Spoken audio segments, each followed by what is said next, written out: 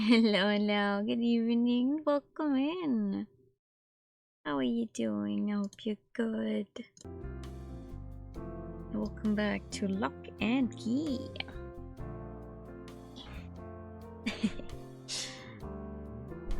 I think I said it last time we played the game. I thought we might reach the ending, but then we didn't. So I'm not even gonna say we're gonna, like, we might reach the ending today, but maybe not. I don't know. I guess I didn't expect the game to be as long as it turned out to be. So, which is good. I do like getting surprised by a game's length when it's like, oh, I thought this was a short experience, but it turns out it's actually a longer experience than initially expected. But that's fine. I'm glad to hear you're good. I'm also good.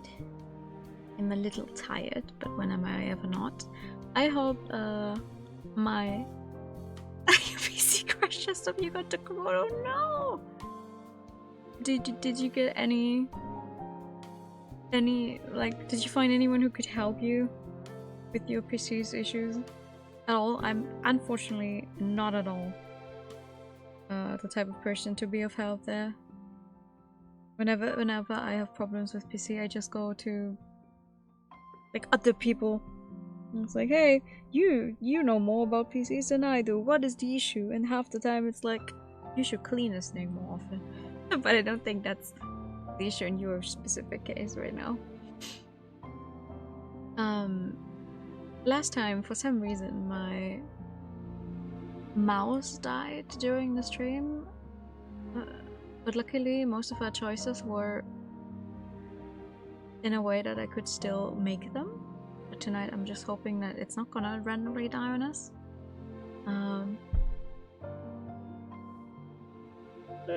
Oh, excuse me. I genuinely don't know what ending we're gonna get. There's apparently, I think, four different endings for this game, so let's find out. Let's find out if I still remember how I did all of the voices. The lights in the house are still on as we approach. I can tell if that's a good sign. We knew Nina would be waiting for us. She made it easy for us to track her for a reason. But I can't shake the feeling that we're walking into a trap. I know this house. Did you break into it? Which, in most of the cases, I would be like, wow, why would you say that? But in this case, I'm definitely like, yep, that is a very valid question to be asking. You're now watching on your phone. Oh, okay. I don't know if I will.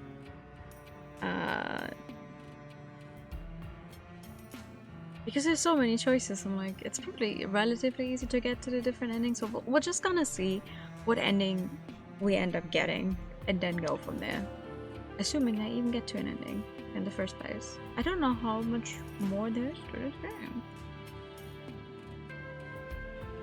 No, I went in through the front door for once. Who's and her husband lived there a few years back. I can't remember his name, but he didn't go to our school. You don't think that she...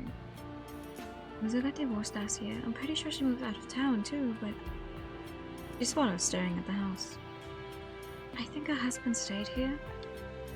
Wait, I thought it was just people from high school. Why would she go after her ex-husband if he wasn't one of us? I'm not sure, but I might have a guess. She takes an uncertain step forward and I follow behind her. Nina could be getting desperate. That's the last thing we need. She was dangerous enough before. If Kaylee's right, I can't even imagine how much more dangerous desperation could make her. She's here. We're at the edge of her aura now. For aura to stretch all the way out here, that's not something a magical girl can do. Only a consumed could manage that. After a moment's hesitation, we jump out from the roof and step into the aura. Or rather, the aura comes to us. This isn't a burst of power like the one she had before. This aura creeps over us, oozing from the house like some kind of toxic fog. It prickles against my skin, tiny shocks making my hair stand on end. Kaylee doesn't look to be faring much better. She seems queasy. Her face is pale. I'm sure this is hitting her a hell of a lot harder than it is me. Baby, are you going to be okay? She hesitates before giving me a brief nod. I have to be. Fighting the urge to run, we manage to reach the door. Just like before, it's already open. inviting us to witness whatever horrors await us inside. Oh boy. Oh god. Oh. Oh wow. Yeah, I think I chose a good spot to stop last time. What is this? What am I looking at? The thing standing before us looks like Nina at first glance. Most of it is her. But her arms. My god, her arms. A prayer against the evil eye. And Adonai preserve us. That's exactly what she gazes at us with. One black and piercing eye sends twisted thorny veins up and down her right side, wrapping around an enlarged arm ending in her hand tipped with impossibly sharp claws.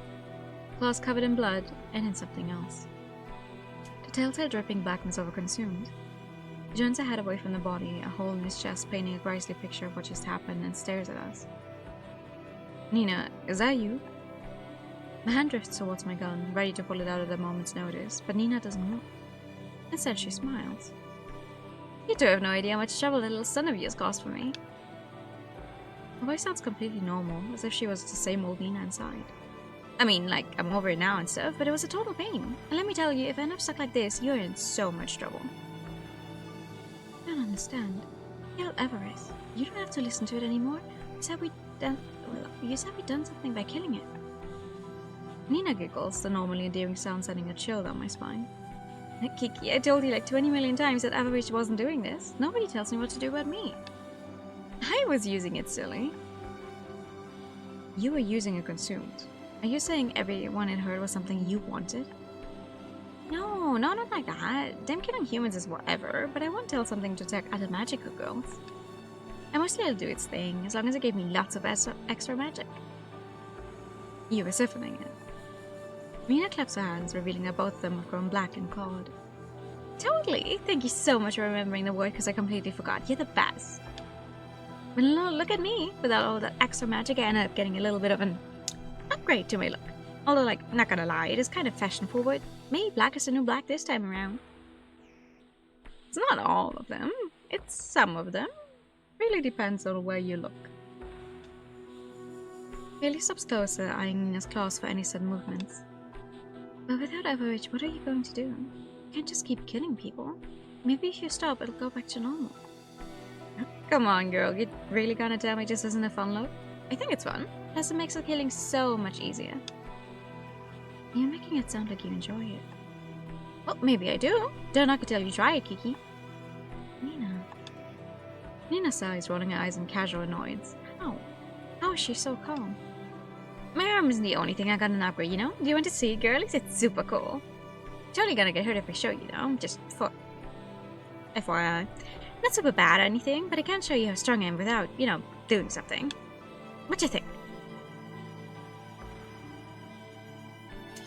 Ooh, more choices. What page were they on? Oh god. Oh god. Oh, I'm running out of spots. It's probably not all of these choices are going to be ending relevant or whatever, I assume, but I just made a save for every single choice there is. No, we're fighting. We stopped you before, we can do it again. I don't want to fight her. Neither of us do, but maybe her unstable state will allow us to incapacitate her. Alright, girlies, check this out. I'm moving time and space. What the hell? What is... Ooh. Of course. Unless I have a guide that tells me to save in a specific place, I save every spot I can. She takes a few steps forward, not bothering to assume a combat stance. I take aim at her legs, ready to stop her in her tracks. But I never get a chance. Nevering step. She teleports away, but doesn't go far. Pretty cool, huh? Ooh, the difference in the sprite is nice. I went around to find her standing behind us with a smile, but Kaylee doesn't turn. Sorry, bestie, but you started it. What did you... Kaylee cries out in pain and collapses, grabbing her side. I can see the blood oozing out between her fingers. No. Oh, maybe I shouldn't have done that. Pure adrenaline takes over as I sprint to her and drop down to examine the wound. Please, God. Don't worry, Bessie. It's just a teensy flesh wound, I promise. No real harm then. Have a bandage on there and it'll be all healed up in a day or two. I tear off a piece of my sleeve and take Kaylee's hand off the cut to apply pressure and stop the flow of blood. She throws an arm around my shoulder and leans against me for support, wincing in pain. Stay with me, baby. I've got you. I'm okay. She's right. It's not deep. My face has a mask of pain and range as it... Pain and range? As I turn to stare at Nina. I'm assuming that should have said rage. Because I genuinely cannot tell what pain and range is supposed to mean otherwise. As I turn to stare at Nina, still holding the makeshift bandage to Kaylee's side. I'll fucking kill you. I swear to God I'll kill you. Gosh, come on, are you at least gonna ask me how I did that? Because it's super cool. I know I need to get that information from her. It'll help us counterattack later, but I can't bring myself to focus on anything but Kaylee. Oh, fine, whatever, I'll tell you later. It's like stopping time and stuff. Well, kinda, but it's mega strong. I saw you. Her voice is firm and full of conviction. Thank God. That means she has not lost too much blood. Nuh-uh, you couldn't have. I teleported and let me do some shit while I was moving from point A to B. I cannot read. Point A to point B. Time to stop for you girls. No, I saw you. I saw your room. Nina sighs and shakes her head before stepping away. Oh, damn, that's a bummer. Guess I'm gonna need more practice. So, we'll have to call a bit of time out on this one now, okay? You go ahead and heal up and then we can really go at it. Sound good? No, actually. Don't. Bye! Look at the giant claw hand also doing a peace sign. That's perfect. Gone again. Then again, it's not like I chase after her in the first place. Kaylee always comes first. Can you move? If not, I'll try to find a medicine cabinet in here somewhere. I'm okay, sweetie. She was right about it being shallow. The bleeding's already slowing down. Are you sure? I'm sure. Help me up? I take her hand and slowly lift her to her feet. Thankfully, she's able to stand without my help once back. I'd like to go home now. Yeah, home sounds good. For now, at least. Oh boy. How do we miss it? Cherry rolls over to face me, her face barely illuminated by the lamp on the bedside table. I make a mental note to change the bulb tomorrow. How did we miss what? The fact that avarice wasn't a problem? I think that was a decent conclusion to come to, and... No, not that. I mean, how did we miss this part of Nina when we were a kid? Was she always like this deep down? I can't believe that. She's always been a little odd, but I've known her for 20 years or so now, and she never showed a hint of anything close to that kind of violence. She's right, and I know it. Whatever caused this change must have happened after we all graduated and she embarked on her solo career. But what could possibly change out of Nina like this? Show business. Show business changes people. Our bright, cheerful, silly Nina, are you still in there somewhere? I mean, she did grow a demonic arm. That doesn't seem like the kind of thing that you keep inside while you're a kid. At least, I don't think it is. It's not, right? No, honey, it's not. She rubs her chin, no doubt trying to brute force her way through the puzzle. Bless her heart. Obviously, the arm looks consumed, but when a girl receives a blessing of benevolence, they can't make a deal with malice. The human body can handle both, so malice doesn't bother approaching us. If it had happened after our powers had run out, it would be easier to wrap my hand around, but as it stands, that should be impossible. It has to be some sort of change in her existing magic ability. I scoot closer to her, wrapping my arms around her waist. So when I go away on her birthday then? But she's actively trying to make it so she does not lose her powers on her birthday now. It should, but if she's actually right about this whole magical entity thing and she really can keep her powers, what if it gets even worse? Are we doing the right thing by trying to stop her? What do you mean? Of course we are. Friend or not, we can't let anyone hurt innocent people. Why wouldn't that be the right thing to do? I don't mean it like that. I know this has to end. I just wonder if we are doing the right thing. You and me, I mean. She's really turning into some kind of monster. That's the kind of thing magical girls stop.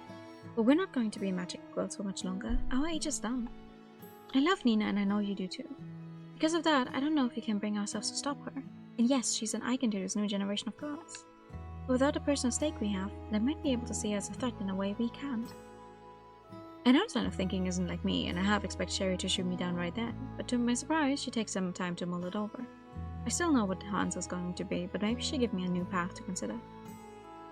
You're right about the specifics, but try to remember who she is for them. Not only would they struggle taking on another magical girl, they'd have to deal with the fact that said magical girl is an idol they love. Damn it, we've always been so close. Sometimes I forget she's a big celebrity. Cherry, Ruby, and I have to be the ones to talk her down. We have to be the ones to take. No, I'd say we need everyone on board. I'm running out of spaces to save. We have to be the ones to talk her down. If we can at least keep her from hurting other people until her birthday, there's still a chance to fix this. Slim chance, but a chance nonetheless. Let's back to the three of us no matter what we do, huh? Same way. I'm sorry. You don't need to apologize, sweetie. It's not like any of this is your fault. Maybe it is. Maybe all of the choices I've made so far are at fault. I know. It's just taking this case is playing into her hands from the start. I can't help feeling something about it. Are you frustrated? Guilty? Angry? A mix of all three, I guess. She sits up and swings her feet off the bed, staring intently at nothing in particular. I still think you did the right thing by taking it, and I'm proud of you. I drape my arms around her shoulders and kiss the back of her neck, feeling a small sense of satisfaction at the way it makes her shiver. Do you regret it? No. At least I don't think I do. Maybe by taking the case we saved a few lives. But that's probably wishful thinking. I don't think it is. You've had a knack for saving people since the day we met, remember? That's different. We were a magical girl. Saving people was part of the job. Technically it still is. Retired or not, we still have that duty. She sighs and leans back into my arms, looking up at me so I can kiss her forehead. And after this is over, what happens to our duty then? Well, Ruby still has a lot to learn. It'd be a good way to finish off our careers. New beginnings and all that. Cherry finally cracks a smile, a sure sign that I managed to get through to her. I like to think I'm pretty good at that. Very poetic. That's the girl that used to write me love poems in high school. Only in high school? You don't do it anymore? Listen, that was... I still have some, you know? You're joking. She tries to face me, so smirk at her. You want me to go get one? Don't you dare. And tell me where you're keeping them so I can make sure they never see the light of the day. I kiss her, my smirk still firmly in face. Make me. They're so cute. Yes, we have trouble brewing on the horizon, but still they're so cute together. I'm not sure what time it is when my dry throat wakes me up. Too late? Or too early? I'm never sure. I reach for the glass on my nightstand and groan when I realize it's empty. Cherry stares at the noise, but doesn't wake. Slipping out of bed as quietly as I can, I grab the glass and slowly make my way through the dark to the stairs. I've always wondered why magical girls don't get some sort of night vision. It would make our jobs a lot easier. There. Hang on. Is that a light on downstairs? It's too small. Too cold to be a lamp. Did I leave the fridge open? I turn a corner into the kitchen and my heart stops. Uh-oh. Sorry, real quick before we get flashbang by whatever it seems to be in our kitchen. What I will never understand is why you don't just keep a bottle of water next to your bed. Like, sure, having... Like, I do the same. I have my glass of water, but I also have a bottle there. So I don't have to get up in the middle of the night to refill it.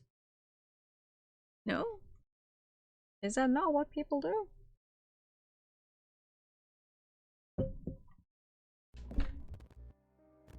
Kiki, hey, I gotta say, you've gotten way better at cooking than you were when you were teens. What's your secret? Nina stands in front of me, illuminated by the light of the fridge as she takes another bite of my leftovers. The fuck? Sorry, I know I should have asked, but like, I'm starving. You don't mind, right? I snap out of my stupor long enough to let out a panicked scream, an automatic response to a home intruder. Especially a home intruder I know is dangerous. You keep a bottle, yeah, that's fair. You drink straight from a bottle, that's also fair, but like, you have the entire thing there. Nina looks behind me to the stairway, letting out a small giggle as my wife charges down the stairs. Cherry's brandishing the bat she keeps by her side of the bed, fully alert and ready to spring to my defense. Even in my shock, I'm a bit touched by the gesture. Oh, hey, easy there, Slugger. You're gonna hurt someone with that. Nina, what the hell are you doing here? The grip on the bat loosens before tightening even harder. We're normally able to relax around Nina, but this time that's no more than a faulty reflex. Well, I was eating, which I admit I should have asked about first, but you two were so adorable sleeping that I didn't want to bother you. Girl. Don't watch people sleep. But now you're here, I can get to the second part of my visit. Hooray! She grins at us, exposing what are undeniably fangs. What have you done, Nina? Oh, true! Oh yeah, those are indeed fangs. Yes, very good. Those are indeed fangs. I like fangs. No one has ever heard me say that before.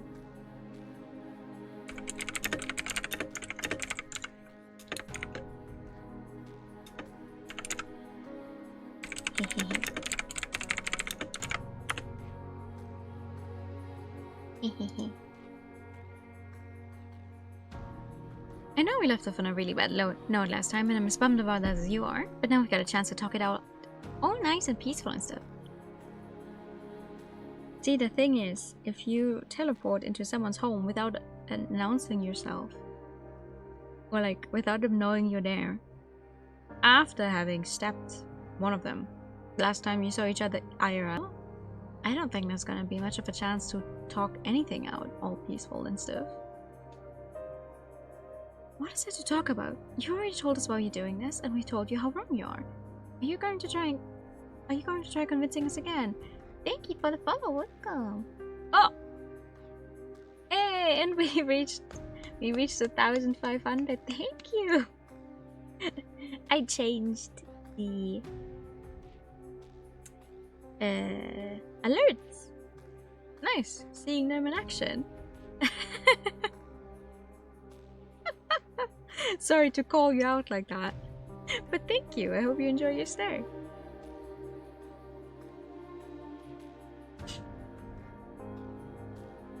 I mean, if I tried, would it work? No.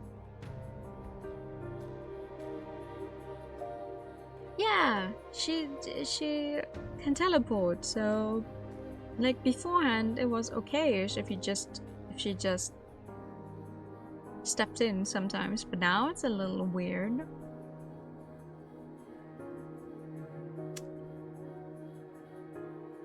Oh, well, back to the first idea then. I know I gave you ladies some deets on why I'm doing this before, but there were a few details I forgot to mention. Not sure why, but no time like the present to bring them up. She shrugs and gives us another innocent smile, as if expecting us to smile back. So, like, you remember the ritual that one guy used to try and summon malice, right? No? As if we'd ever forget. Of course we remember. Every detail of that night is still etched into our minds. It was weird and super cliche and stuff, but like, it worked. Obviously. I wish it hadn't, but it did. Nina, you didn't... You couldn't have. Malice can't make deals with magical girls. Cherry's right. That's not how this works. That's not how the world works. Alright? Yeah, I don't think you're usually on a talking basis after getting stabbed. I mean, normally, sure, but maybe I'm just built different. Nina's just built different. She shrugs, and for a brief moment I see a strange light in her eyes. But don't worry, I didn't make the same deal that Loser did. I'm working on something way more interesting. Something worth killing so many innocent people over. How many times do I have to tell you? I'm not killing anyone important. I'm trying to help the people that matter. Well, I hope you enjoy. How can you say that about them? Magical girls are meant to help people. What's the point in us existing if we don't treat everyone as worth saving? Oh. I don't like that my screen is flashing. That's not a good look. Nina lets out an exaggerated sigh, and I spot that flicker in her eyes again. But this time it's accompanied by strange darkness that spreads along her cheek before disappearing. And that's what we're told we have to do. It doesn't mean we have to. Having the ability to put yourself in harm's way isn't like a mandate or whatever. But it's what we should do. No matter when we got that power, we knew there was nothing better to use it for than to help others. Tell that to Elle. My mouth snaps shut as a chill passes through me. Sherry takes a step back, her grip tightening. She was a kid, Kiki. I don't want all of us to live in a world where young girls have to suffer for the sake of everyone else. She slams her palm on the table, suddenly raising her voice. Do you remember how hard her family looked for her? But it never got closure? They still think she might be out there. Nina, stop. What happened to her was awful, and you know we know that, but the world we live in has never been kind to women. Not just our world, everyone's world. At least we're able to make a difference in the time we have. Oh, I get it. So Elstaf is just a drop in the bucket for you. Thank you. Save your phone. No. Nina is making everything flash. I'm just scared of when it will stay, I think. Stop it. It's a statistic. An acceptable loss. A faded old memory. Stop it. Guess I shouldn't be surprised. You two moved on nice and quick after all. Got your little family, settled down, left everything the four of us went through behind. Just left me to mourn our friend's sacrifice. Left me to still think about her every single day. I bet you wouldn't have remembered her birthday if I wasn't here to remind you, because you don't care. Stop it. Okay, maybe with a little more emotion, I'm sorry. My scream cuts through Nina's wild-eyed rant, forcing her to step back and look at me with shock. I don't care how upset you are. How dare you say that about us? We're her friends, same as you. Moving forward with our lives doesn't mean we ever forgot her. We're not the ones betraying her memory right now. You are. She looks back and forth between Sherry and me, finding the same anger on both our faces. I'm sorry. I just kind of lost my temper. Lost your temper? Is that supposed to be an excuse? I feel tears burning my cheeks as I look at Nina's pathetic expression. I can tell if I should feel sick or feel pity. No, I have to go. I'm sorry. I'm sorry. Oh! There she goes. For a second before she vanishes, I can see the tears rolling down her cheeks, the same as me. As soon as she's gone, I let out a choked sob before the tears start flowing in earnest. Sherry drops the bat and wraps her arms around me, shedding tears of her own. What are you going to do, Sherry? I don't know, baby. I'm sorry, but I promise we'll think of something. I want to believe her, but if this is really what Nina's become, would anything we do matter to her anymore? That is a very good question. I do believe her.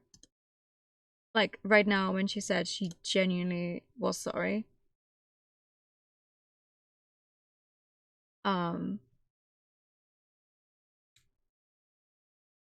But maybe it's a little too late.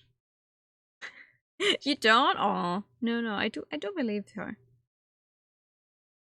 I can't help grinning at my phone as I watch the messages roll in before handing it to the Coens. The other magical girls are still freaking out about how cool that night was.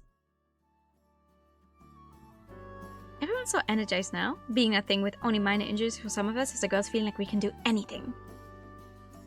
I hope they aren't too mad at us for not joining in. Oh, no, don't worry. I told them you two took out all the reinforcements Avery's tried to call in. They still think you guys are super cool, so... That's good. Her voice is completely flat. She passes the phone to Kaylee, who manages a weak smile before handing it back to me. What's up with them today? Not to be rude, but like, are you two okay? You seem kinda out of it. They look at each other in that way they always do. The one that makes it seem like they're reading each other's minds or something. I figured that was a magic thing at first, but maybe that's just what being married is like. Maybe a little of both, but definitely more on the second. We're okay, honey. We just had some trouble sleeping last night is all. You know how it is. She's lying, obviously. She's not very good at it, but I know better than to press her on something like this. Yeah, of course. I know how it is.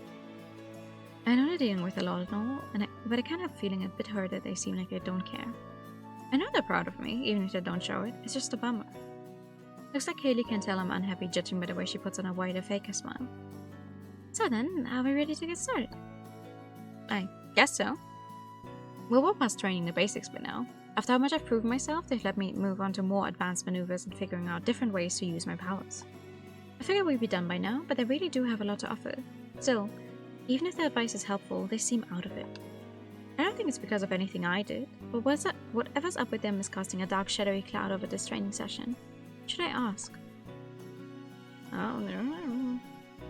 Okay, that's great. You've got your form down. Let's talk about angling your weapons a bit. I know you prefer to stick to long range, but with a knife or two you can definitely handle the basics of close quarters combat. And good, Al. That's the second time. She did it again. What the hell? What did you just call me?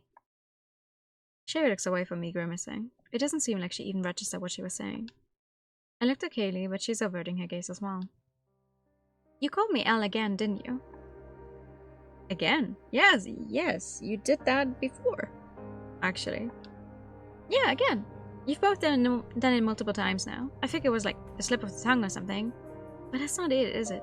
Why do you keep calling me that? She curses under her breath, still refusing to look at me.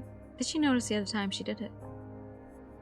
I'm sorry, Ruby. I tend to slip up with names when I'm tired. You've done it too many times for it to be a little mistake. Is that someone you've trained before? She's just an old friend. If that's it, why didn't you tell me before? It's not like I would be mad to find out I wasn't your first student. That's pretty basic. Come on, Sherry, you investigate stuff. Would you drop this if you were me? There's more to this old friend of yours, isn't there? She swallows, finally turning to look at me. That isn't relevant to our training. Our business is our business. Fine, whatever. She's right. Their business is their business, but they wouldn't keep calling me that if she wasn't relevant to me, if she wasn't like me. Even if it is her business, I want to know. Is that so wrong? I'm sorry, Ruby. I won't slip up again. Sure. It's whatever. Do what you want. I take my comment stance, acting like I'm ready to move on, but for some reason, I don't think I can let go of this. Somehow I feel like it's important. Maybe it's a part of all this or something. I know they're keeping something from me. Something about Nina, maybe. Or what's going to happen now that Avarice is gone? Is this Elle girl a part of it? Oh. Why can't I shake the feeling that she is? Well. I guess we're gonna find out.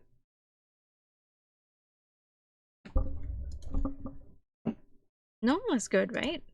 Normal's easy. Normal's comforting. Normal brings stability. That's why we're here again on a normal date afternoon, just a time for light conversation, a bit of flirting, and some nice pastries. Is it denial? A bit, sure. Nostalgia? Plenty. But it's not like we're pretending things haven't gone to hell.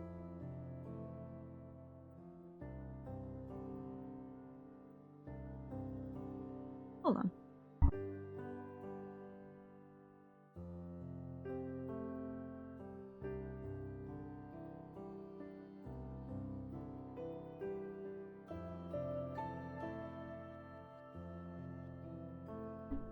But it's not like we're pretending things haven't gone to hell. We're just trying to make our own little eye of the storm for a few hours. Nothing wrong with that. Sweetie, are you okay? Yeah, sorry. Just thinking about some stuff. Hey now, none of that. We didn't come here to think about anything other than each other. And the pastries. I know. I just can't help. Sudden glare from across the table shuts me up. I know better than to ignore her when she's this adamant about something. I just wish I knew how dedicated she was to this denial. Is she still thinking about letting the new generation handle Nina? I want to ask, but not now. Not today. Sheba, please, let me have this. Let us have this. Right, sorry. I pick up the menu again, looking over the pastry list I know by heart. Chocolate croissant does seem pretty damn good right about it. It does. I could go for a chocolate croissant right now. Hi, Sango. Good evening. Are you saying good morning for the bit, or is it actually morning where you are?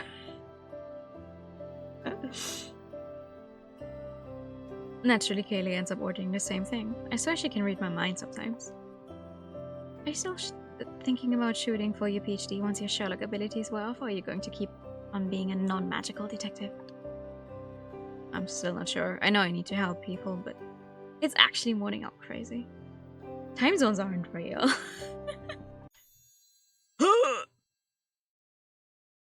Don't do that. Like, it's one thing if she does it in our own home where no one can see it, but out about in the middle of a restaurant? Being a therapist still counts as helping people, if they're good, obviously.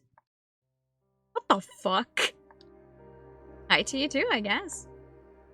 Nina grabs a chair and pulls it over to our table. I never imagined she'd show up at broad daylight like this. Not after how much she's changed. She looks normal. Not a single hair out of place. Certainly no monster arm. And she seems relatively calm. Of course, we have no way of knowing if that's true. I can't imagine she'd attack us in broad daylight like this, but we need to figure out how to play this, somehow. What do you want, Nina? Well, I just wanted to mention a few things I kinda left out last time. Last time? Ooh, I hope that includes an apology. I think you've already said more than enough. I am running out of save slots. I don't... Aside from the main one that I cannot give up because I need one. Okay, we have two more. Two more. If worst comes to worst, we have two more slots. There's no way I need every single one of these choices, but it is what it is. Let's go for the apology. I hope that includes an apology. She hangs her head, looking sullen. It does. I know I was way out of line the last time we talked. That's putting it mildly. But I promise I'm not here to start a fight or anything. Not to say anything hurtful either, just to talk. I just need you two to hear me out on this. It's like mega extra important. No turning back, no, please. It's a visual novel with choices. I want to be able to choose all of the choices. She's trying to keep her voice flippant, but her low volume makes it clear that she's verging on desperation here. Hear you out. Okay. Okay. Well. Sure, hear you out. Fine. But if this is another sales pitch, I swear. It's not. I'm not here to ask for anything this time. I'm here to give you a warning. I feel my heartbeat accelerate as it turns up. My hand instinctively reaches for my gun, finding nothing. All this is going to come to an end soon, for everyone. What do you mean, an end? Just that. An end. The moment where I achieve my goal. The moment where every magical girl will go free. She grins at us, and for a moment I glimpse fangs. Even her human form isn't perfect after all. I think they fit her. I think they're really cute, actually. But maybe I'm biased. And maybe I'm biased when it comes to fangs in a design.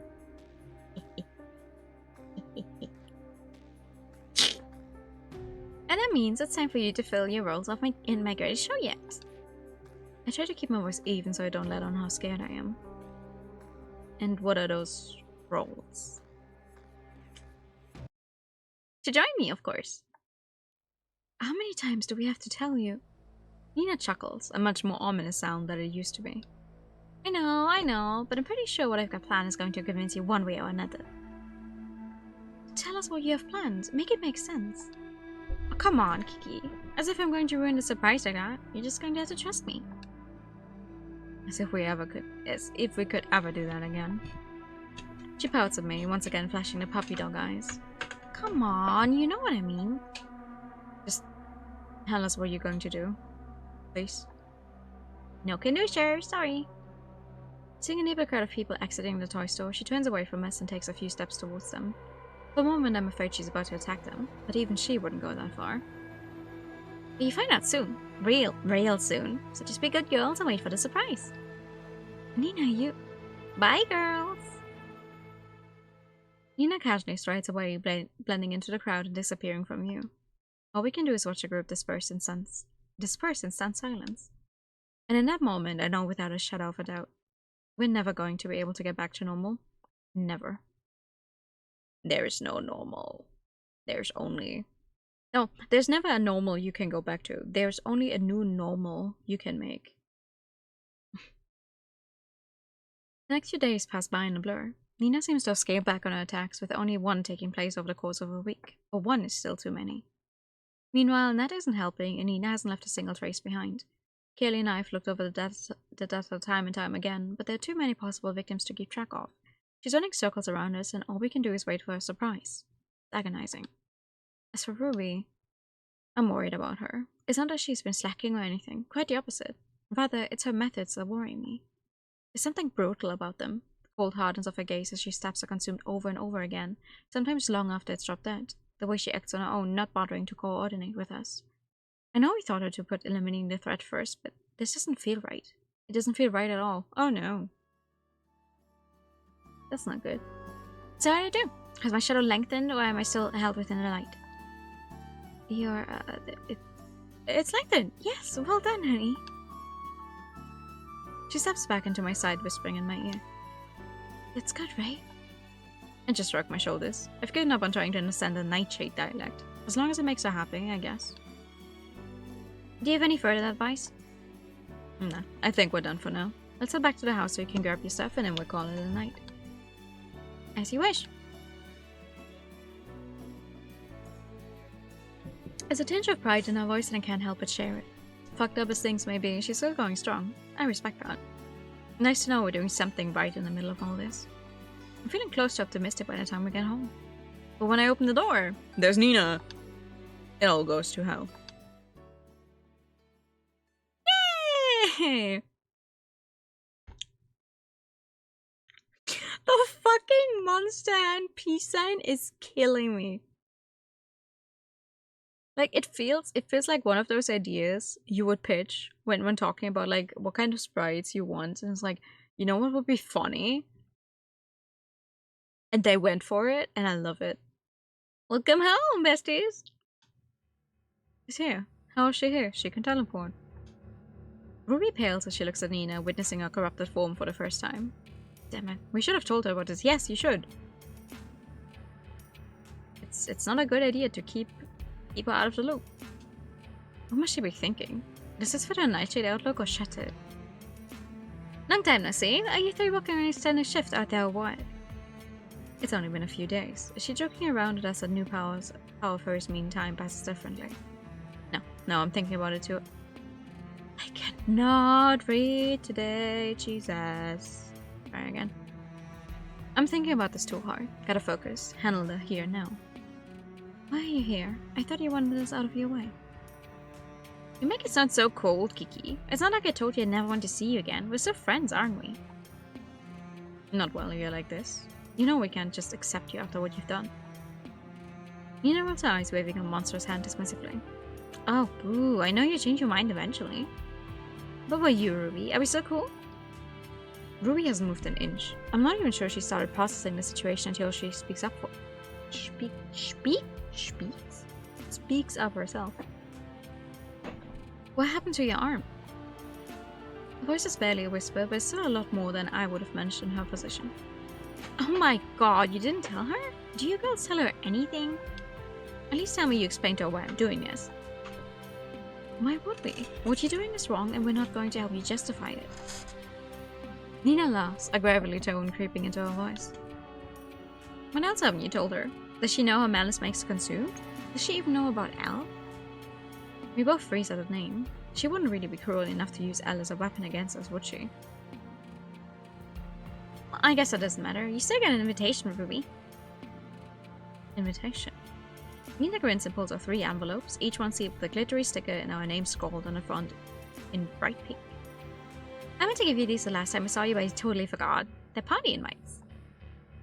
She extends a monstrous hand and I cautiously take the envelope with my name on it, my free hand gripping the handle of my revolver. What kind of party? A birthday party, obviously. Don't tell me you forgot my birthday. Nina, I told you I had something big planned, didn't I? What better time to show it off than doing a celebration? It's going to be so fun. Ruby looks up at me, trying to process all this new information. Something big. What is she talking about?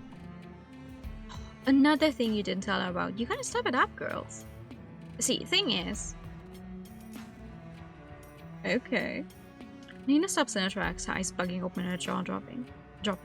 She winces once, hard, then suddenly brings her hand to her head and closes her eyes again.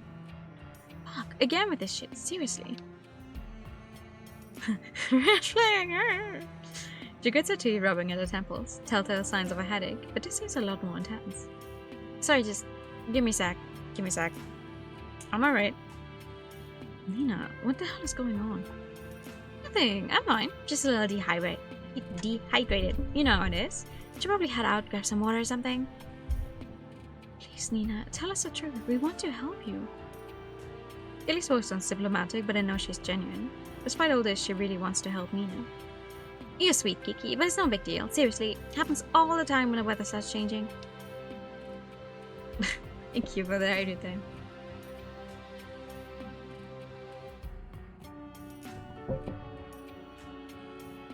She tries to crack a smile, but it turns into a grimace as she grabs her head again. I'm just gonna take off for now, alright? Just go get some sparkling water or something. Don't forget to help me invitations. I worked super hard on them. Nina, wait. Bye! She manages a full sprint before disappearing again. It doesn't take a genius to guess what those headaches might mean. Hopefully I'm wrong, but... Cherry... Keely?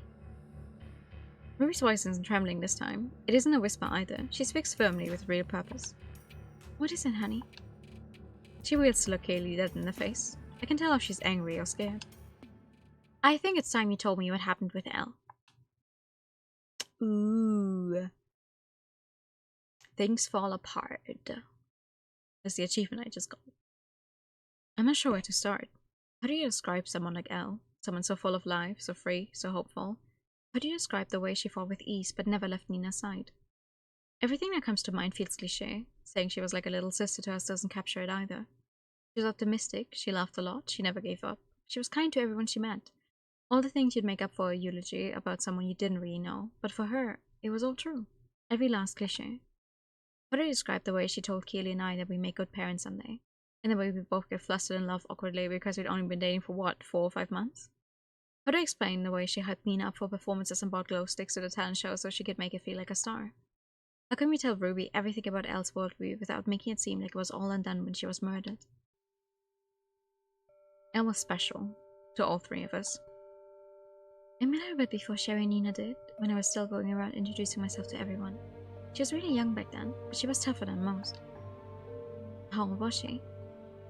13, a couple years younger than us, still in middle school but kicking consumed ass like nobody's business.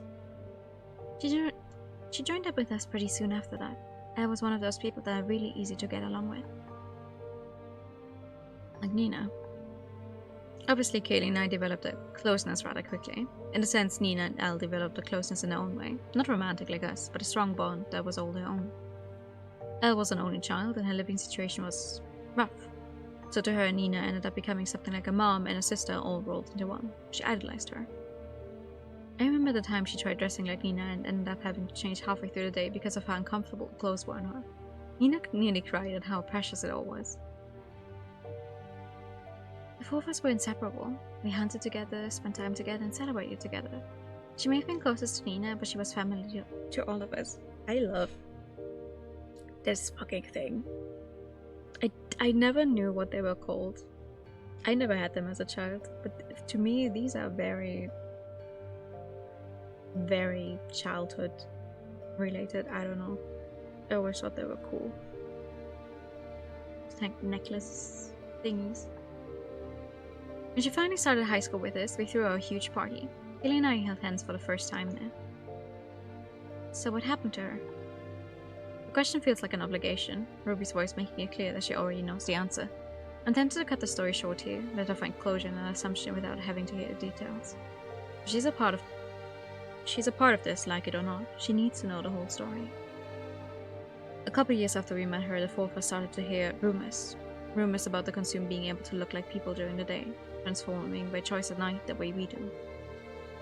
I thought we knew that already. We knew the basics, but we didn't know just how much control those blessed by malice had over their power before the secret curse of Carrie consumed them. We'd always assumed they just acted like shady guys skulking in alleyways, like some kind of noir thriller. The reason your generation knows the truth is because our generation passed it down. But we didn't pass on everything. We didn't think we had to. We were stupid, we were wrong, I know that now, but we were just kids. We'd heard rumors about a form of contact, a way for humans to reach out and speak to malice directly, rather than waiting for it to come to them. Apparently it was getting passed around between some rich investor types. The kind of people that would happily screw over the working class if it meant a few extra dollars. Exactly, so we figured we'd start patrolling the financial district, seeing if we could detect any small pockets of malicious energy. If you could catch someone in the act, maybe you could learn how to stop them from making contact in the first place. And one night, a chill settles over me, lingering in my limbs and making my hands shake. We found one. We found the ritual. I look down, desperately wishing I had a drink in my hand. Kaylee, seeing how shaking I am, picks up where I left off. I follow this one CEO guy with a strange aura around him out to the warehouse district. I guess his company owns some of them. When he got there, he dragged a cardboard box inside and locked the place down.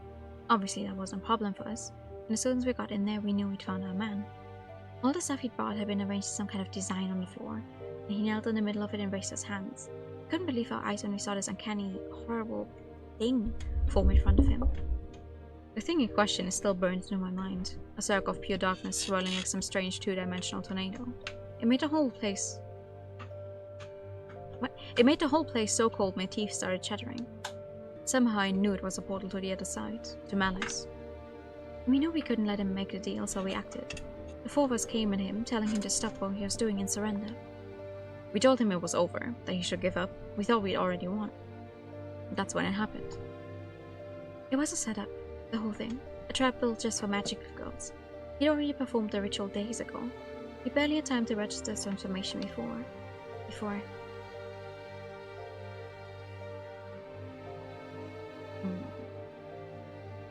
Haley trails off, tears running freely down her face. It was quick.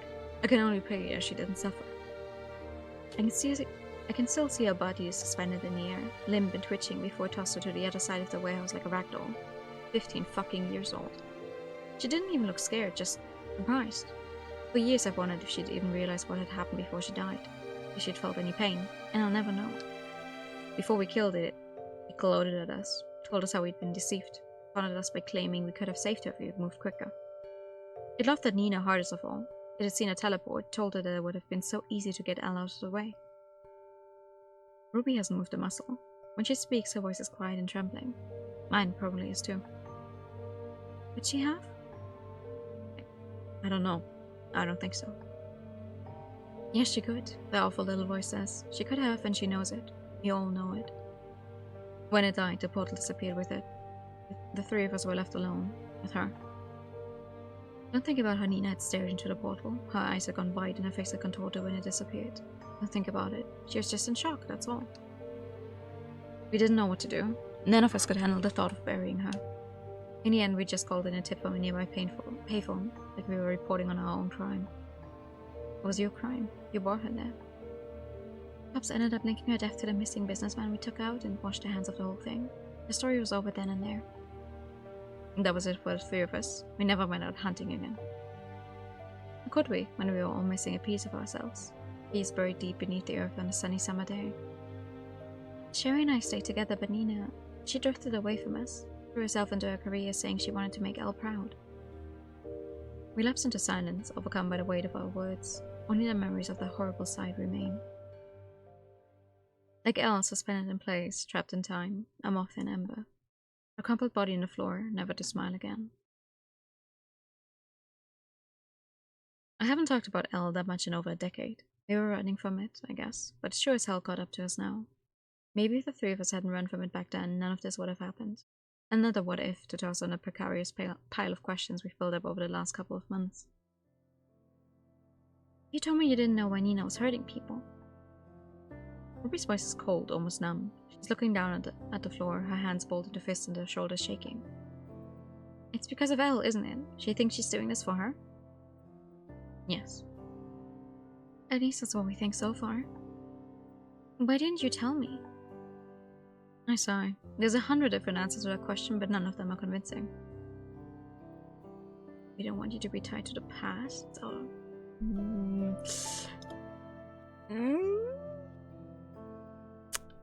But it's not. It's not your own business. That's the exact problem. You're all in this together. But I'm gonna say we don't want you to be tied to the past. I think you should have a better future. If all this is tied to it, then I have. If all this is tied to it, then I have to be too. She looks up at me with narrowed eyes, clearly unsatisfied with my answer. Sweetie, we just. Ruby grits her teeth and turns away from us. As if you two aren't just as stuck in the past as she is. What? Very true. Very true. Is that the real reason why you didn't want to tell me? So you don't have to tell me why you really call me out? He turns back to us, snarling as tears run down her cheeks. Because you want me to be her replacement? Oh shit.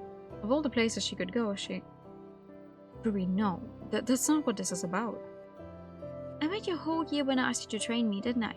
You just wanted to bring back your friend and relive your glory days, just like Nina. We're nothing like her, you know that. I don't know that. Apparently, I don't know anything. This is why we didn't tell her. She doesn't have to know what losing someone feels like. For God's sake, she's still a kid. I guess I should have seen this coming. Teachers, helping me out of the goodness of their hearts, as if a world so dark and cruel as ours would ever allow anything like that. I was just a replacement, a way for them to live out a better life than the one I had before. They wanted me to be Elle, not Nightshade, not Ruby. But is that the real truth? Did they want to see me as something more, not just a new Elle, but a chance for them to help magical girls as a whole? Even then, would I still be Ruby to them? Damn it. I know, it sucks, right? I spun around to see Nina leaning against a light post behind me, wearing her normal clothes and normal form. But in my heart I still see the corrupted creature, that monster. And I'm completely alone with her. Don't do that. Sorry, force of habit. She smiled at me again, now sitting on a bench in the direction I'd originally been heading. I expected her expression to be fanged and cruel, like some kind of predator, but the smile is genuine and her eyes sparkle with warmth. In this moment, she's the idol I see every time I look at the poster in my room. What are you planning to do to me, you fiend? I try to hang on to Nightshade as I prepare for the worst, readying myself to transform and let the knives fly. She doesn't move. I'm not gonna do anything to you, girlie, that's not my thing. All I want to do is have a little chat. It's not gonna be a lecture, I promise. I'm guessing those two already gave you one after they left, right? Wait, yes, that is correct. Good, because I'm sick of the lectures too. Those two, always so quick to judge anyone who doesn't fit the domestic view of normal. They're supposed to be friends, and they're supposed to be your teachers too. None of which have been doing a good job of being lately, am I right? I don't have any saves anymore. What do you want me to do?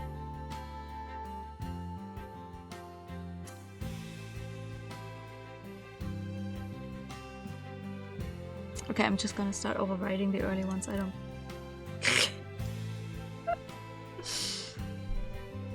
No, they're doing everything they can. And they're not perfect, but at least they're trying. I think they really want to help. But they've been lying to you and judging the hell out of me.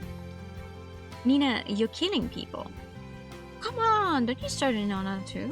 I thought an open-minded girlie like you could actually understand me a little better. Nina, you've been killing people is a fantastic sentence. I love that.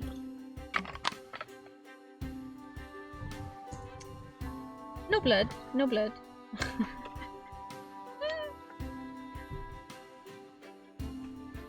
But listen, there's hope for you yet. I've got a proposition for you. She rises from her seat and beams at me, throwing her arms wide in a grand flourish. You should come with me. What? You know, to the main event, the birthday party, our grand climax. Think about it, you could be at my side for the rebirth of Magic Girls, the envoy of your generation. It would be so cool. You want me to help you kill people? Nina shakes her head and laughs. Like what I've said is so wrong, it's funny. I still can't wrap my head around how casually she treats murder. It's terrifying. Oh, OMG, of course not. I'm all done killing humans, probably. But if I have to kill more, I wouldn't want to involve you in that. This is my responsibility, and unlike some people, I don't want to force it on anyone else. I'm talking about Sherry and Kaylee, by the way. I got that. So smart, you definitely the one. Come on. No. Absolutely not. I don't want anything to do with you. She takes a step back and stares at me in shock. It's like she hadn't planned for this response. Is she really that sure of herself? Has she always been like this? Seriously? You're not even going to think about it. You could be a hero. The whole world would see the power of Nightshade. That's what you want, isn't it? I can tell. Magical girls are already heroes. I protect the innocent from the shadows. That's who Nightshade is. Not someone who hurts people. Hey. You know the best way to protect the innocent? By making sure they know someone more powerful is in charge. They'll make it way harder for bad people to do bad things. You're insane. Nothing you say will make me change my mind. Tears my face as I shout at her. I'm trying so hard to be brave, to be nightshaped. But how can I be nightshaped when this monster is staring me down? I looked up to you. I idolized you. I'd never been happier in my life than when I found out you were a magic girl. Ooh, you're such a sweetheart. Shut up. You betrayed us. Betrayed everything we stand for. Come on. You're gonna talk like them? After what they just pulled? I'm not talking like them. I'm talking like a magic girl. Sparkle fades from Nina's eye. After a moment of silence, she sighs and shrugs her shoulders. Whatever. I guess you need some time to think it over. That's fine. But when you do realize I'm right, I'll make sure you know where to find me. She's next to me, smiling again. My heart stops. Is this it? Am I going to die? Nina, please. Nina giggles and slips something into my pocket. Then she steps away. I let out a breath I didn't realize I was holding. Hold on to that, okay? And keep it secret. This is between you and me. No need to get anyone else involved, understand?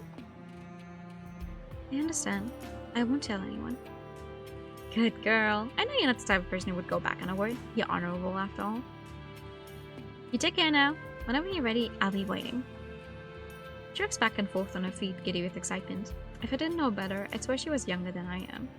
How could she act so juvenile after all she's done? What's wrong with her? Bye! And then she's gone. I'm alone again. Although it feels like an eternity frozen in place, I stumble over to the bench and collapse. Like she's just supposed to be brave. I know that, but Nina, she's different. She's not like any other consumed, if she even is one. I reach into my pocket with a trembling hand and pull out a folded piece of paper. It's not questionable what's written on it. I don't even have to look. But I do it anyway. It's an address, a guide to the monster's den, and beneath it 2 words. Come alone. No, don't do that. It's not gonna end well. You guys need to work together. I figured we wouldn't hear from Ruby again after that night. Hell, I certainly wouldn't blame her. But the kid's way more mature than I was at her age. She sent us a text saying she needed time to think, and that she would get back in touch when she decided where things should go from here. Even at my age, I doubt that could be that civilized. Still, I can't help but worry. Mature or not, Nina's got her eye on the kid. That's dangerous for anyone. As the Nina situation stands, though, we've got our hands full. We both know what's coming and what's at stake.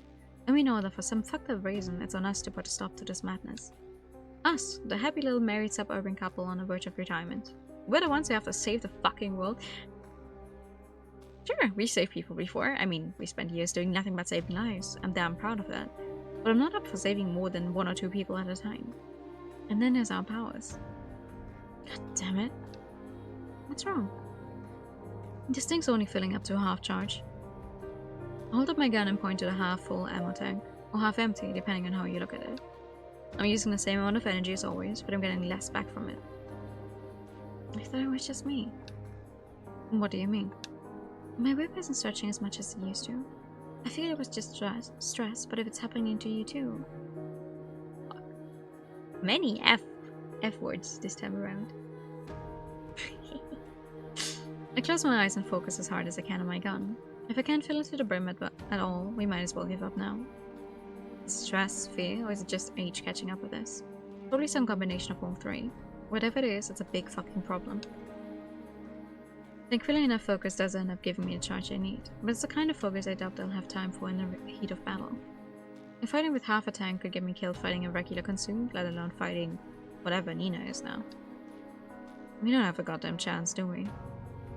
Don't say that. We don't know anything for sure yet. This could be temporary. Come on, baby, you know that's not true. We're weaker, she's stronger. You could ask the other magical girls for help. They're young and full of power, probably. Katie takes a deep breath and stares at me. Despite everything, I can see the fiery hope in her eyes. It'll always burn there, won't it? It's never been about raw strength. It's about tactics, teamwork, and heart, of course. As long as you and I are together, we'll never be short on that. I know, but there's only so much tactics can do against something like this. If she was a total unknown, sure, but we know her, sweetie. She's still our Nina deep down. I truly believe that. I'm glad one of us does. Haley smiles and nods. Smiles sadly and nods. She's afraid of losing her powers just like I am. I understand that part of her, and I think I can reach it. If worse comes to worse, we know how she fights.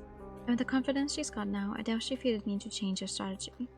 But I don't think that's what gives us the best chances at success. Then what does? The fact that she's got heart too. What do you mean? I don't see how she can still have a kind heart after killing so many innocent people. I know it's a long shot, Sheva, I do, but I believe it. Even if it's just a tiny sliver, it's in there. I want to believe her. No matter how easily I might give up on things these days, she never does, never has, never will. It's one of the things I love most about her, and maybe it's what I need right now too. We can try. I doubt it will do much, but we can try. But if you couldn't talk her down before, how can we do it now? We talk to who she is on the surface, not to who she is deep down. If you can see past the monster she's trapped inside, then I think we can reach her. And if our powers really are getting weaker, it might be the only way we can stop her. Am I wrong? No, you're not wrong. You're right, just like always. Just like always. Thank you, sweetie, really. My gun fades away as she pulls me into a soft embrace. It's gentle, but I can feel the neediness within it. I return it, of course. This bond we share is the only thing keeping us from falling apart.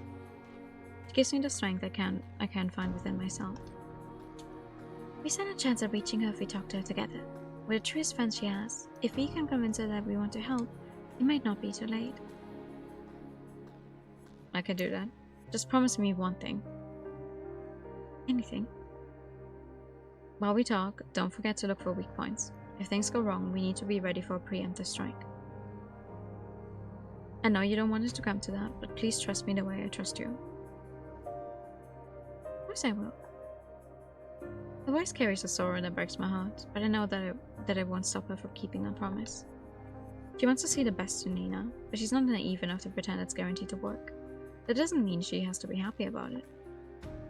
We can win this even without our full power.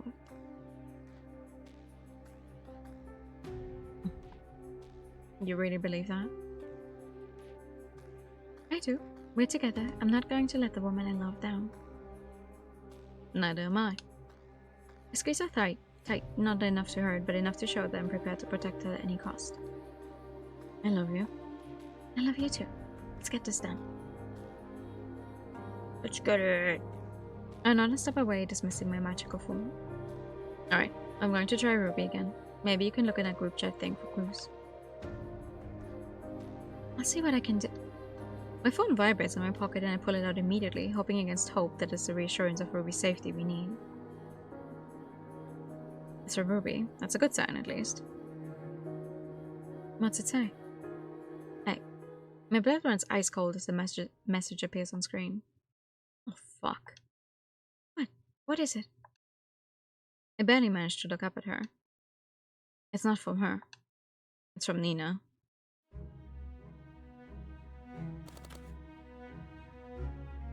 Warehouse added to your data.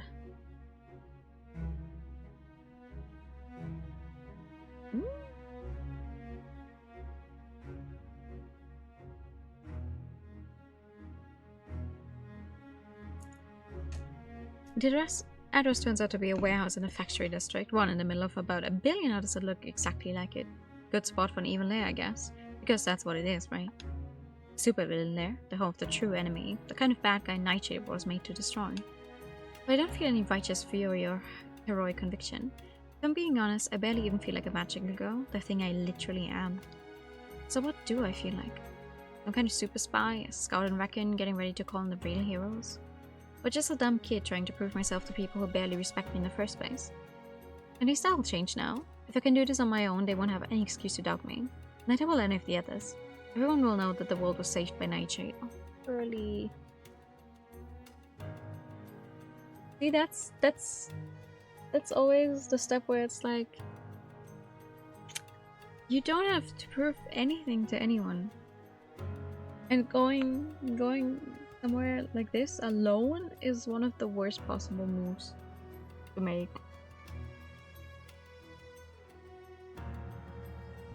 Not that there's any pressure when I put it that way.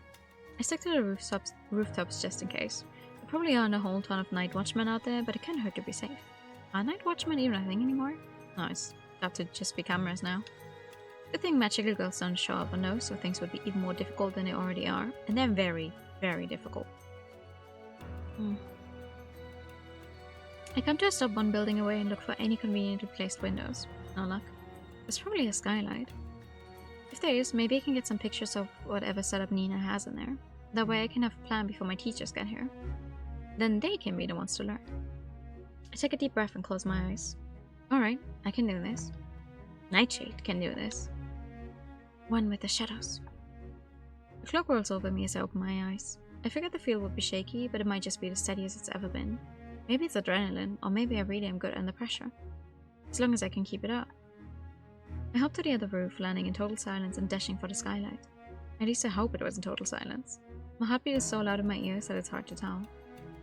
Thankfully, the lights are on inside, giving me a clear view of Nina's set.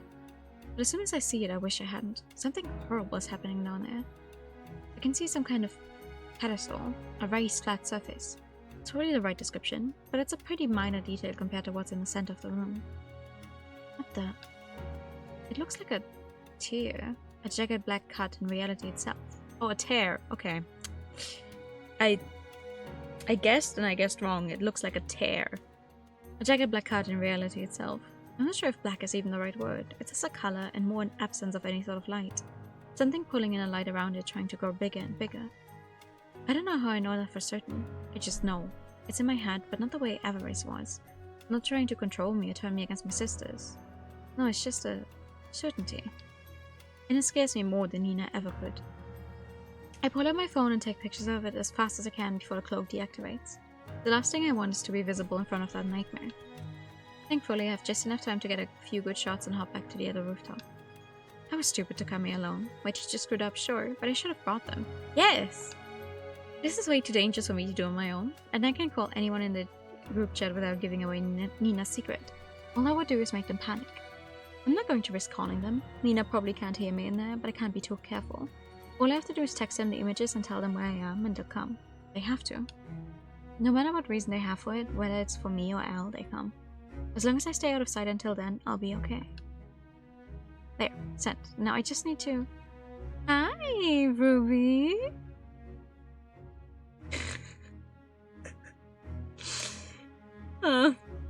Thanks, no. Look at you, Miss Espionage. OMG, you're just too adorable. I didn't see you and I almost didn't hear you. Has Kiki been giving you sneaking lessons? Please don't hurt me. I didn't tell them where you are, I swear. She smiles at me with her sharp, terrifying teeth. I feel myself start crying. This isn't fair. It isn't right. I'm too young. Oh, girlie, I wish it was that simple. Like, for real? But you missed your chance. Please, Nina. It's a bummer. It really is, but I gotta do what I gotta do. She slams her monstrous fist into my stomach. I double over and collapse, crying out in pain. My phone flies out of my hand as darkness begins to cloud my vision. This isn't personal, okay? It's not because of anything you did wrong. Sometimes things just fall into place. I reach out for my phone, trying to drag myself over to it. If I can make a call. Oh, there it is. She plucks it off the ground with another smile, shattering what little hope I have left. You don't mind, do you? Don't... how obvious should my hint be? I'm not gonna tell them the exact address or anything, but maybe I could tell them the district. What do you think? Nah, never mind, I got it. She taps out a message with her normal hand. I try to call away from her, but the punch of hers did more than hurt. My vision is getting cloudier, like I'm falling asleep. What's happening? Hi, besties, your little trainee found a way to the warehouse. You know which one I'm in, don't you? I'll be very disappointed if you forgot. I was about to say, a warehouse? It's gotta be the same one. To finish a text message. Like, yeah, make sure it gets to the right people. Yeah. How's that? Good? I try to talk, but nothing comes out. I'm so tired. Yeah, I think that's good. And set. Easy peasy. Now then, how about we get you inside? She picks me up and tosses me over her shoulder effortlessly. I barely register the movement. It's hard to see anything anymore. All I want to do is sleep. Yeah, sleep sounds good. Maybe all this will turn out to be nothing more than a nightmare. The warehouse district. Of course. We should have started our search here to begin with, but I figured Nina would want to avoid this place as much as we do. Great detective work, Sherlock. Real fucking insightful. There'll be plenty of time to beat myself up over it later, once Ruby's safe. Any new messages? No, but I'm going to search every last building until we find them. We could split up to cover more ground, but if Nina's out there, we have to stay together. There's no telling if we'll be able to beat her together, so running into her one-on-one could be a death sentence. Let's just start from the west and move from row to row. It's not an ideal setup, but I don't have any other ideas. Kaylee nods and takes off. I follow close behind, constantly looking back to see if we're being followed. Not that she needs to follow us, but we can't be too careful. The futility of our plan starts to set enough that a fifth empty warehouse out of God knows how many. There has to be another way. Can you feel our aura anywhere? Oh, wrong voice. Can you feel our aura anywhere? Or Nina's?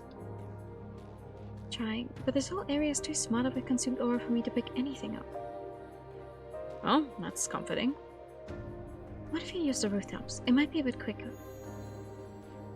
Then how are you gonna see through the windows, Kiki? Nina steps out of the shadows, her twisted form illuminated by the moonlight. I draw on her, but all that does is make her smile wider. Kaylee and I can both sense that she's gotten even stronger since we last met. I really am disappointed, girlies. Charging in here without a clue. I thought you better than that. Were you even listening to me back then? Kaylee circles around behind her and slips into the shadows Nina just left. I can see her body ripple before she disappears, but I have no clue what kind of transformation she's planning. Careful, baby. Whatever she's planning, it's my job to make sure Nina doesn't interrupt. Where's Ruby? What did you do to her? Oh, don't worry. She's just taking a little nap. It's well past her bedtime, right? Nina, what did you do? Come on, you don't have to raise your voice at me, sure. It's totally fine. She's not hurt. Not yet, anyway. But I'll be real with you. At the pace you two are going, that's gonna change long before you get there. I grit my teeth and aim directly at Nina's hand. Please, God, don't let it come to that. Bullshit. You're doing all this to protect magical girls, right? Then why would you hurt her? Don't worry, bestie. You'll figure it out. We'll kill you if we have to. Oh no, no, no. Can we not stop you without having to kill you, you know? Nina laughs and shakes her head. Sure. Always so dramatic. You won't even be able to find me, let alone interfere with me. Maybe if you get enough to remember where we were that night. She'd found that one. Kaylee and I had lost track of it once new companies started buying up the buildings, but Nina never did. Her roots are sunk too deep. Kaylee steps back out of the shadows, apparently finished with whatever it was she'd been doing. Please, Nina, you know we care. Can't you show us where it is? Nina watches Kaylee. She drifts back over to my side and takes my hand in hers. Standing united will hopefully have more of an effect. I doubt that it will change Nina's mind at this point, but we have to take that chance. She opens her mouth to respond, but the words don't come. Her face starts twitching uncontrollably, and she screws her eyes shut. She holds her hand in one hand, swaying slightly on her feet. What the hell is going on? Well, I'm assuming trying to carry this much power that we know as being basically the opposite of the magical power she received from being a magic girl is not good for her body all the time. But what do I know? Whatever it is, she manages to shake it off and go back to smiling. Twitching is present but subdued. She's in control, for now. I wish I could, Bessies, I really do. And if you're ready to come around, I'd totally take you there right now. But you won't come around, will you? Even though we're finally about to achieve our dream. I know what I want to say. I want to tell her we won't. Of course we won't. But I have to dig for a lead. Or for weakness, just like I told Kaylee I would. Maybe if you told us how you're going to make this happen, we could understand. You've kept us in the dark about the details. Because I know where you want it, dummy. You're gonna act all understanding and try to trick me into revealing some secret weakness. Classic Cher. You've never been a great liar, you know? I take a deep breath and close my eyes. So much for that idea. My gut was right after all. Tell me the truth. Is there any part of you that really wants to understand? No. No, there isn't. Nina keeps smiling, but there's a sadness in her eyes. Even after all this, she still thinks she can win us over. Then I can help you. We're going to do this on our own, and you won't be able to stop us. I'm sorry. Yeah, me too. Kaylee takes a step toward Nina, but she steps back in turn. Don't bother, Kiki. We can kiss and make up once you find me, okay? But not now. I gotta go. The ritual isn't gonna perform itself. With a wave and a forced grin, Nina vanishes. All we're left with is a renewed sense of horror. She's right. We need a new plan. Then it's a good thing I've got one. You do? Kaylee smiles and holds up a pink ribbon. So that's what she's been doing. While he kept her talking, I was able to stretch my arm out enough to undo one of her bows without ever leaving the shadows, which means... Now it's my turn to smile. I can track her. Yep. Shit, baby. You planned that out as soon as she showed up? Sort of. I thought of the idea a while back, but this was the first time I had a solid opportunity. I guess that it'd only be possible at the last minute. Well, we got it. That's all that matters. Let me see. I take it from her and clutch it tight, murmuring the incantation. Oh, hell yeah. It takes effort. More effort than it should. We are magical girls. Our words echo with a confidence I don't feel. At least some power is better than none. And even with diminished powers, tracking the source is blessedly simple. Plant her, 3 rows down, 6 across. And let's move. If we're fast enough, we can probably get a jump on her. That's a big if, but if it's enough to give us hope. Something we desperately need right now. It might be too late for Nina, but Ruby's there too, and no matter how she feels about us right now, she needs our help. Hold on, kid. Hold on. By the time we reach the warehouse, the energy pulsing from within it is almost too much to bear. Despite how short its range is around the building, the sensation hits like something miles wide. It feels like my brain is rattling around in my skull, assaulted by countless pinpricks of dark energy. Poor Kaylee must be doing even worse. Nina and Ruby, they aren't the only ones in there. What do you mean? Does she have some kind of consumed backup? No, it's something worse. More dangerous than any consumed I've ever felt, even Everest. It's singular, but at the same time, not. Like a multitude in a single space. I'm not sure how else to explain it. I don't get what she's talking about, but it sure as hell sounds like bad news. As if we didn't have enough of that already. Still, we can't turn around now. Haley takes a deep breath while I check my gun, making sure it's as full of energy as I can possibly make it. Things go wrong. When things go wrong, I'm going to need as many shots in the chamber as possible. I just hope I don't have to shoot to kill. Sheba. Yeah, baby. Do you think we're going to die? I can see the tears in her eyes. Sight makes my own eyes start to sting as well. It's a question that's been eating both of us up inside, the one that we've both been too afraid to ask. But Kaylee's always been braver than me. I don't know, baby. I'm sorry. Don't be. For what it's worth, I don't think we are. There's a conviction in her voice that I desperately wish I could match. Things are going to go wrong in there. I don't know how, but they will. But whatever happens, I won't let her. Oh, you understand. I want to save our world. I want to make it a better place. But the world won't be worth saving if you aren't in it. Please promise me you'll stay. For the first time in God knows how long, I'm crying harder than she is. I will if you will. Deal. I know we don't have time to waste, but I can't stop myself from pulling her into a tight embrace and kissing her with all the love I can muster. No matter what happens, I won't let this be our last kiss. I love you. I love you too. So cute. We press our foreheads together and close our eyes. The future lies before us. Our future. We'll build it together. Now let's do what we have to do.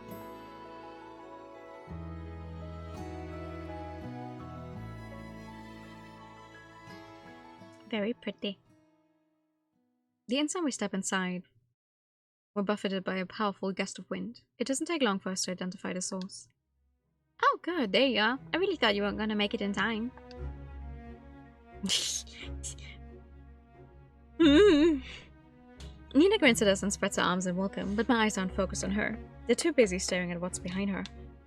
A massive swirling void cuts a circle in the air. The impossible darkness seems to draw in all light around it like some kind of miniature black hole. The energy pulsing from it is raw, unfiltered by the dregs of humanity that temper the consumed. This is pure evil, pure cruelty, pure monstrous intent, pure malice. What have you done? Come on, Kiki, isn't it obvious? I got my whole setup ready to pour out all the power I need. It's almost ready. I look back at Nina. The corruption has spread even further now, oozing through her warped eye and graying her skin. She looks like she's about to fall apart. It's all because of your little helper. She steps aside, revealing a sight even more terrifying than the vortex. Ruby lies flat on a pedestal in front of Malice. I can see her breathing, but it looks shallow. Enough to know she's still alive, but not enough to know if she's been injured. She's completely at Nina's mercy. No matter how fast we are, we won't be able to reach her before she does. You said you hadn't heard her. What the hell did you do? I said not yet, but the clock's ticking. It's gonna happen sooner rather than later. Nina, you know we can't let you do this. I raise my gun and plant my feet firmly, unwilling to retreat. Nina holds the fate of countless people in her hands, but seeing the girl we failed lying there, it puts things into perspective, makes it final. One way or another, it ends here. If Katie's right, if there's still hope, then I have to reach her. I have to believe she's still there. Nina, listen to me. I lower my gun but keep my finger on the trigger. Being unprepared for failure could mean death. For us, or for her. You told us that this was all for the sake of other magical girls, right? Obviously, like a million times. It's still that hard for you to understand. She gestures at the boiling black portal behind her. It responds when she does, a low hum emanating from the darkness. I can tell if it's real or in my head.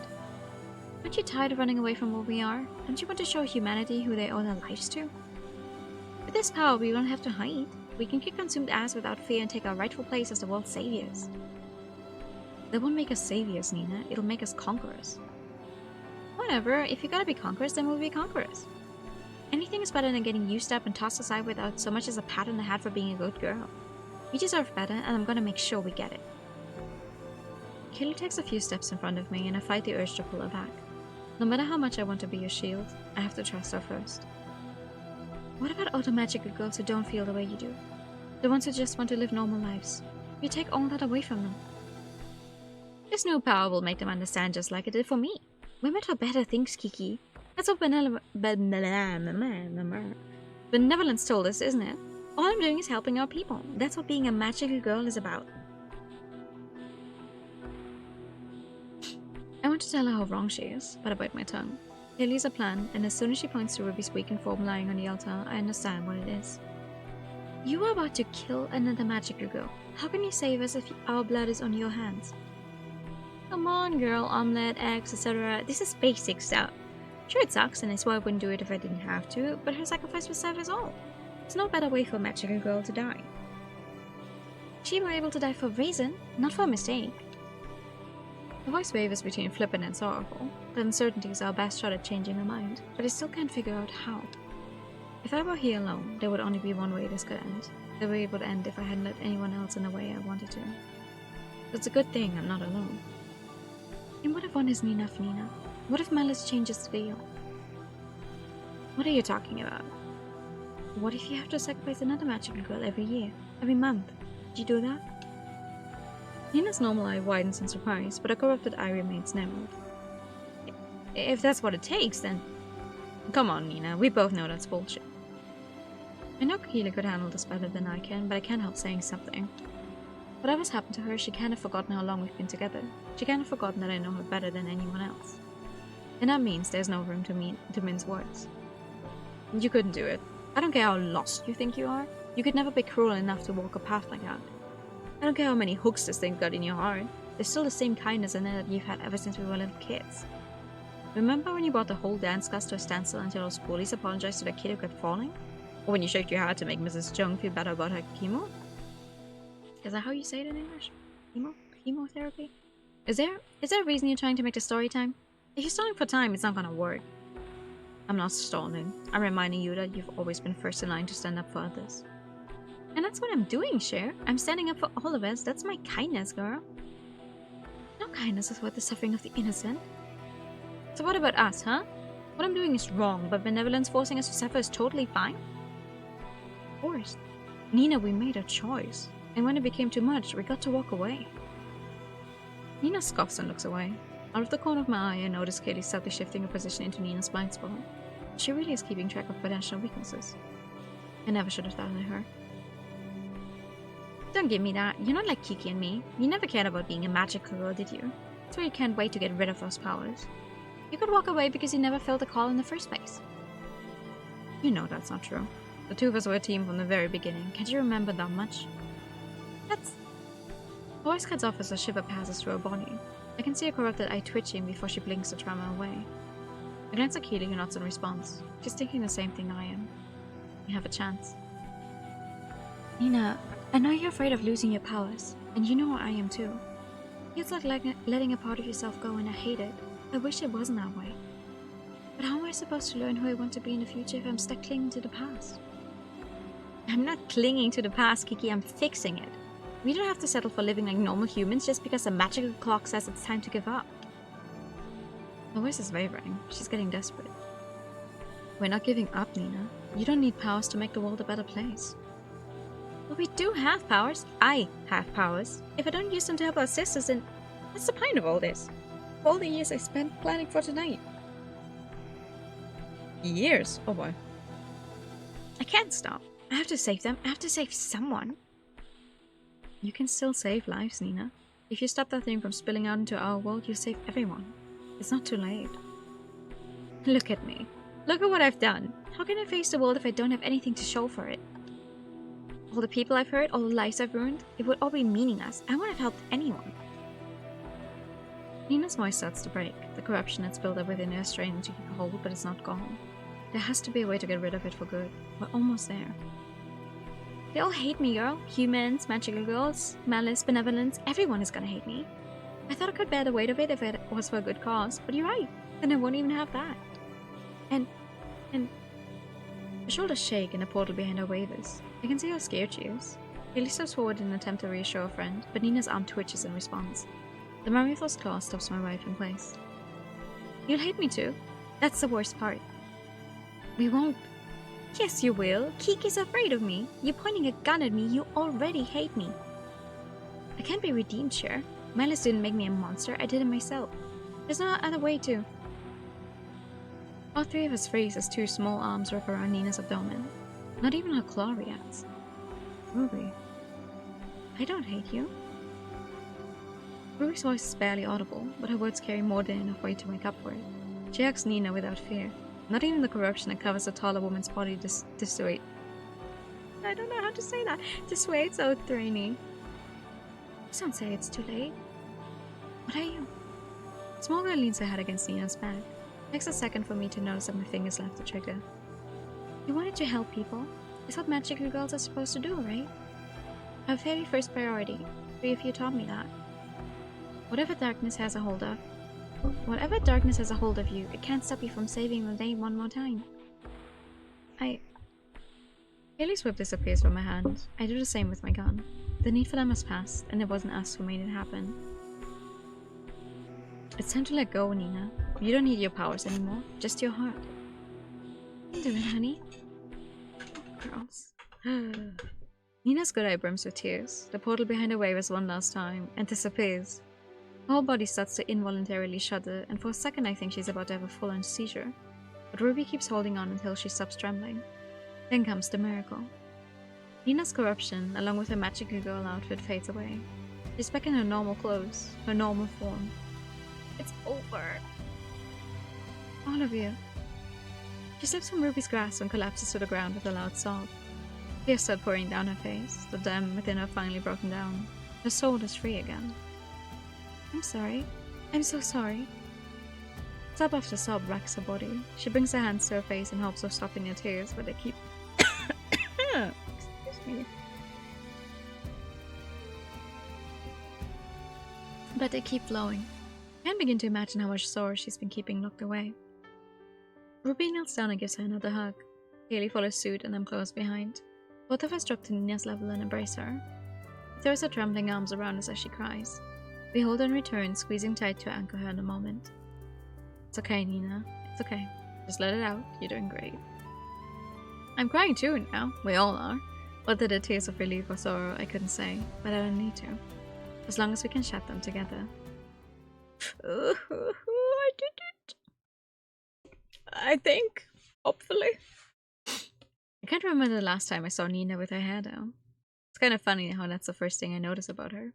You'd figure the uniform would stand out first, especially given how much she's always disliked orange. She went to jail! But there's something about her hair that makes her look like a new woman. She looks grown up.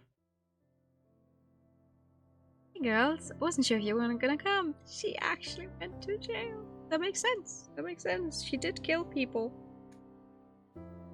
That's crazy. Kaylee holds the phone up between us so we can both hear Nina's voice. On the other side of the glass, our old friend gives us a tired smile. Of course we came, Nina. We promised. It's true. Before she surrendered herself along with evidence from each crime scene and confessed to the murders, Kaylee and I told her that we'd see her as soon as she was allowed to have visitors.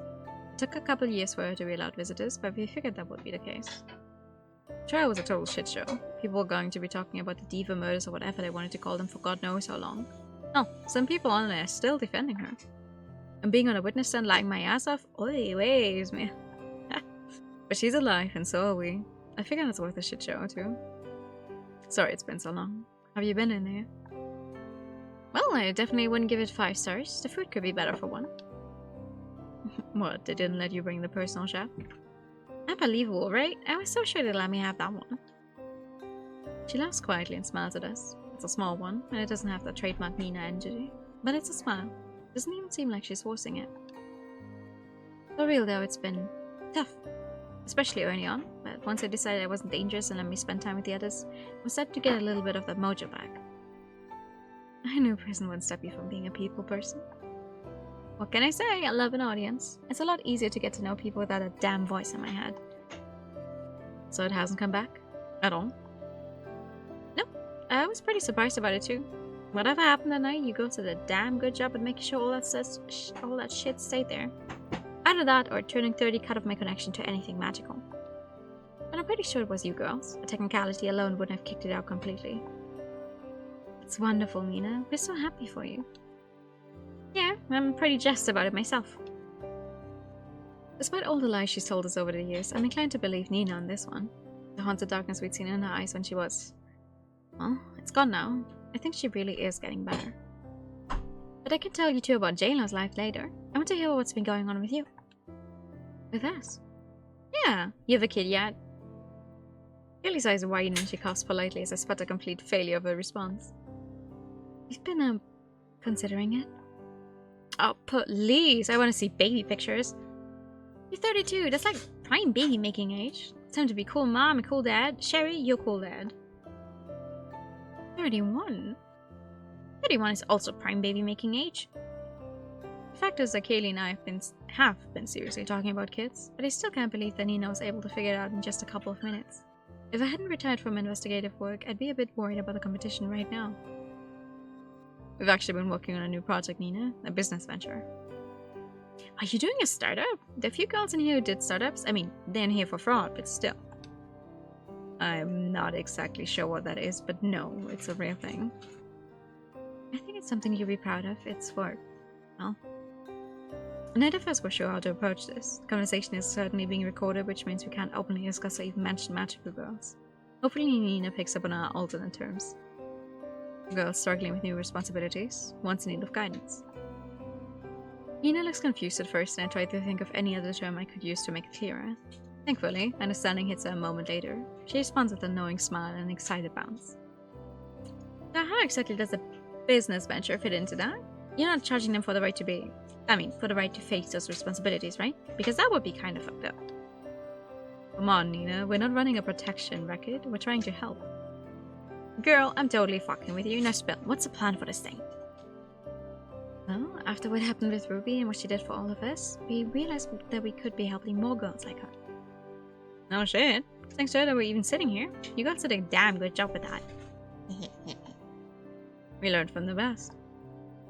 Nina gives me a sad smile. We both know how much she helped us back then, but I doubt that's much consolation in the face of how badly she'd fucked things up a decade later. But the smiles, even the sad ones, are a sign that she's improving. So we decided to try building something that might help other girls be the kind of hero Ruby turned out to be. Not that we're claiming to be the best teachers ever, but it means we still have a way to make the city a better place, and it meant Sherry finally getting her PhD. Have a good night, thank you for coming by. Bye-bye. I'm pretty sure I just caught them in a good mood when I handed over my thesis. It's not a huge deal. You know, Mom did always talk about wanting me to marry a doctor. Oh, there you two go again. Focus now, be gay later. Yeah, don't act like you haven't missed it. That earns a laugh. More progress. But yeah, these girls need someone they can actually open up to about their unique responsibilities, since I have to keep them secret otherwise. I'm going to out them with that. Now we handle the other aspects, tactics, strategy, teamwork, everything to make sure those girls stay safe out there. Damn, girl, that's amazing. And I guess your thing is cool too, Cher. Hey, thanks. For me though, that's awesome. Like for realsies. She sniffles and rubs at her eyes, trying to hold back what I hope are happy tears. You girls saved my life. Saved Ruby's life, saved all of us. I'd be pretty darn ticked off if you didn't do something worthwhile with all that stuff giving you one hell of an ego boost.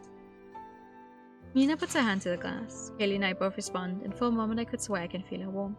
I can hear Kaylee sniffling alongside me too. You gotta tell me more about this place, right? Next time you visit? I take a deep breath. Neither Kaylee nor I have decided if there's going to be a next time. But after seeing how well Nina seems to be doing, I think I know what my decision is going to be.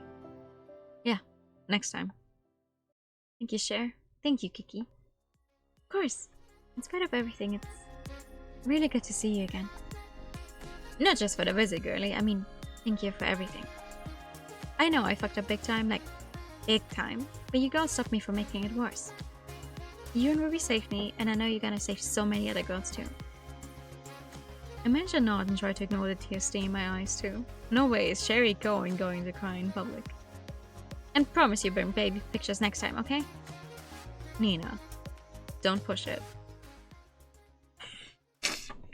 Yay! Ending 1 of 4. Redemption.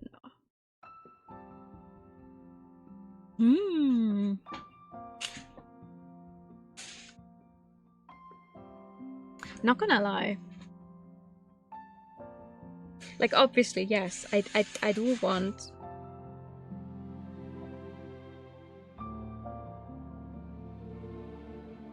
I do want to read the other endings for the simple case of, like, actually knowing what the hell happens. But I think getting the redemption ending as my first ending... Like, as someone who does prefer happy endings, I don't think I want to do it right now. I'd feel bad. Also, thank you for the text. This is nice. This is a nice ending. I like this. I don't want to know what the others are. A little. I kind of do, but not fully.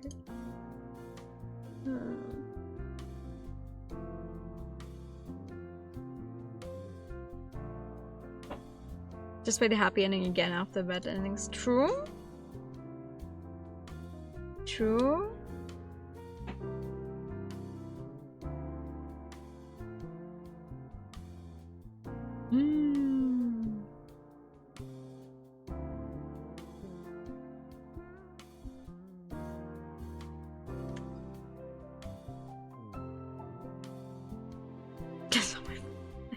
That's a great quote. We haven't had that one in a while.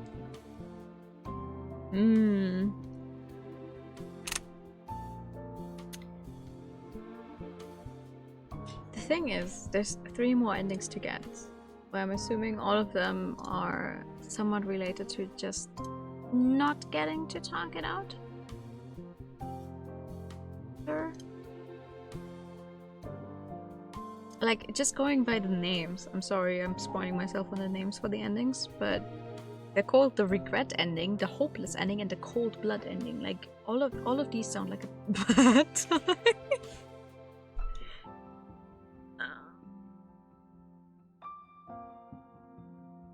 All of these sound like a not good time to have. So we're not gonna do those. I'm gonna figure those out with my poor save slots.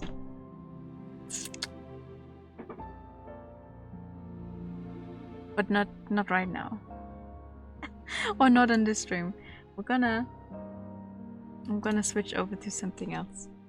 Because this is very short. It's longer than I expected, like expected it to be to get to the ending. But still it's like I'm gonna play something else as well. Yeah. Do I have to continue making cookies? I don't know. Was genau machst du?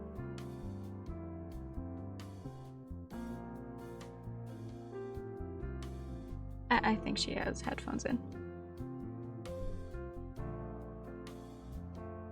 Because I can definitely hear some baking stuff going on in the back.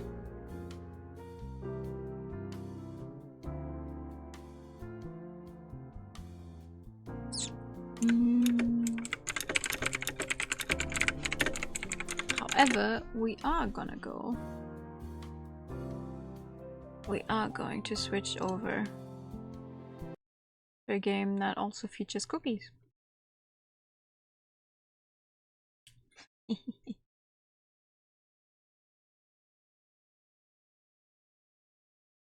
Let's see.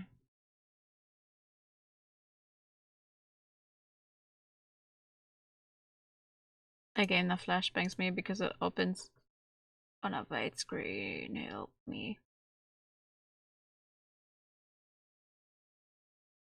Let's see. Sound and somewhere in the depth.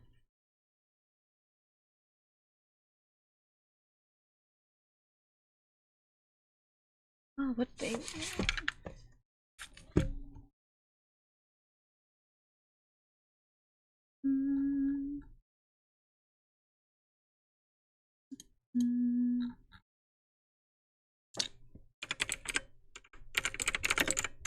I can't type. Switching over.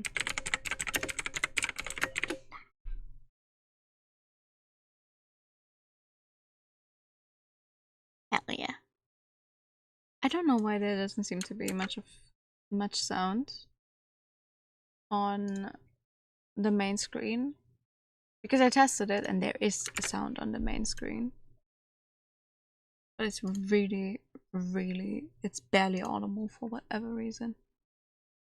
You do have snacks in your emote collection, nice. I don't think I do, actually. Which is a shame. It's a shame.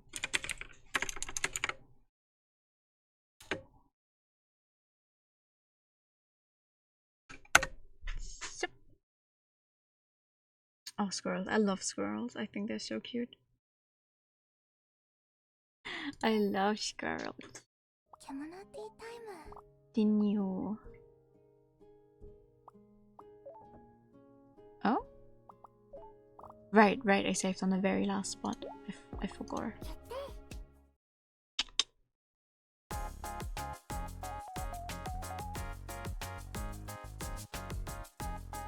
This is going to be a bunch of slow.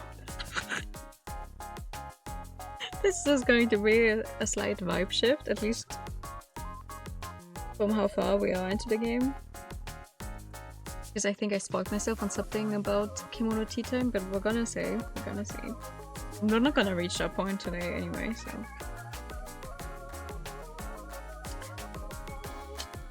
Let's see. I don't remember how I did anyone's voice.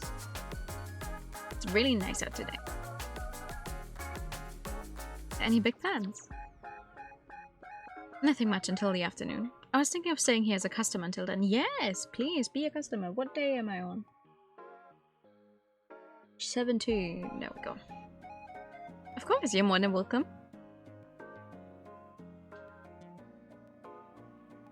Alright, time for us to decide on our dessert of the day. Day is nice and bright, so I wonder if we'll see mallow and guimauve. I can make... Oh, okay, I can make one new thing. I can make a Mont Blanc, or I can make macaron. I found out, though, that for some kind of achievement-related stuff, I need to... I think it was a shortcake. Let me check again.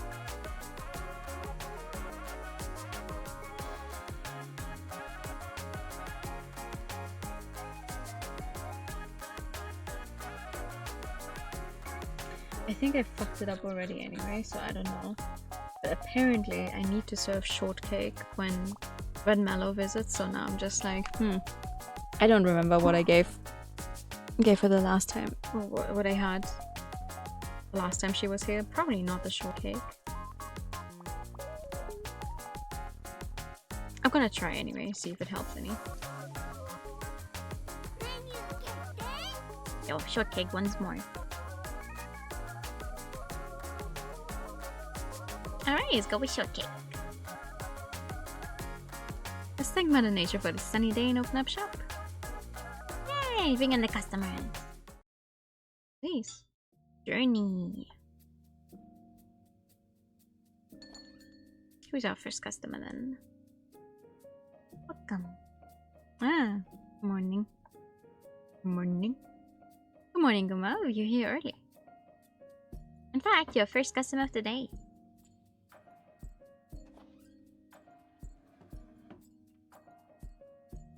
Oh, but there's someone else here. But to be fair, she was here before we even opened. I was here before they opened, so I don't count. That's what I'm saying. Guma, this is Kishi.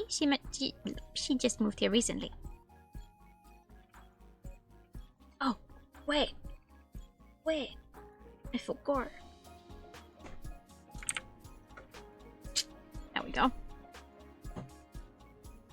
Doesn't feel right to walk here otherwise.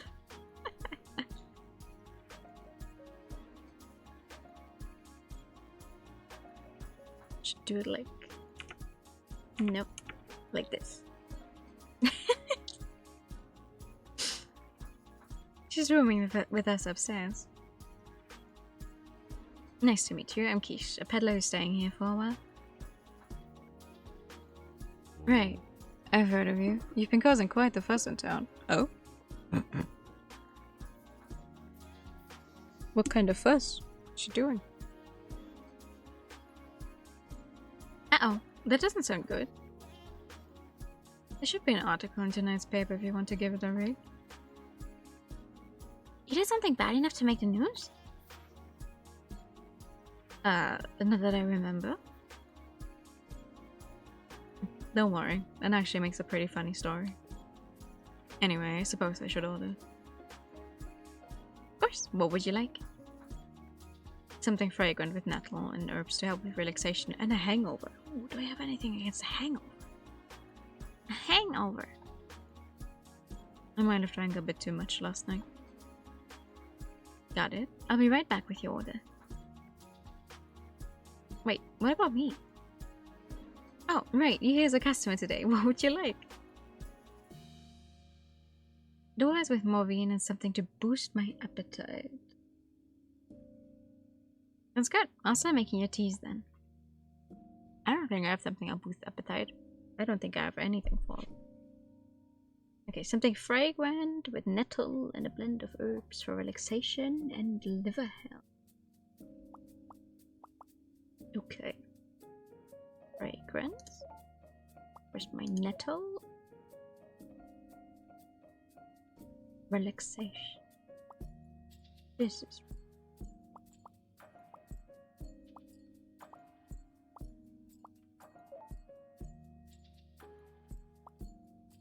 Yeah. I don't have anything else to give you, my guy.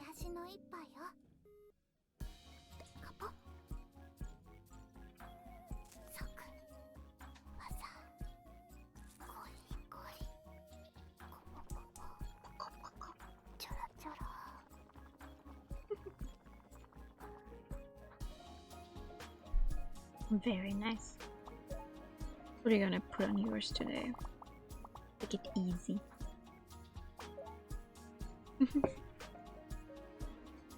And doors with marine and something to boost appetite.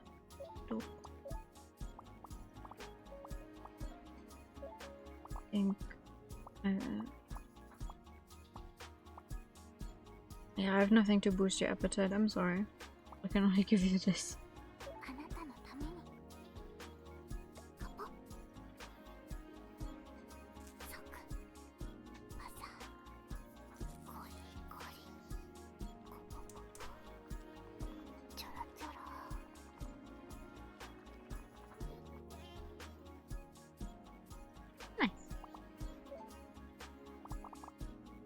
Thank you. Yes. Here you go, Uma.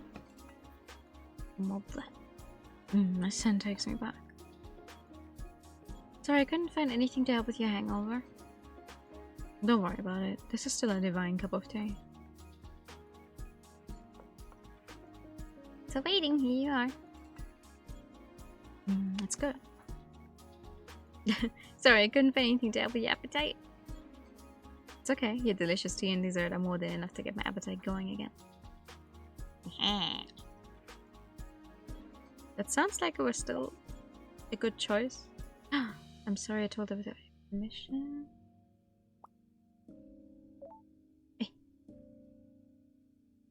You told her about how you and Mallow are such a wonderful couple? I don't mind, but we were a couple, not are. There's just some things I'm curious about, if you don't mind, that is. I forgot I have to actually choose stuff. I'll answer as much as I can. Thanks. Do you still love Mallow? I do. So the only reason why you're keeping your distance is because of her amnesia? If she's cured of that, do you think your relationship could go back to the way it was? Would you want it to? No matter how little time you have left together? Oh. I decided to keep my distance because it was the option I gave us both the most amount of happiness under these circumstances. I genuinely believe that things are good the way they are now. Fair? This were your last day before your journey. How would you want to spend it with your loved ones? With a smile the whole time. With a smile. I've noticed that you and Makaran say that a lot. That's what we promise each other. Hi, good evening. It is very. It sounds like a painful promise. What about you, Gumov? I'd want it to be just like any other day. I already had a lifetime of happiness with her and more than enough wonderful memories. All I need to do now is hold on to them. Whoa. I don't know how you can all stay so strong. Some very grown-up answers, I feel.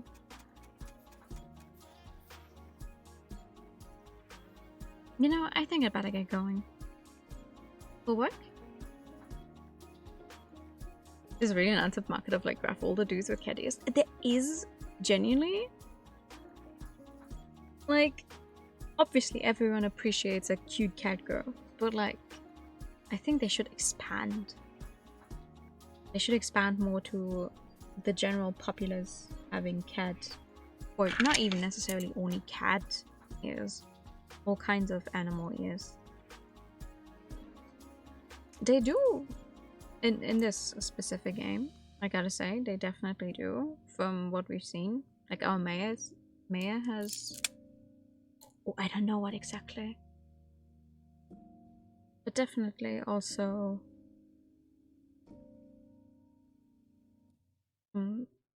feline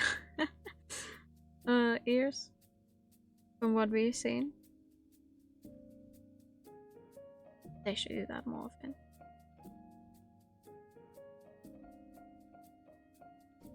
Sorry for all the private questions, Gamor. But also, he's not that old. What was he, in his 20s? Yeah, he's 23. Meanwhile, Almea here is definitely older. 74. He's only 23. It's just because he's so big and you cannot see any part of his face, I feel.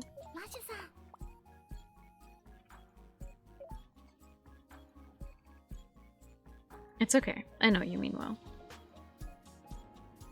So, no hard feelings. That's a relief.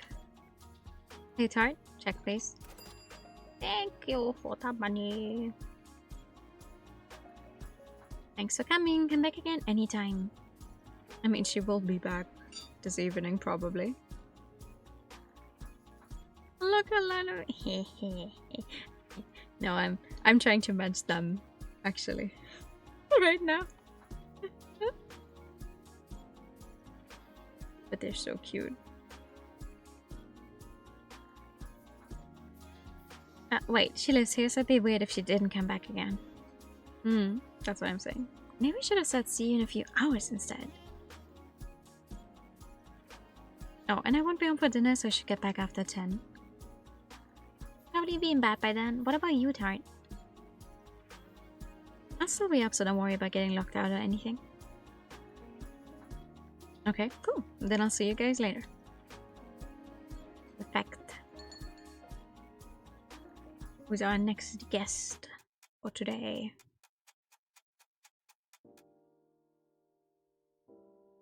Oh no! It's starting to rain. Oh, welcome! Oh, she came by and now it's raining. Or maybe she was already on the way while the sun was out and it was nice. Now she's gonna be stuck here while it's raining. Good day to you, my lovely ladies. No, I wasn't expecting you, but this is such a pleasant surprise. You're here, even with weather like this. Whatever do you mean? Is there something strange about the weather? Huh? Uh-oh.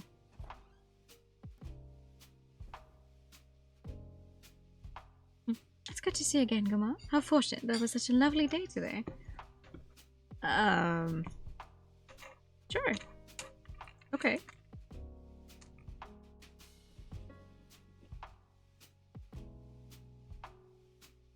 Yeah, I'm glad I could see you today too. But aren't you sick of seeing me all the time? Oh dear, of course not. It was my pleasure to be in your company. I was just worried since your expression looked a bit faint somehow. It must have been your imagination. I promise I'm feeling absolutely peachy. That is interesting. Would you like to order now? The usual dessert and tea set, please. Okay. For my tea, I would like something not too bitter or strong with nettle and herbs to warm me up. She says the usual. But it's been a few days since we last played, so what was her usual? Just kidding, I know what her usual is. How have you been? Any more headaches? Thank you for asking, dear. Unfortunately, they persist. That's a shame. Low astringency, low richness nettle, warming ups, maybe something for pain relief too. Aha, maybe. Oh, I would like to give you this and the nettle and cider bloom is what. Ah, all the other times do I have some for pain? I have relaxation, but I'm unsure if that's actually helpful.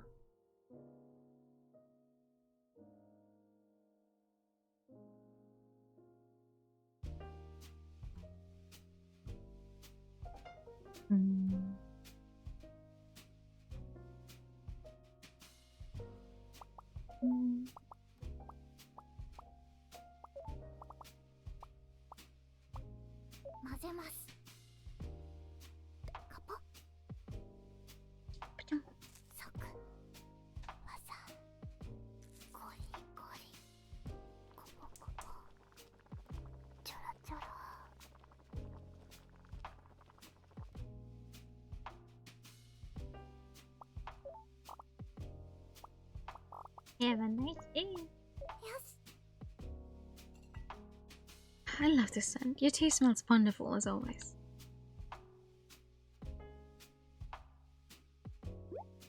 Reminds me, I passed by Keisha in front of the store not too long ago.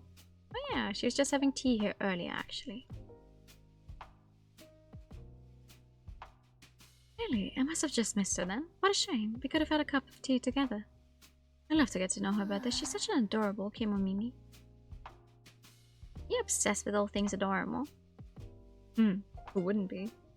Cuteness makes the world go round, darling. It's the one true panacea for all that ails us. That's not how you say that.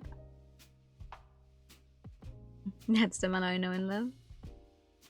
Oh, if Keisha was here earlier, does that mean you had tea with her, Guma? Wrong voice. just for a bit. What was the topic of discussion? Your relationship, actually.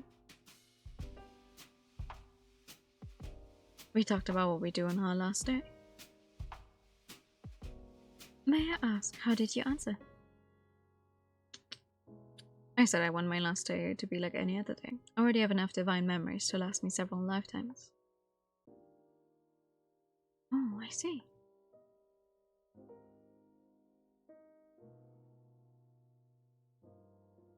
If you don't mind, I'd love to hear about all of your most precious memories. So, one's with my sister? Mine would be all of my time with Macaron.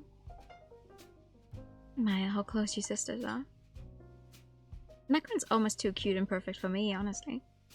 Your most precious memories would be the ones you spent with your boyfriend, right? Of course, every moment I share with him is my treasure. Both the years we spent as childhood friends and as sweethearts. Every second, every laugh we shared will always be close to my heart, now and forever. I feel the same. The memories I have with the woman I love are what keep me going. Love is an incredibly powerful thing. Unlike me, you still have plenty of time. I'm sure that you'll be able to create even more wonderful memories from now on.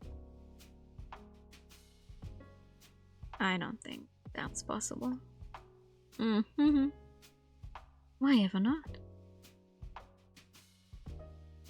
Because I'm still madly in love with her. So, it's only the V. I just realized.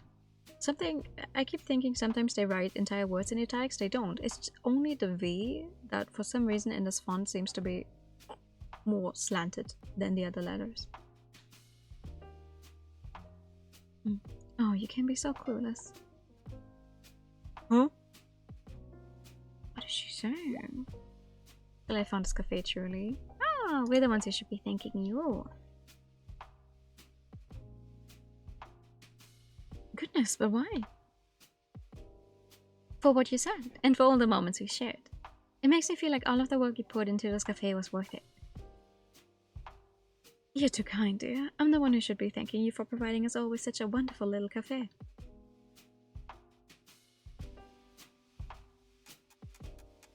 Ah, yes. The concept of owning a lovely little cafe like this and having regulars come around because they genuinely just enjoy the atmosphere. That would be nice.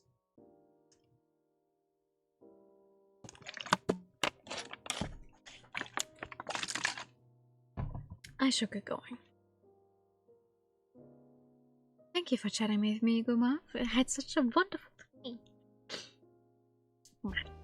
I should be thanking you. Anyway, could I get a check, please? Of course. Oh, finally, I should be able to maybe hopefully buy something again. Come back again anytime. Huh? Guma, I think you paid us double. It's for Manus as well. Goodness, you really didn't have to. I wanted to. It's just such a nice day, you know. Oh, you're too kind. Thank you, Guma. I'm glad we had this time together. It really was a lovely day. The pleasure was all mine. Well then, goodbye. Bye-bye. Are you alright? Don't worry about me. I'll be just fine. Why are we talking like we're never seeing each other again? Uh-oh. Are you okay? Oh, dear me, I'm sorry. It's nothing at all. I should really be going now. No, you should say, what if you fall and hurt yourself? Perhaps I'll take you up on that offer after all. I apologize for the trouble. Oh, I don't like that.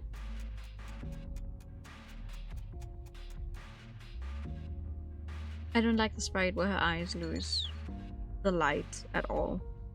Welcome. Yoo-hoo, your favorite pharmacy for all your stocking needs.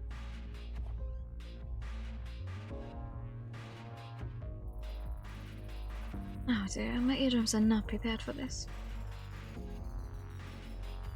Is Mello the only one here? Wait, you don't look so good. I just need a little rest, that's all. Yeah, right. Anyway, Tart, is there anything you need? Probably. What do you have? What did I say last time?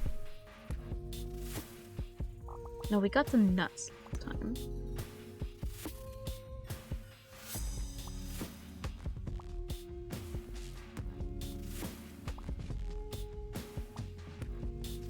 We need baking powder to make donuts. The vanilla beans kind of go in absolutely everything. Wow.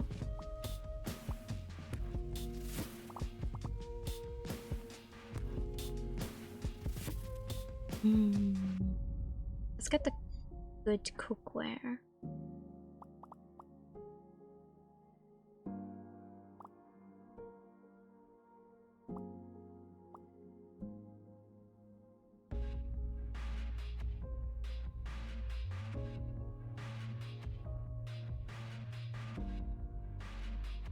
Yeah, now let's get the elite cookware first, and then try and get more ingredients. I don't know.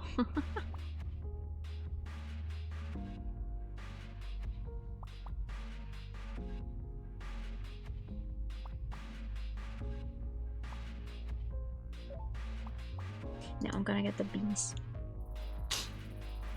Gonna get the beans.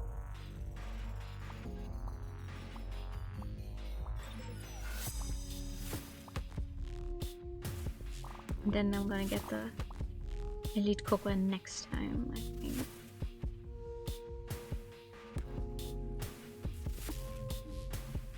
Next time I even get enough money for all that to work out. Okie dokie. Psst, Tart. Why are we whispering? I'll make a scene, but I really think I need to tell Gillette about Mello, like, right now. You're right. He should know. Thank you. What are you two whispering about? Nothing. You're just trash talking, you. Oh, you never change. I'm also never gonna stop worrying about you, so don't push yourself, okay?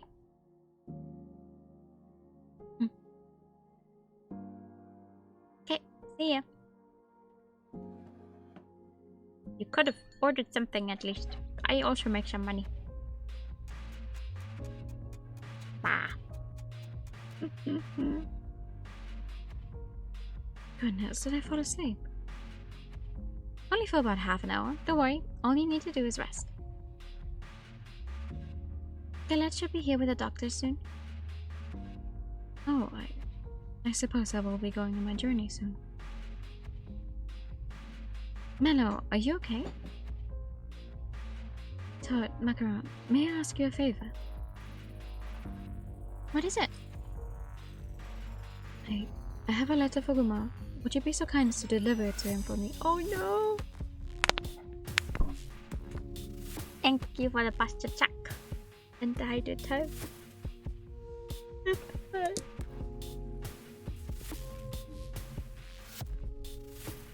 Of course, but wouldn't you rather give it to him yourself? I'm afraid that won't be possible. But don't worry, Mallow. We'll make sure your sweetheart gets it. Thank you, my dears. Strange. I thought everything would be fine as long as I had my treasured memories, but the closer I drew to my journey, so grew the things I wanted to ask and tell him. All I wanted was to keep him safe, to keep his memories happy and bright without a tinge of sadness. That was why I kept my distance, but I've come to realize now how contradictory that was. I'm such a silly woman. It's not your fault. It's nobody's fault. Sometimes we're all a bit clueless. That we certainly are.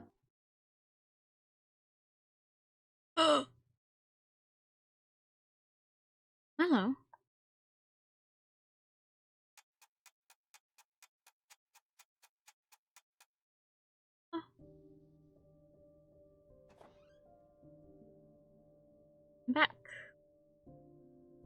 Welcome home. Oh, her? Hello? Where's Macron? She's in bed already. She had a big day. Oh. Here, before I forget. Today's gift for letting me stay. Oh, what is it? Oh, lucky cat number 3. I haven't been able to get all of the others. So...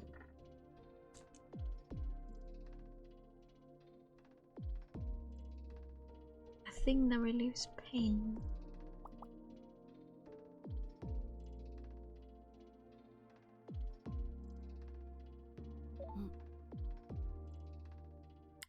I heard Mella went off on her journey. Everyone in town is talking about it.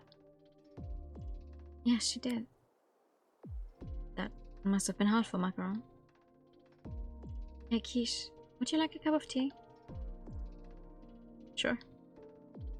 If you don't mind, can I make you Mella's favorite? Yeah, of course.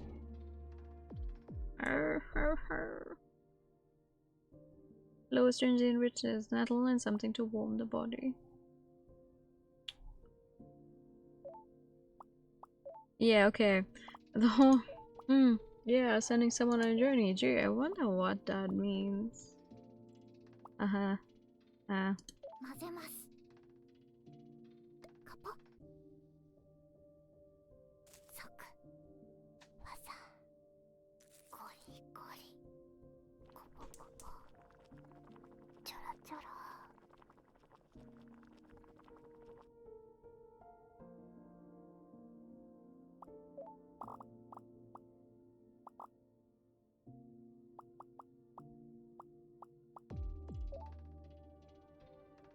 This is...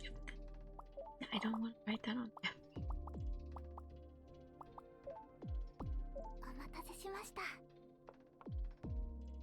Here you go. Thanks.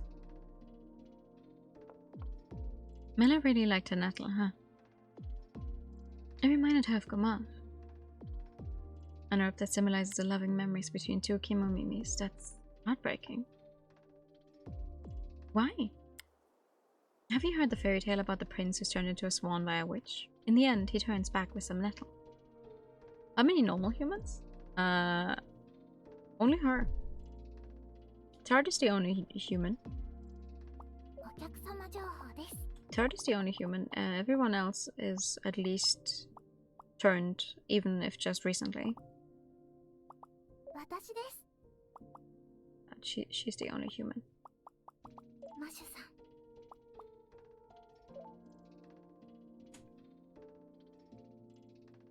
No, but it sounds like a cute story.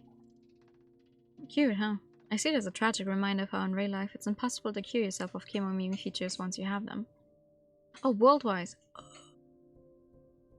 Like 20%. Like, no, they said something about the entire population going down by 80%. I don't know how many of those are still human. They only said something about the population in and of itself. I think, if I remember correctly. Right. Fluence worldwide collapsed. The human population fell by over 20%. And then in one of the radios they said something about 80%. But I'd have to go back to the last stream to look where it's at that.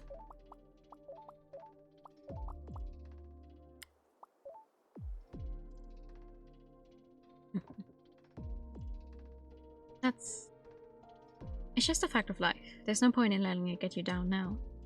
It's been a year since the pandemic and no Kemomimi has ever been cured.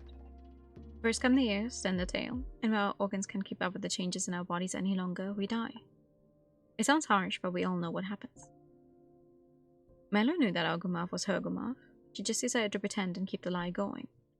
I know. Every time they walked through the door, I saw them lying to themselves and each other so they could keep their distance. I don't understand why anyone would put themselves through that. So what did I just... Didn't I just get something else in the glossary? Oh yeah, my journey. A turn of phrase native to Labette. Those who pass away due to the progression of the Kemono virus are set to go on a final journey.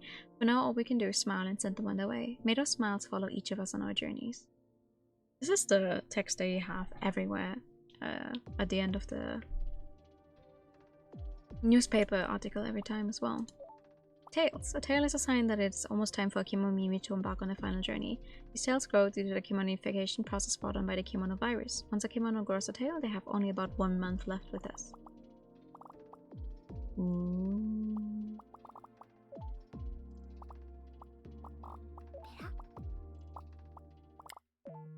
Kemonification. First come ears, then comes tail. A process that affects areas of the Kemono virus, which gradually transforms the bodies of hosts into animal-like forms.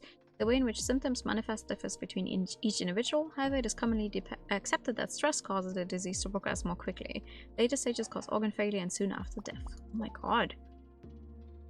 Kemono virus. A lethal virus that started an epidemic 1 year ago and brought about the collapse of modern civilization. Those infected soon begin to undergo Kemonification and develop animal-like features. Stress causes Kemonification to advance faster, leading to organ failure and death. The mortality rate is 100% and there's no known cure. Okay. See, isn't it a good thing that I stopped the stream where I did for this game last time as well? Because last time we were still at the, okay, for some reason people are turning into animals. Or animal-ish humanoid. But, well, good to know, good to know. No, not much time for macaron then. It's probably also why they wanted to open this cafe. Like if she grew a tail, she knows she only has around a month left to live. So they wanted to do something, I guess. I can sort of imagine why. Nobody wants to be the one left behind, but no one wants to be the first to leave and hurt the one they love either. If you love someone, no, it's because you love someone that your last moments together are especially painful. So the one who will be left behind just wants to grant the other's wishes before the end. So I think that's why they did what they did. Momimis are so clueless. Wouldn't you saying that make it a paradox? Again. Maybe. Do you remember the thing I asked you on the day we met? You mean if I ever felt out of place being the only human here? Why? I want to ask you something else. Are you okay here? Are you sure you can stay without getting hurt? Yeah.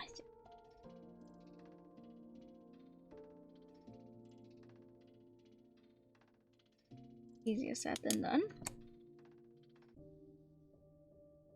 My mind hasn't changed.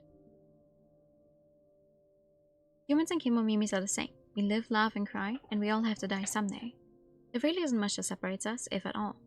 So I'm doing everything I can to make the best of the time we have left, precisely because I know there isn't much of it. I want us to smile together for every second that we have left together, and I'll do whatever it takes to make sure of that. Aww. You're one of the strongest people I know. Not only because I have Macaron with me. For now.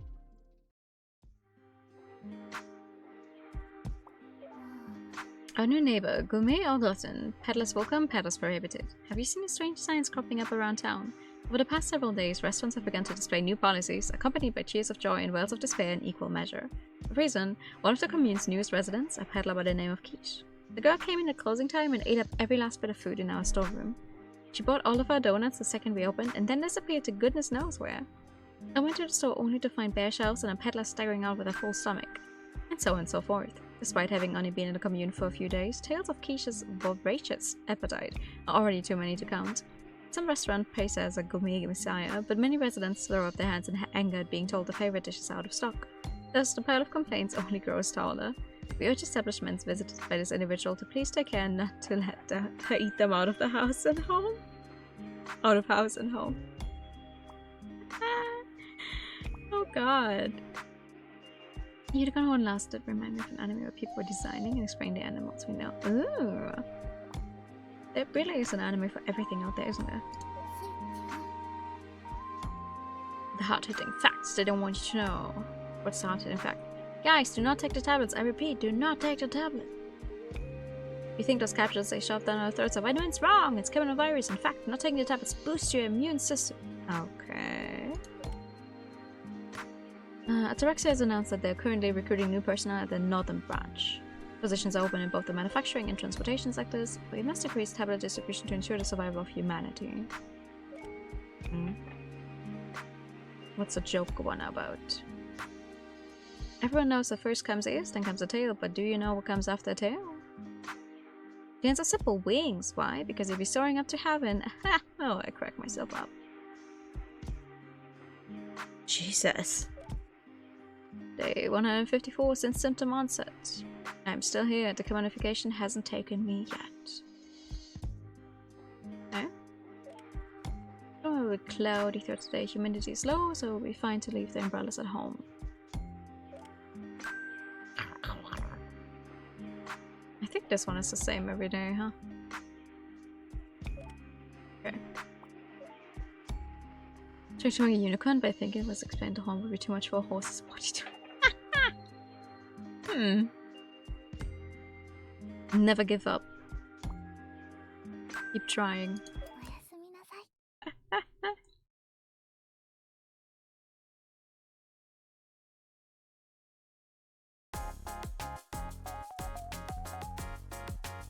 Whoa! Morning, Todd. Morning, Kissy. Good morning, Macro. Why do you have so much energy this early? That's what I'd like to know. Gotta start the day bright and happy if you want to have a bright and happy day. Maybe the sky will clear with your bright energy. We can let a bit of gloom get in our way of having a good day. Exactly. If that's enough to get us down, how can we expect to keep living with smiles on our faces? Right. Anyway, I should leave for work. Kemono transformation killing you reminded us of yeah. It's too much for the body to handle. Have a good day. Take care. See you in the evening.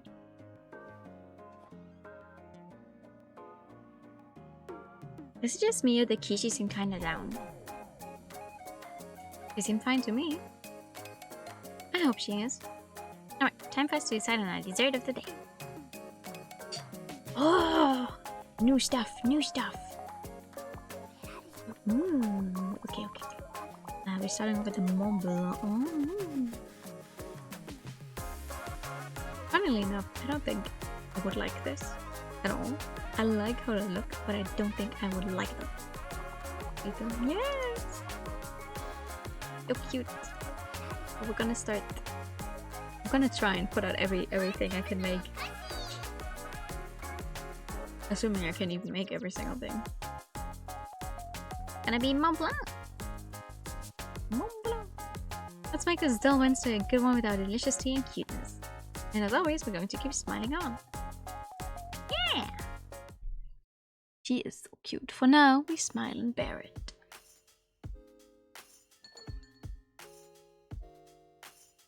Welcome!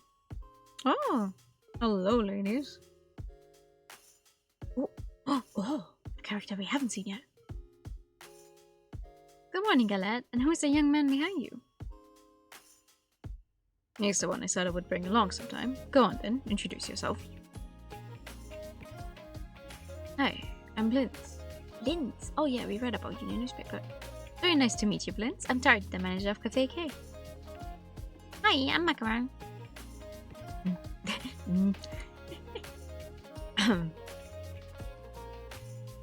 It's nice to meet you too. Take a seat any way you like.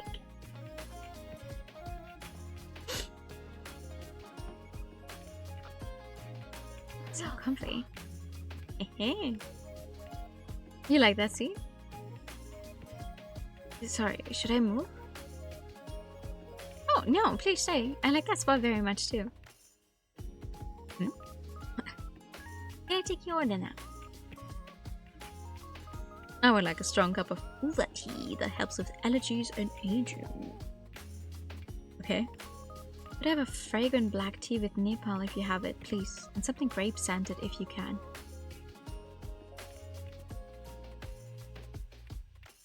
I don't know if I have all of that. Oh, so I'll just make a note of that one long. What? Okay, wait. Bitte Uwe with some okay. Uwe with anti-allergy. So with nettle. And what did I do against? What did I do against aging?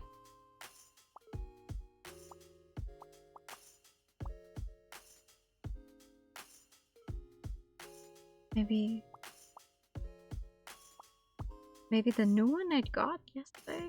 The one that relieves pain?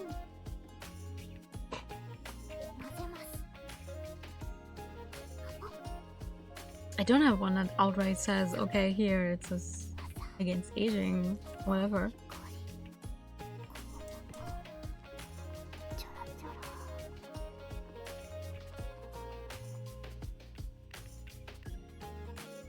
It looks nice.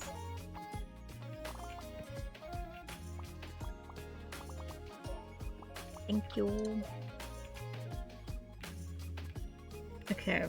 A fragrant black tea, ideally made with herbs that smell like grape.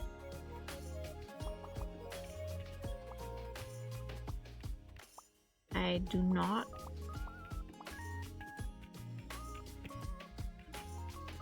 Well, if it's fragrance, I guess we're going with the Darjeeling, but herbs that smell like grapes. I have apple-like grapes. That apple-like aroma. This one has a slight tartness. Lemony aroma. Grassy aroma. Like the only thing, maybe due to the tartness, but I don't think bad written correctly and also is wrong because it's written bad. Wait, oh yeah, that's because people don't know how to spell things anymore. Oh man.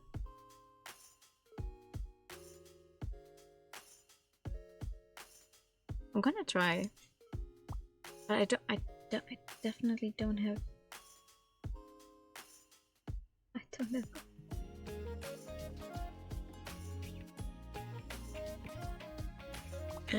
I don't like. Bared is a very different meaning. Yes, bare it all.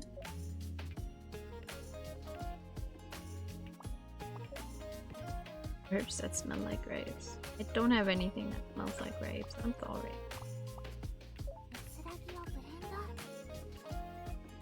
See.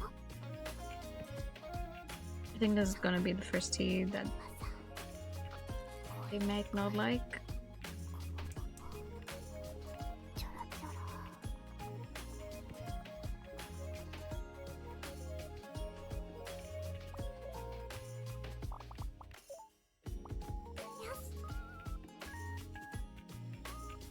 Oh. It has a certain je ne sais quoi, but it tastes quite charming. Is that good or bad? Hey goblins, enjoy. Oh. Thanks to you, we were able to hold the Senate ceremony for dear Mello last night. Wait, last night? I hadn't heard that. Who's dealing with it? Guma. He said he wanted space to say goodbye. Oh. Okay, yeah, fair, okay.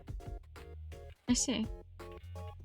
He's also been at the Hill of Journeys to spread Mello's ashes, so send him some flowers, will you? Of course. I went with Linz this morning. Scone was there. No, his pixels seem to be bigger than everyone else. And she was by herself. That's right. Jem was not with her. Well, they didn't say they didn't like it. Can a lone human really make it on their own in this commune? It's been a mess. No, we're doing fine. Yep, without issue. How can you be so confident? Because I'm not alone. But you're the only human. I mean, person without Kemono features.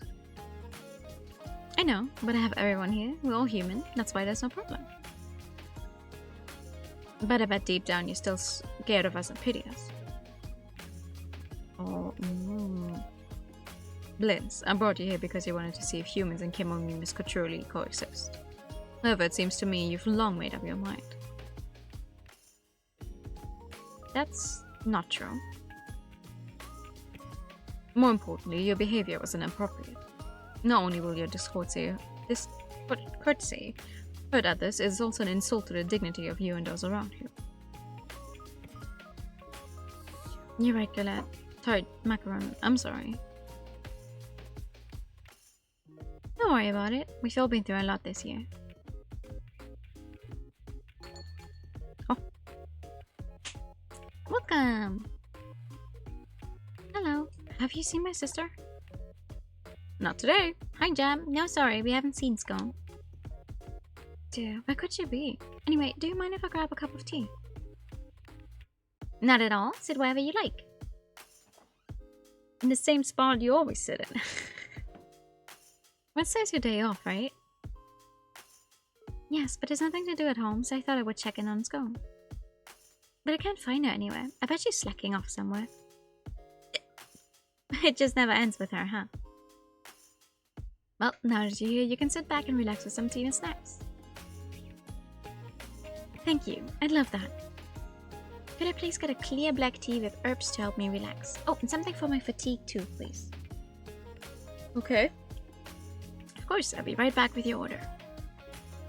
A clear black tea and some herbs that are good for relaxation and fatigue.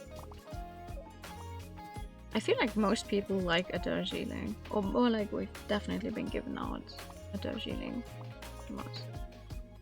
Fatigue and relaxation. Which one was it? The lemon cane was relaxation. Gem also resisted a tail. Everyone, no, almost everyone. 2 people who don't have a tail, I think, if I remember correctly.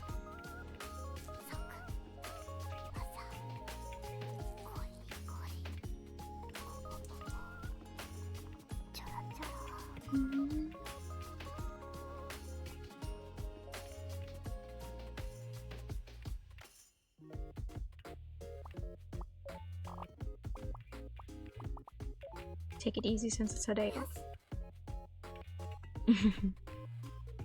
What a pretty color. It smells so nice too, and a hint of acidity is making me right up. This is what Scone like to drink.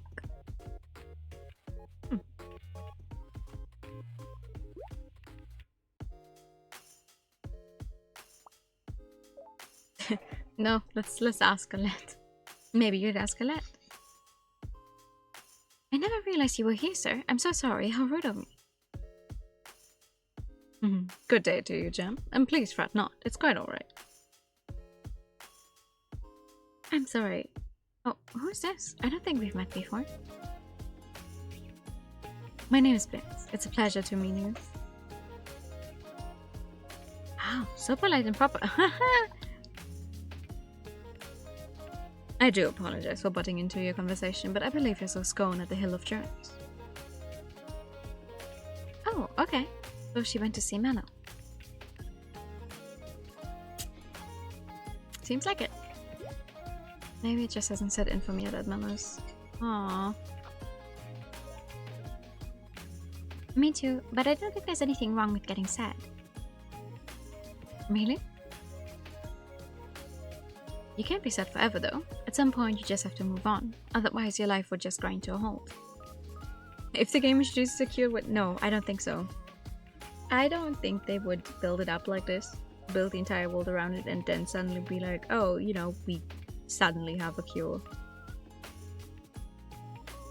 Which makes it even more... I wonder what kind of ending we're going towards.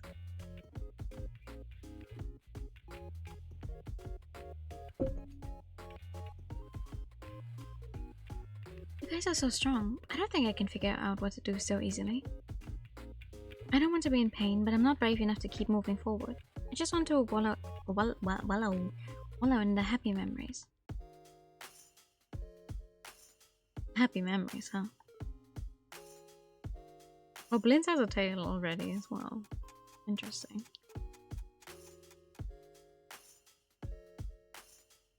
Right then, it's about time for us to be on our way. Thanks for making time to drop by. No, I should be thanking you for your delicious offerings. Blintz seems satisfied too. The boy loves the sweets. Oh? Really? But I didn't even see him smile once. Don't worry, it's only because he's still learning. The tea desserts were really good.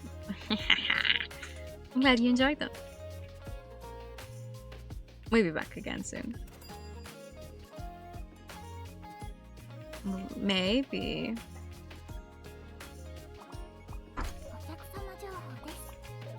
Blintz, September 20, 17 years old, 165, occupation vigilante. Okay. A young boy who just moved to Labette. His hatred of humans runs deep, so he seems to have it out for me. He gets along well with the other Kemono though, especially Galette. Grew a tail about a month ago.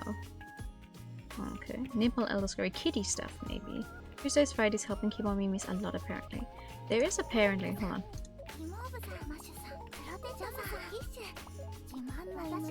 Okay. This is an achievement if you give someone their favorite on their birthday, but like the only one you can even do since this entire game takes place in December is gonna be him. So I need to remember December 26th.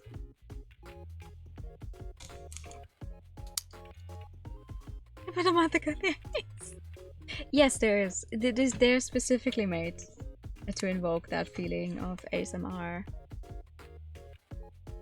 December 26th for Galette.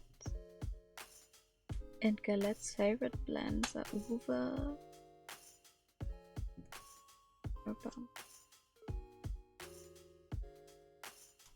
I don't know if that's even going to work out with the calendar, but I do want to try. Unfortunately, yeah, add a happy birthday message to a customer's order on their birthday. Oh, okay, wait, it doesn't actually matter what it is. I just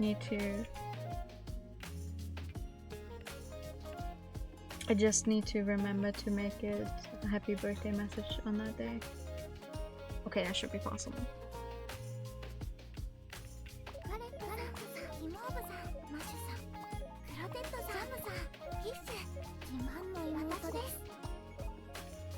Alright. Oh, before I forget, Gumav said he would like to thank you for taking care of Mallow. I assume he will come by tomorrow. Okay. We have a letter for him. I'd love to see him, but there's really nothing he needs to thank us for. If it weren't for this shop, they might have gone the rest of their lives without each other. Knowing that we're able to help them is enough, thanks. Give yourself more credit. This is a wonderful cafe you're running here.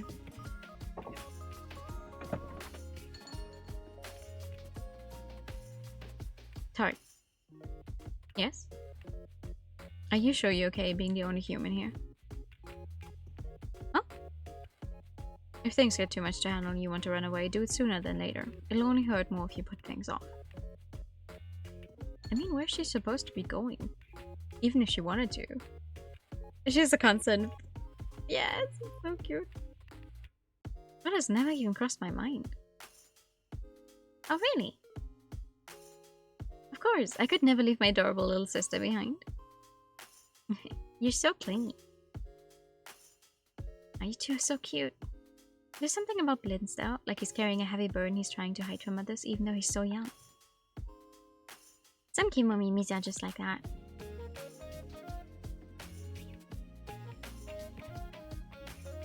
I should get going. Thanks for popping by. What have you got planned for the rest of the day? I'm going to take a leaf out of Scones and Galette's books and go to the Hill of Journeys before it gets dark. And also change my entire voice for some reason. Okay, well, I hope we'll see you again soon. Yeah, next time I'll bring Scone with me. Money.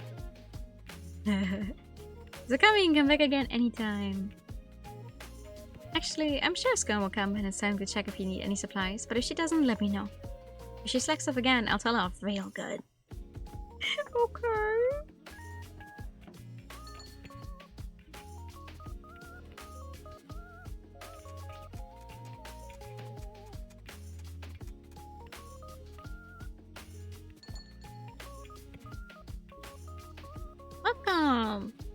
Oh, there she is. Yoo-hoo! Hello, my pretty ladies. I brought all my stuff with me today. Your sister was just looking for you. Hello, Scone. This Gem was just here earlier. Well, really? She never goes out by herself. She must really like this place. Gem was looking for you all over. She was also worried about if you were slacking off on your work. Oh, oops. Sorry for all the fuzz. Anyway, need to stock up on anything? Please, yes. I would like...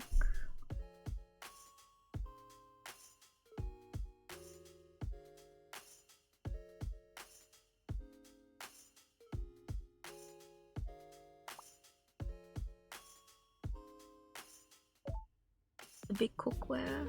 It's not like I can actually get anything else now. That's a lot of money already. Okay. Yay! Okie dokie. So I heard you went to the Hill of Journeys. I'm guessing this means Galad and Blintz were here earlier too. Mela and I butted hats a lot, but still, we did come to Labat at the same time and all. It's given me a lot to think about and process. What do you mean? We came at the same time and have a tale, just like her. It's probably almost time for me to go on my journey too.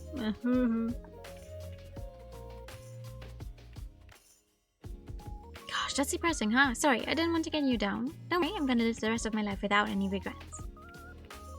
I just hope, like, because most of this game seems to take place in December.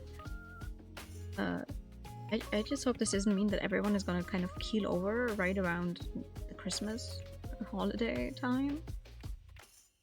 That's great. Living your best with a smile on your face and spending your last days as you were is the cutest thing anyone could ever do. Yeah, you get it. Anyway, I should head back so Gem can stop worrying about me. For coming by. We have to see you again tomorrow. Well. What's wrong? I think Jam might come by instead of me tomorrow. Oh, okay. She didn't say anything about that though.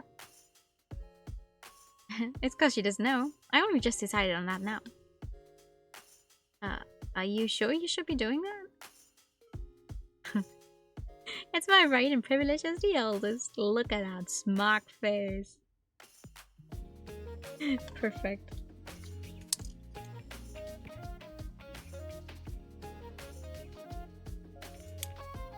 Is it now? A new pair of ears. No! I don't think that's how it works. No, I'm good though. I have ears. I haven't grown a tail. So I'm good to go. Tough crowd. Anyway, Jem loves it here, so letting her come more will be good for all of us. I'm just thinking about the future, yeah? Hey, see ya! If you say so. Thank you for the buttering. Future, huh? La future. La futura. Oh. Evening already. I'm back. Kind of sad the weather never cleared up, huh? Look at monkeys. Kishi, you're back. How was work? Oh, you know, the usual. Did you eat through another restaurant? So you spent all your time snacking again? No. Oh, you were in the news yesterday. They were talking about how much business you were bringing in with your snacking. Damn. And I thought I was doing a good job cutting back. You're so full of surprises. What can I say? I'm just that good at defying expectations. To be fair though, if you suddenly get told that you only have a short amount of time to live, wouldn't you want to eat absolutely everything you ever wanted to try just because? I think I would. Two sets of ears cancel each other out, yeah. I don't know about that one. You would? I think so.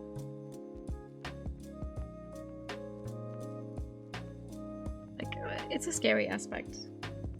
But no one really ever wants to think about, I feel like. But also, if you are put in that situation, you might want to make the most out of it. I definitely would try food. I've always wanted to try just to see. It's so delicious. You're welcome. I think you ate less than usual, though. Did I? Must be because she ate so much during the day already. True. I would love to see how much Kishi can really eat when she doesn't hold back. Kish, what's wrong? Nothing. I was just thinking about how you two are still the same old tart and macaron. You're still the same old Kishi, aren't you? Sorry, forgot about it. Anyway, here's the usual for you. Maria Thistle.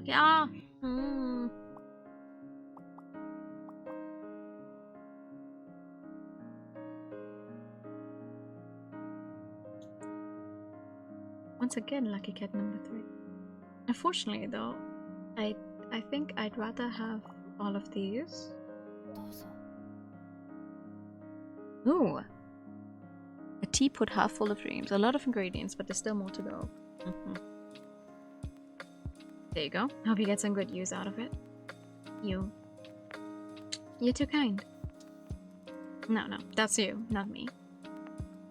Alrighty, time for a nice cup of tea before we head off to bed. You've been doing this since Keisha arrived. Time flies, huh?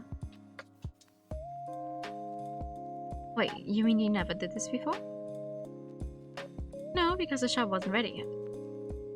I really thought this was a family tradition or something. Having a cup of tea together. Everything starts somewhere, right? It could become a family tradition if you keep it going. Take your time. We mix everything together. Once we have every ingredient, just throw it all into the tea. We can try. That's true. Okay, ladies, what are we having tonight? I want the usual with, let's see, some honey bee balm and plenty of love. It's okay. Love. I'll have some doughs with morphine and something to help with my appetite. Sure thing. I'll be right back. I don't think I have anything to help with appetite. Okay. Awesome, beside a bloom, and maybe some honeybee balm. Aisha. With a bloom. Honeybee balm. I don't think I can put sisterly love in there.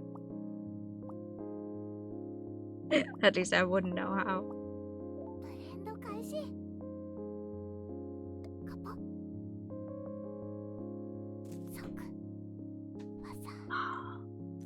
This game is making me want to make a cup of tea for myself as well.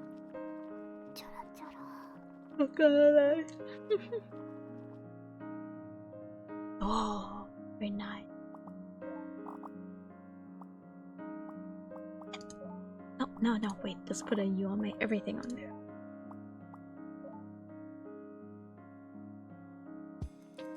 And some doors with the moving for a hungry peddler.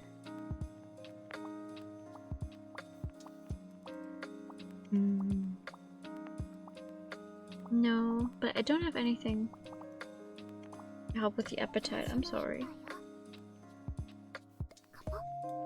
I think for the teas in the evening, it doesn't matter as much. If you don't have the full thing, that's why they always say, like, if I have any.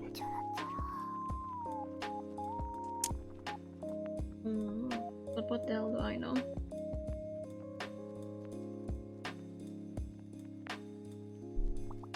Nice. Take it easy.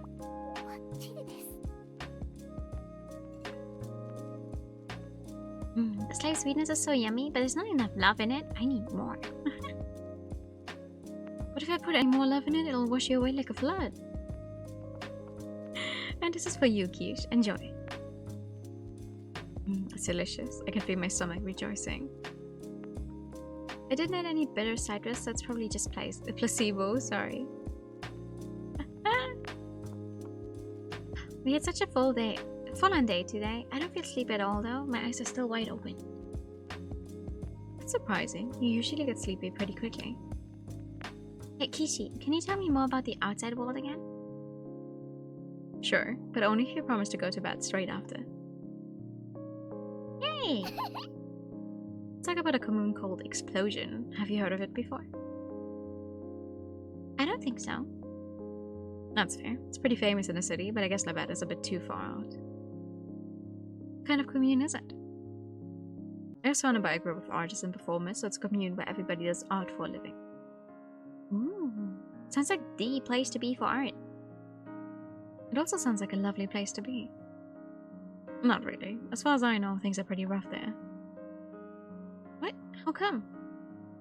Everyone there wants to stand out in some way. Throw a lifelong dedication to art in the mix and you've got sparks flying.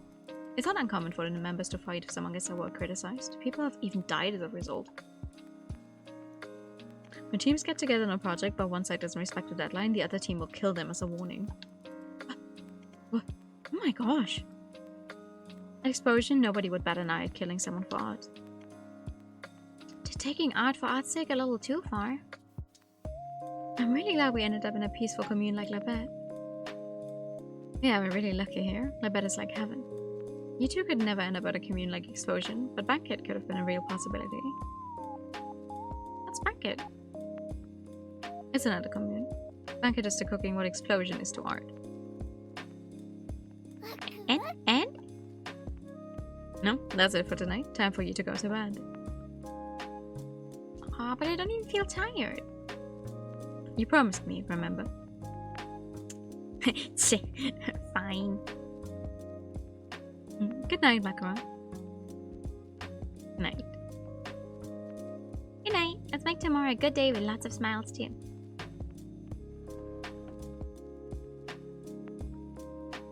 Hey, Tart. Yes, Kish. Aren't you and Macaron sad about Mallow at all? Of course we are. You're hiding it very well. I just want to be able to spend what little time we have left with a smile on our faces. You're a lot stronger than I am. I couldn't do that. I even kept my distance because I knew I would just be sad if we became close friends. Even so, I couldn't shake the sadness at all. I felt so listless the whole day yesterday. Oh. Sorry, I didn't mean for this to get so awkward. I should go to bed now. Good night, Tart. Good night, Kish. I'm barely holding it together myself. I'm really not strong at all. Yeah, Man. Okay, hold on. I'm gonna be right back. I'm leaving you guys on this very nice screen in the meantime.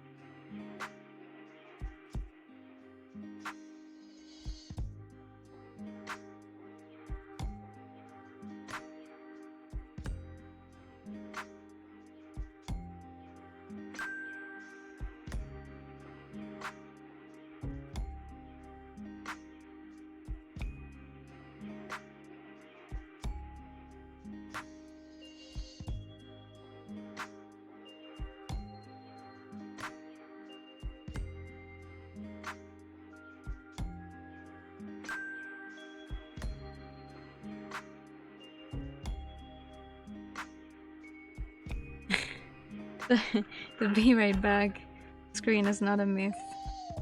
But I thought this one would have been nice as well.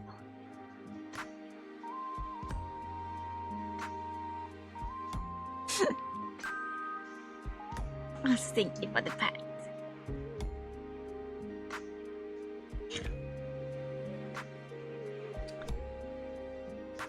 I had this blanket. I have a blanket around my legs because it's so cold. And I had it just perfect right before leaving, and now I fucked it up. This is what I get. This is what I get for getting up during streams. Oh well. Time to check out our newspaper. Monument. The monument atop the Hill of Journeys was a masterwork by metalworker Monica, who departed on her own journey yesterday. Monica was a respected artisan within the commune, but more than that, she was a beloved friend and neighbor. Family, friends, acquaintances. Ever since the pandemic, we've seen those around us journey forth day by day. We've become accustomed, though not numb to it, as the pain of saying farewell to our loved ones remains. We weep, we despair, we try to escape from reality, from the absurdity of this harsh world we live in. It is in these our lowest of moments that we remember Monica's monument, upon which she engraved Labette's motto, "For now we smile and bear it, may that smile follow us on our journeys." Regardless of ears or tails, from the cradle, we are all fated to depart on journeys of our own. That is why, for now, we smile and bear it, we must, so that when the time comes, when the journey beckons, we can face it with pride and tell ourselves we were happy. This article from August 10 was reprinted due to various factors. Oh, from August 10. Oh, that's one day before my birthday. Okay, what do we have here? You all know about the bestial commune, right? Everyone's got an opinion on them. It's always that they've got nothing but money on the brain. But that couldn't be further from the truth. They're the people's champions. They call to liberate citizens from Ataraxia's evil clutches. Okay. Ataraxia's announced plans to build a new tablet factory in the northern regions. In response to the raids led by the bestial commune, Ataraxia has partnered with mercenary commune EP to oversee defenses. You probably don't say it like that, but it looks like it. What's our joke tonight? There once was a lecherous bull Kimomimi who ran a restaurant. He loved to brag, saying, "Yeah, the missus will never know I'm cheating on her." A regular overheard him and immediately went to tell said missus, who happened to be the chef of that same restaurant. The missus said, "Oh, I'm well aware. He's nowhere near as good at keeping secrets as he thinks. Now come, eat your steak while it's still warm."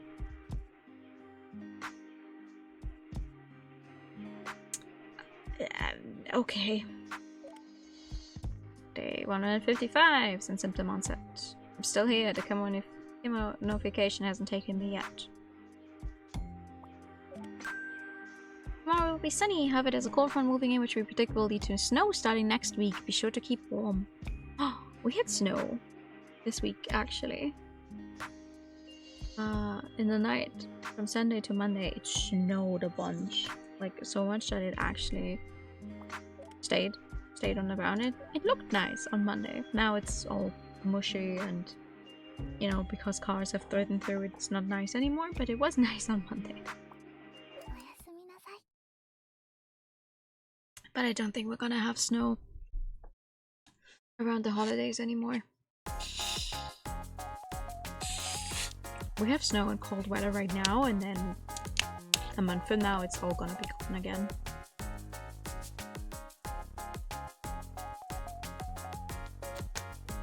Like something tells me Christmas is gonna be around what?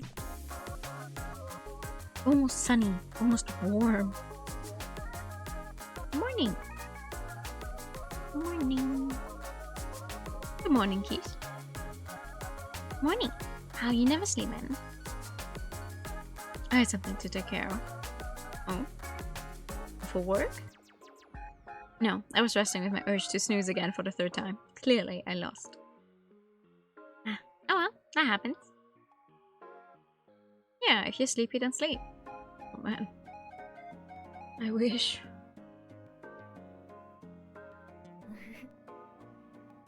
I feel pretty damn good after that. Sleep really will fix pretty much anything. So you're gonna skip breakfast and go straight to work? I might as well make the most of my slow morning and have a cup of tea with some dessert before work. Yeah! Sure thing. You're very welcome to be our first customer of the day. I love living here. Alright, Tart, what's our dessert of the day gonna be? What do we have available? Brownies, macarons, a fruit tart, pudding, cream puffs, and custard pie. Oh, suddenly there's a bunch more available. Damn.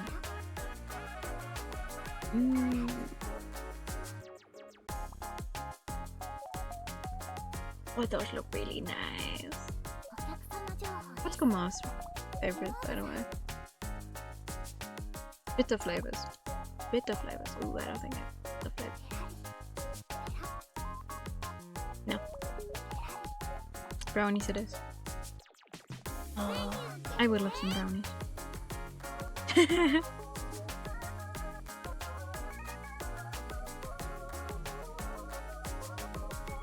Drumroll, please. It's chocolate brownies. Anyway, let's open up shop so we can feed our hungry customer. Please be gentle with us, Quiche. Don't worry, I won't ruin the cute and relaxing sanctity of Cafe K by unleashing my stomach on you. Kemomimis are complicated.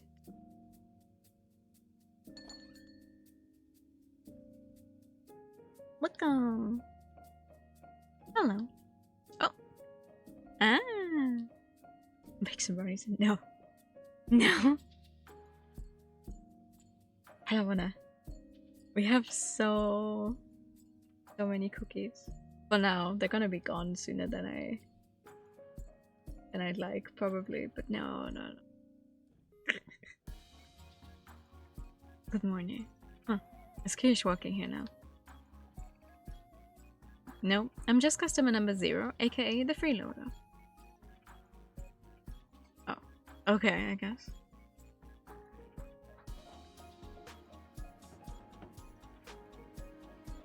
Anyway, sorry I'm here so early. No, not at all. We're glad to see you here. Do you feel welcome? Of course. But that aside, I have some things to tell you and thank you for. There's no need to thank us for anything. There absolutely is. The excellent tea and snacks, the relaxing space, and you helped me get Mano back in my life. Thank you for opening such a wonderful shop and letting the two of us heal. That's the best review we could ever get, huh, Tart? It is. I'm honored. Good on you both. You too, Quiche. Thanks for looking out for us. No, I'm pretty sure I messed up here and there. Not at all, trust me. Alright, maybe I'll order something now. Yes, what would you like? I'm ready to. Oh, okay. Of course, what would you two like? Something fragrant with nettle to relax and some very telling. I don't have that, I think. Certainly, I'll be right back with your order. I'll have some fragrant black tea with nettle and add some herbs for my appetite. I don't have any herbs for your appetite. I keep telling you this. Sound that after Gumas. I don't know which ones those are. Something fragrant with nettle.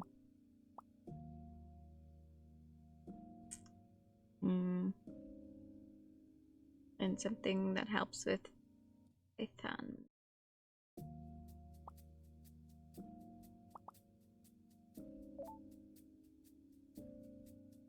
Yeah.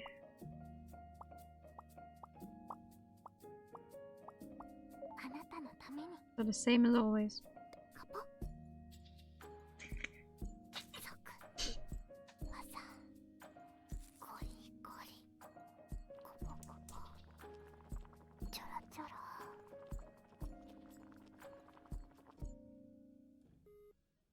Ah, very nice.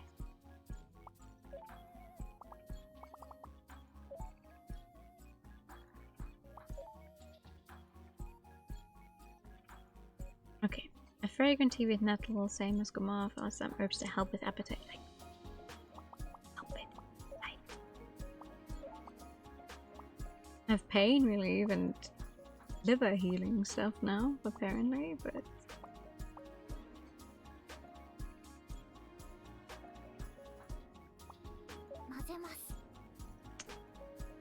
Oh well.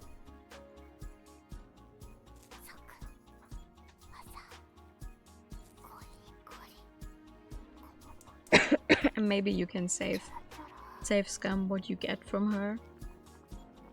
And that way you can try and get or have the stuff ready for when they ask for it. I definitely will have to play this game again to grab everything. I couldn't find any Veritali. That's alright. It still smells like a very nice and relaxing cup of tea. You go, Keish, enjoy. That smells very nice. Don't find any bitter citrus to help with your appetite. I don't have any. That's okay. It's not like my appetite is bad or anything anyway. I was just hoping to get it going a bit more. If you increase appetite any further, I feel Labette will have no food left in its shops. Gilla told me you helped deliver a letter for Mello. Have you read it yet? I said to Grandma, my beloved, follow with I'll always love you, but my wish is for you to forget about me. What? Why would she want that? So I don't get hung up over her death, I suppose. I cannot think of a more mellow thing than telling me she loves me and in the same line that she wants me to forget her. If she really wanted me to get over her, saying she actually hated me probably would have worked better even if it weren't true. Oh, she loved you so much that she could never bring herself to do that. Yeah, I know. I know it's a dying wish and all, but could you ever forget about the love of your life? Wrong word. If I could, I wouldn't have ordered what I did. Can I ask you something, Gamal? Why did you two keep lying to each other like that when you clearly loved each other so much? You both knew what you were doing, right? Well, as Skelet said, the Kemomimis are clueless. Stress contributes to Kemonification, so Mala probably didn't want the situation to make Gumaf worse.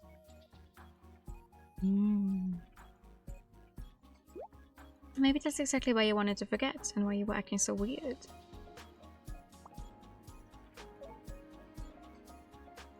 I thought you didn't gel well with Mallow. I didn't. You seem to care an awful lot about her, though. Well, that's because she was nice. Ah, so just because you didn't mesh well doesn't mean you hated her. You're pretty clueless too, Kishi. Kemomimis are clueless after all. I think it's a little different in your case, though. I should probably get going. Off to work now? Yeah, but I want to visit the Hill of Journeys first. Oh, you love Mallow so much? Well, duh. As we have seen. Check, please. Lovely tea as always. Thank you. So coming. Oh, before I forget, there's some letters I found at Mallow's. There's one for you and Macaron, and then another for Scone and Jam. Could you pass it on to them, please? You see them more often than I do. Oh, yeah, sure. Of course. What did I get in the glossary, though? Oh, a letter from Mellow. Here's Chart. Thank you for always brewing such delicious tea. Lately I haven't been feeling well, so I decided to write this letter just in case. Our time together in Labette was short, but I feel truly blessed to have met you all at the end. I first came to this commune in June, just as the weather was starting to warm. Back then, every day was filled with noise and laughter with Scone, Jam, and the others. We gather, argue about something or other, then cool our heads with iced tea. Let it all wash down with a sip. But somewhere along the way, I grew distant from them. 3 quiet days with no stress, yet no comfort, no color either. The tasteless, scentless stretch of time finally changed when Cafe opened its doors. Healing, excitement, friendship, someone to treasure, smiles. In just a few months, your cafe helped me reclaim all the things I'd lost. Thanks to the two of you and all your cute, delicious treats, I was truly fulfilled. It's not really my place to say, but please look after everyone in Labette. Scone, Jam, and all the Kemomimis. They're all carrying complicated feelings, though I suppose that's not something unique to Kemomimi, is it? And of course, when I say everyone, that includes the two of you as well. May you both continue to enjoy your sweet, happy time together until the very end. Oh. Oh. Oh.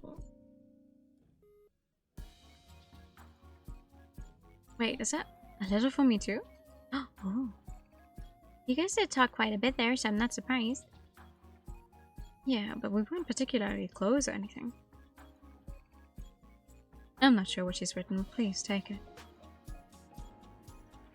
Oh, right. Thanks. Goodbye. I'll come again tomorrow if the day is bright. If the day is bright.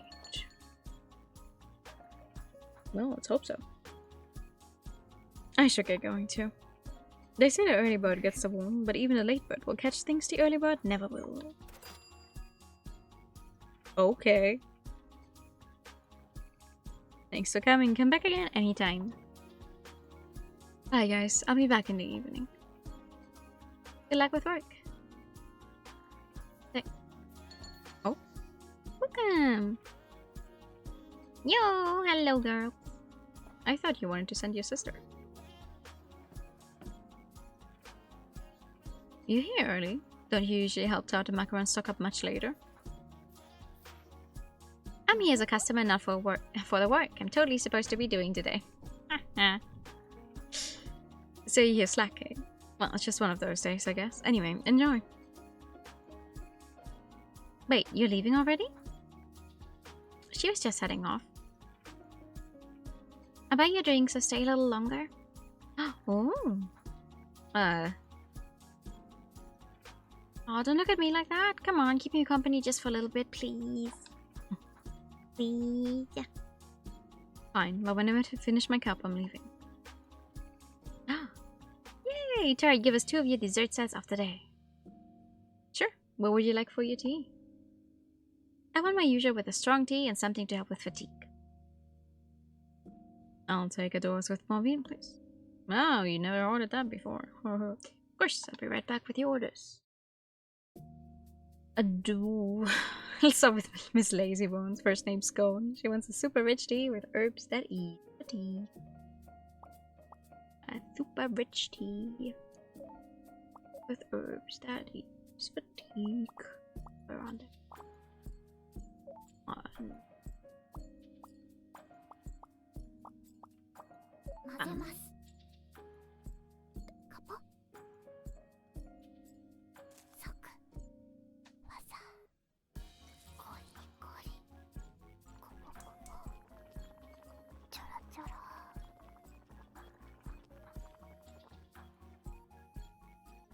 Nice.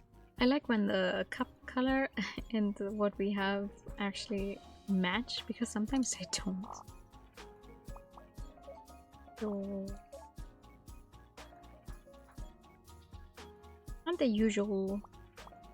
Not usual. Where is it? For a resident peddler who can't make it to work today. She's trying. She's trying. She's not trying very hard.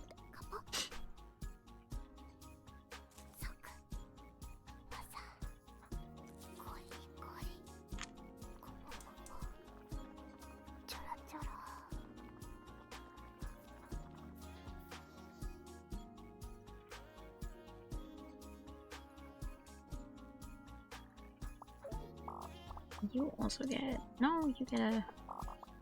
Have a nice day.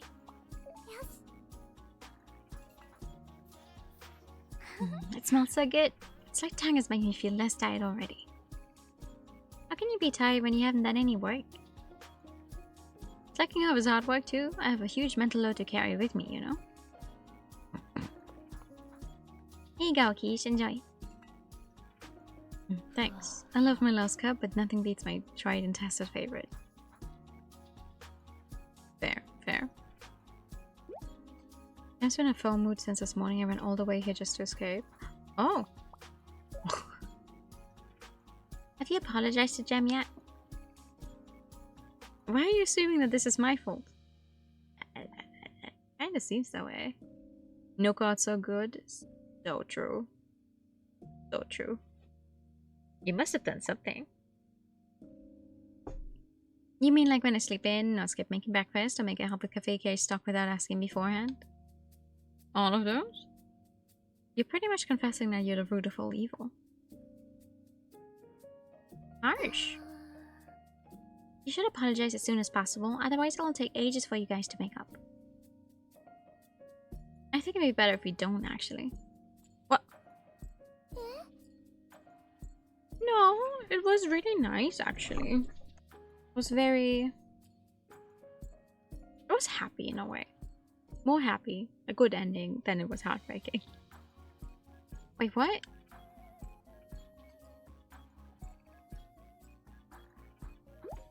Really hope she learns to be a bit more independent after this. What? Do you not want to be with Jam anymore? I just think we should start being more independent, you know? We're both adults and we can't depend on each other forever. But supporting each other through life is the cutest thing to do. It sure is, just like what you and Tori have got going on. So then why do you want to distance yourself from Gemma even though you live together? Because we've never been apart in the 22 years we've been alive. I just think it's time that we learn how to live by ourselves. Okay. Quite sudden, don't you think? Oh look, it's restock time. Time to put my slacking off on hold and get back to work. I should also finish my morning tea and go to work. Thanks for hanging out with me. Here's the money for both our orders. Thank you. Thanks for coming. Come back again anytime. Thank you, Scone. I really enjoyed that.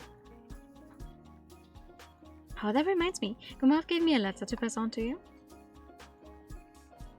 Is that Mallow's handwriting? Yes. It is. She wrote letters for all of us, including me. Just like her to worry about us while she's on her last legs. She was very kind. Too kind and too sensitive, I'd say. That's why she ended up being the first two. Ah, whatever. Getting hung over the people who have already gone on their journeys won't help anyone. Anyway, time for me to go. Quiche, walk with me to the main street? Sure. There was a shop I wanted to visit there anyway. Yay! Bye, Tard. Bye, Macro. See you in the evening. She got hit by sad thoughts. I really hope there's not going to be like us having to say goodbye to like every single character. I think that would make me too sad. Did my sister come by? Someone told me to saw her around here. No. She did, but she left already. No, I was too late. Wait, is she not back at the farm yet? I don't think so. I have so many things I need to talk to her about. Oh, sorry. Anyway, let me know if you need anything. Yes, please. What else can I buy?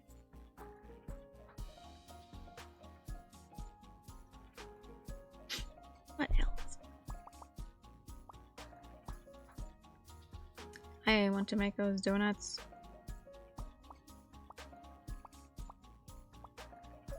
A baking powder this.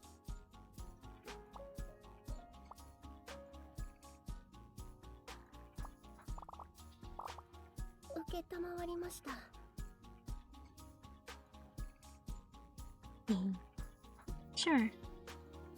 Jam, you seem a bit tired. How about a cup of tea to freshen you up? Thank you for the offer, but I can't stay. I still have work to do and I need to find my sister. I'll make some time tomorrow. I look forward to seeing you then. I hope you two make up. There's nothing to make up for. It's not like we're fighting or anything. Really? Huh? I thought Scone made you mad about something. Not really. Scone said she's been pushing the work on you, slacking off and sleeping in more. And because of that, you got mad at her. She's been doing that forever, though. True, Jam's probably already used to it. Exactly. And I know she won't get better anytime soon. It's kind of sad when you say it out loud, so what's the problem then? Thank you for the idle time and the posted check. Ooh. Ooh, a crunchy posture check. Jesus. Assume I wonder what kind of face with now it's going. The font is nice, but some words look a little weird. Also because I feel like they couldn't really decide whether they wanted to make some stuff all caps or not. Like, you are telling me this is supposed to be a small m? Absolutely not.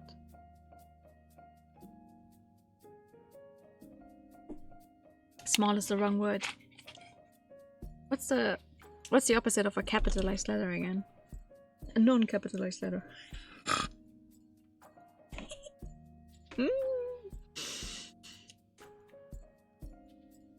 I feel like she's been avoiding me. I tried talking to her last night and this morning, but she barely let me get any words in. So of course I'm mad at her, but more than that I feel worried and sad. Oh. I can imagine. How dare Scone make her little sister upset? I'll give her a good earful next time I see her. Lowercase, thank you. I think I accidentally baked like most of my brain into all of the cookies yesterday. Thanks. Anyway, I'll see you both tomorrow. Yeah, bye bye. Anyone else? Was even there? No. Okay, I want to test something.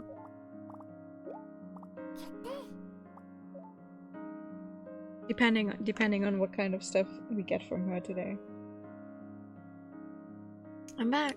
You look tired. Welcome home, Quiche. I think you're eating it then, does she? Yeah. Oh, mine.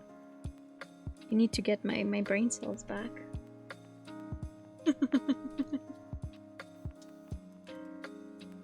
Hey, Kishi. Jeez, you look exhausted.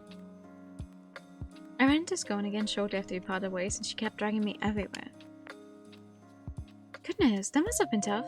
I'm assuming she didn't let you get much work done either. If she was with you, does it mean that she went home at around the same time too? I'm not sure. When we parted, she just sort of wandered off toward the night market. But her farm's in the opposite direction.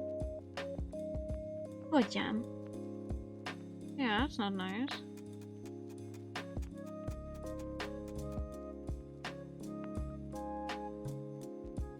Okay. Surprisingly short day. It feels like. Dinner was great as always. Thanks, Macaron. You're welcome. So what did you and Scone get up to today? We just walked around and ate stuff. I'm surprised you still had space left in your stomach for dinner. I have a whole lot of stomach for your cooking. Maybe Quiche isn't a big eater. She just has a lot of stomachs to fill, making the food to stomach ratio she consumes average. So kind of like a cow? I don't think I'm a herbivore, Kemono though. Quiche is an omnivore through and through. I'd say I'm more of a good foodivore. She's so cute, I love her. Shucks, I'd be glad to make you more good food anytime. And to the two from Cafe Gay, where both the sweets and meals are delicious, a small thought, a token of things as always. Okay, hold on.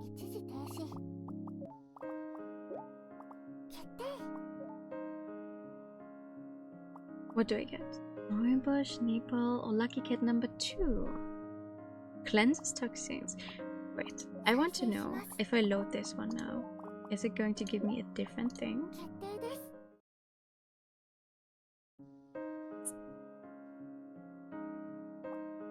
Oh. Thank you for the pad. You'd see a snapshot. Oh, that's so cute. Intensely spicy and faintly sweet aroma slows aging.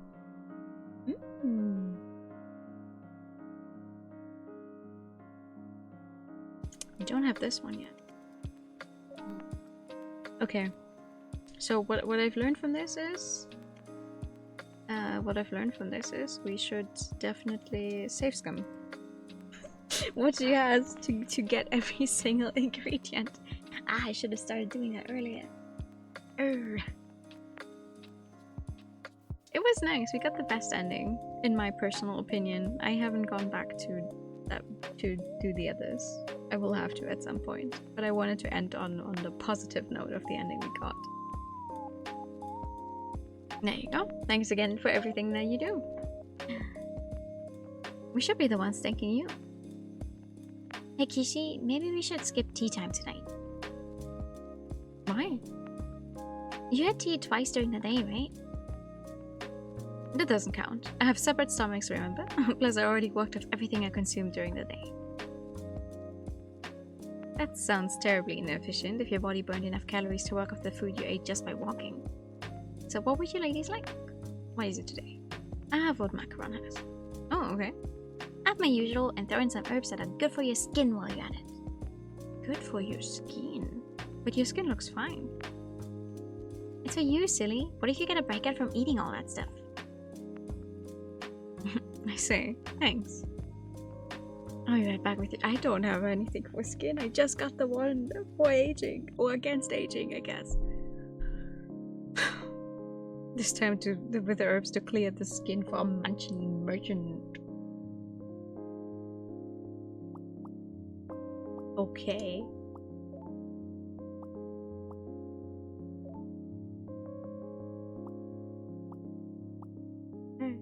I don't have anything for skin. Go right into epidemic story tied every. I don't know what you mean. This is a very positive story.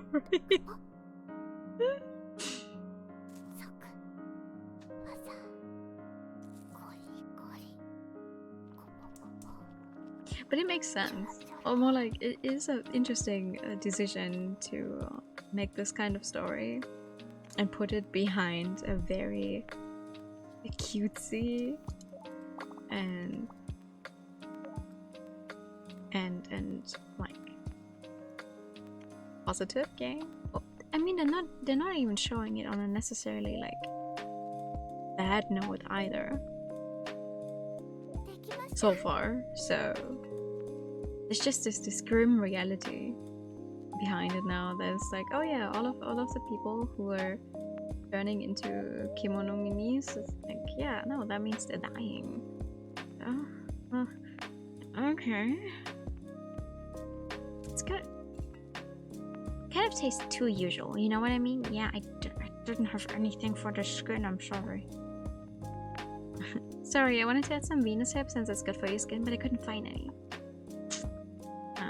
Oh well. Don't worry, my paws are pretty well behaved. I feel so warm and sleepy now. Wait, don't fall asleep yet. Tell me more about the outer world, like a banquet commune. Sure, but you have to promise me that you go to bed when I say so. Yes, ma'am. So, like I said yesterday, banquet revolves around food. The main trade is cooking and developing recipes. That would be perfect for you since you're such a foodie. I thought the same until I actually paid them a visit. Oh no. Sounds so ominous. If they deal with food, does that mean they have strong agriculture too? No, they have a food production commune called Cereal nearby and work together with the people from there. But then there was a dispute with another commune and Cereal ended up disappearing. If they lost a source of ingredients, does that mean that they couldn't cook anymore and disappeared too? Honestly, that would have been better than what actually happened. Everything went downhill when they started to look for a new ingredient. Oh no. Did they do what people in a lot of sci-fi movies did and use a certain forbidden meat? I can't say anymore. I don't think it would be age appropriate for you. All I can say is if you ever visit Banquet and they offer you something green, do not eat it. What the fuck does that mean? So they did! You've mentioned a few crazy communes, but are there any that are nice and relaxing to stay in? Aside from La Bête, I'd say Mirage takes the cake. It's a commune that appears randomly, but... So what? That's all for tonight. Time for you to go to bed. I'm with Macaron. I want to know more. If you don't sleep properly, you're going to regret it when you wake up. Fine, but promise you tell me the rest tomorrow. Of course. Good night. Off you go. Good night, Macaron. Green bad. Green. They make you eat vegetables. Night.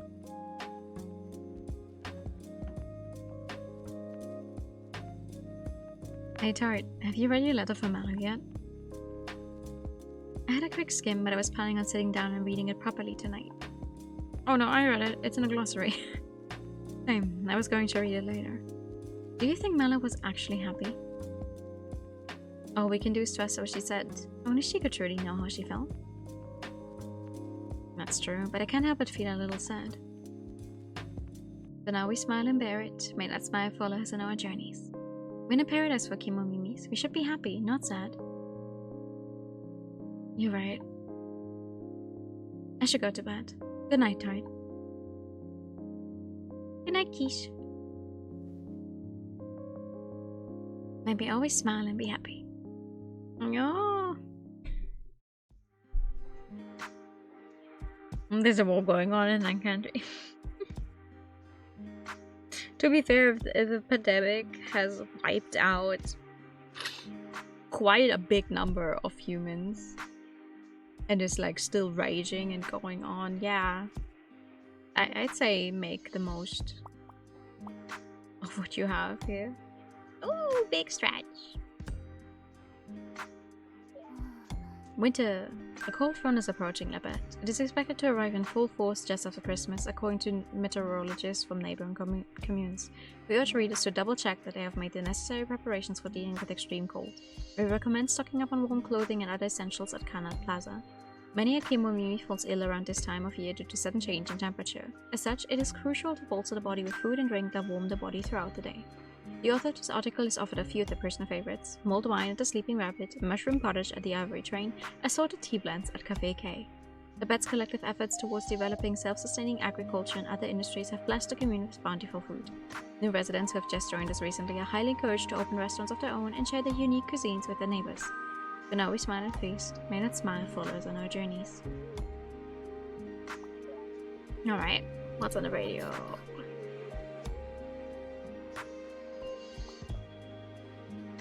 Terrorist alert! You all heard about EP? They're not just money-grubbing murderers, they're human traffickers and child abusers, so why is Ataraxia in cahoots with— Okay. The announcement of Ataraxia's new factory in the northern region has largely stabilized the inflation of tablet prices. A new service providing with construction assistance in exchange for tablets is also available to the public now that the market has stabilized. Okay. What's the joke tonight? A Kemomimi who was more than a little fond of his drink visited his doctor one day. The doctor said, I have good news and bad news. Bad news is you've drank so much you only have 6 months left to live. The good news is you don't have to worry about that at all. Congratulations, you've grown a tail.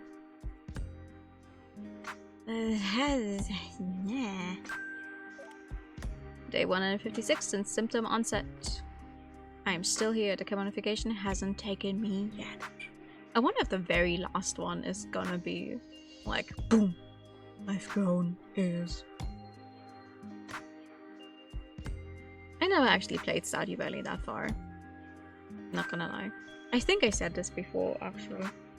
Stardew specifically is too hectic for me. I feel like because the days tend to be so short, I don't even have time to like think about what to do, and then the day has already passed me by. I don't like it when they go in real time. And it's not even real time. We're seeing snow around next week. Time to pull out the fluffy sweaters, everyone. Oh, nice. It's not even real time. That's the issue. Like, I like games that take place in real time, like Animal Crossing, but I don't like it when like real time passes and then an entire in-game day is over. I just think it's too short. in the case of Stardew Valley specifically. Who's making these jokes? Genuinely, I do not like that radio station. Not gonna lie. Not a fan. Not a fan. Alright. Let's do one more day, I think. It's quite chilly today. I hear there's a cold wave approaching. It'll rain today and start snowing next week. You're going out today too, right? Are you going to be okay with this weather? Yeah, the cold and rain have their own joys to offer too. For example, they make hot food taste even better. Makes sense. I was just thinking that there's no way you'd be so passionate about work otherwise. Work is just a means to an end. No one would do it if they didn't have to. So true. So true.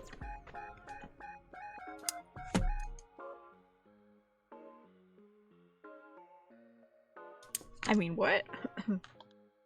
Anyway, time for me to head off. Have a good day. Take care. See you in the evening. Alright, who's gonna visit us today? Let's get on with that cute and fun work. Yes, what else do we have? Oh, look at that. We can finally make the donuts. But they look very good. No, we're gonna make the macarons. I'm gonna make the macarons because I already clicked on the macarons once and now it doesn't show as new anymore, and I want to know which ones I haven't actually used yet. So macarons today. Yeah, macaron special macarons. Perfect. Today's dessert will be macarons. Alright, time to open up. It's a shame about the weather, but let's brighten the day with our smiles. Let macaron eat macarons.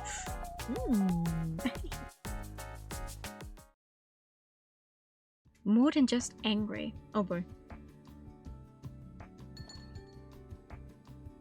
Welcome! Oh, hello ladies. Hello. Hello. You too. Good morning, Colette. Good morning, Blintz. Thanks for coming by even in this weather. Did you need us for something? Only for a cup of tea and something sweet. My schedule tends to be more free on Tuesdays and Fridays after all. So you two are more likely to come on Tuesdays and Fridays. I'll make a note of that. That's not a guarantee, however. Please don't chase us away if we come on a different day. As long as you're coming in on your birthday so I can do the birthday thing. Of course not. Cafe K is open to anyone at any time. Titles about scone and jam. It seems like they're building up to those two next, yeah. Sorry, can I order now? Of course. What would you like? I would like a bitter tea based on uva, blended with herbs to help with allergies and aging. Oh, I can do that. I have the aging thing now. And could I please get a fragrant black tea, Nepal if you have it, and some herbs that smell like grapes? I don't have that one yet. It's the second time. It's the second time he's ordering it and I don't have it. But, hey. Of course, I'll just make a note of that. Won't be long. Damn it. At least I can make one of them. A very bitter tea with herbs to fight allergies and slow aging. And keep the old guy alive. Yeah, we really have to. Okay, uva. And fighting allergies. And where is it? Where is my slow aging thing? Cinnaronin. Has an intensely spicy and faintly sweet aroma, slows aging. There we go. Wow.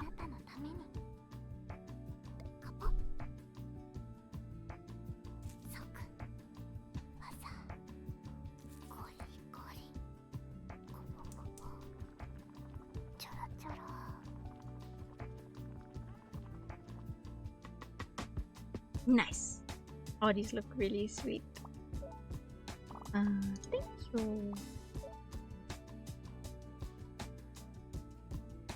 Okay, a fragrant black tea, ideally Nepal. I don't have Nepal because I didn't choose it that other time, but I do have a Darjeeling, and I still don't have anything grain-like aroma. Yep.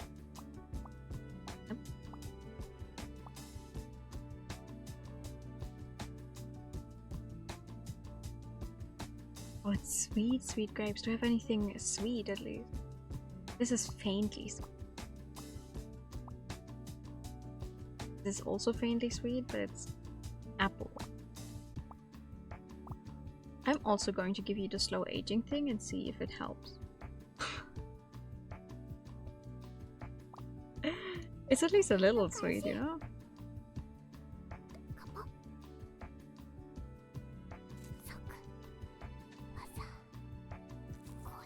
I have to get my hands on that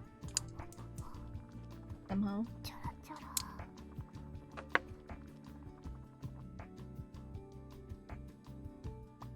Alright. Thank you! Yes. What a delicious brew. The bitterness and spicy flavor make such a wonderful combination. Now wonderful to see fewer wrinkles when I look in the mirror. Here you go, Blins. Enjoy. Ooh, he didn't like it at all. Or maybe I should have just not put anything in there. It's a nice place to keep back after standing all day, and he wrote it off as a den of human depravity. Damn. Blins, do you hate people who aren't Kemomimis? I do. Why? Because my human mother threw me out when I became a Kemomimi. Why would she do something like that? She said she couldn't handle living with her son knowing that he was going to die. Well, she's not the one who's dying, is she? She's the biggest, most selfish scumbag for abandoning her son like that. Ooh. Not every non-Kemomimi is like that, but I'm sorry that happened to you. It's very sad.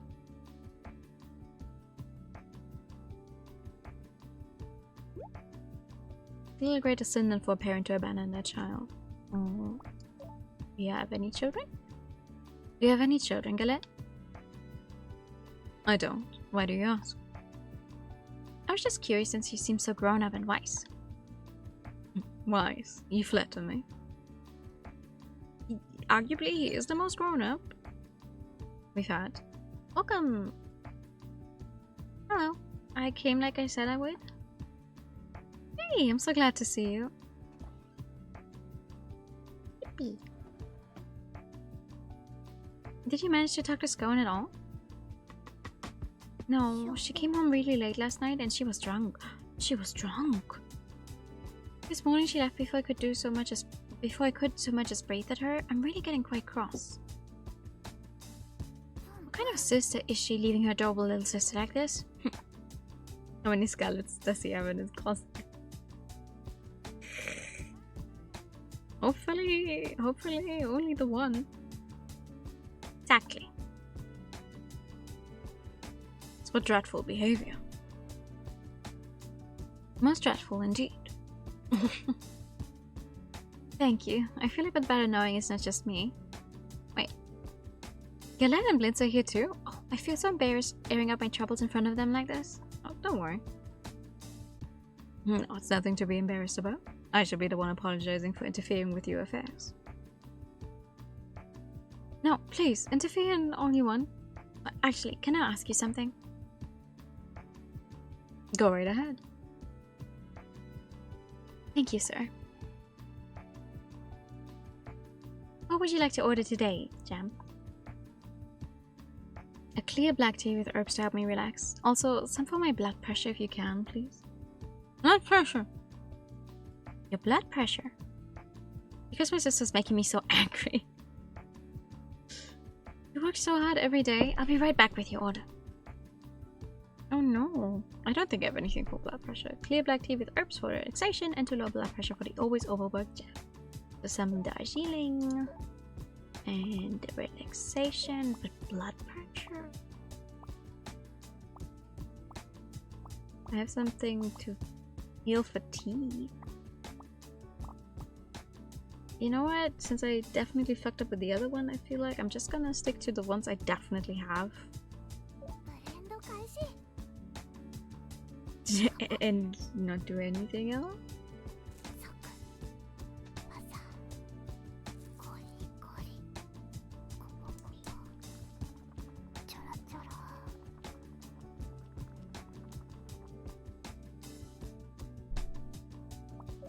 And thank you.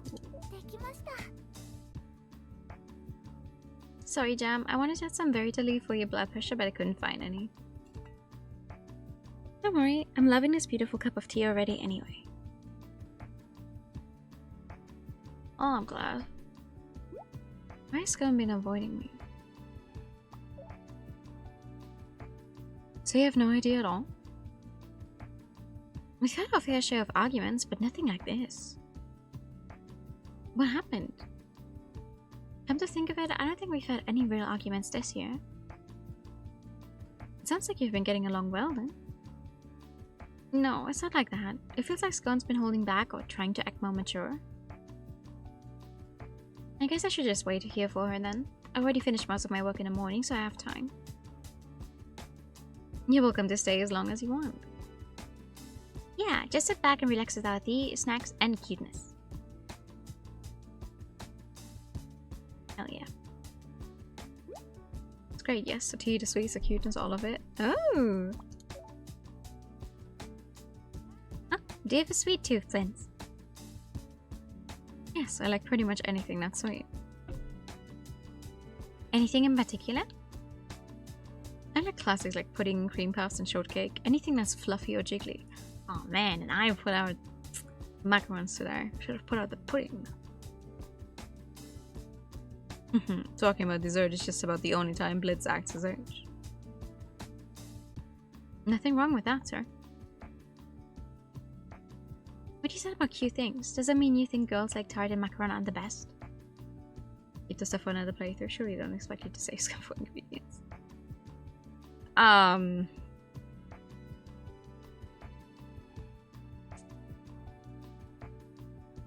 Maybe it's one of those where it like adds up over time.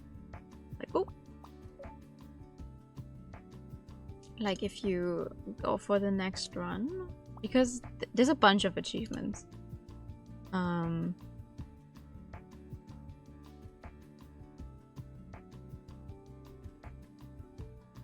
me see.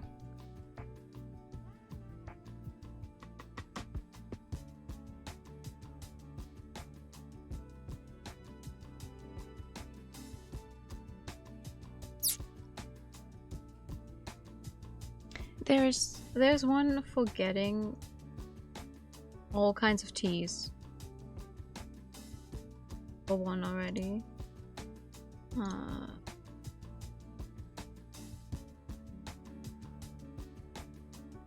There's one for listening to the radio every single night. I'm like, every single night. From what day? Like, does that mean I'd have to get the radio on the very first day it's available? Get all of the ingredients to make any kind of dessert. I have no idea how that works. You know, I'm gonna worry about that some other time. We're gonna see once we reach the ending. Absolutely not. I was referring to the furniture and plush decorations in the cafe. Aww. You're being very cute right now, Blink. Is that supposed to be a compliment? Oh, welcome. Yahoo! I'm here too. Let's go. Step out the door and go straight home. Scone, are you implying Cafe K's wares are not worth the time of your day? Let. Oh.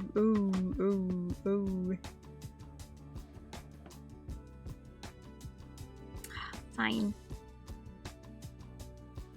Why are you soaking like that? You don't like that I'm here? You're fine. Ooh. Well then, we'd best be on our way. Please excuse us. Wait, don't leave us to be the only customers here? How can you expect to have a proper conversation with an old man and a child eavesdropping nearby? Thank you, sir. I'll pop by another day. Thank you. Great tea and snacks again today. That's surprising because his reaction to the tea was not good. They're coming. Jam, I'm glad you can finally have a proper discussion with your sister. Thanks. Oh boy. I never expected Jem and Gillette to team up like this. Scone, should I get you started on something to drink first? I have my usual, please. A strong cup of tea that will help with my fatigue. Okay. Your fatigue, huh? Interesting. Very interesting. Oh. Little Jem glaring daggers at me. Hey Tart, throw in some herbs that will help me relax too, will you? Sure, won't be long. Likes to acquire taste, yes. Super rich tea with herbs for fatigue and relaxation for the scone jammed between a little sister and a hard place. Not very nice. Where's the fatigue and the relaxation? This one I can make at least.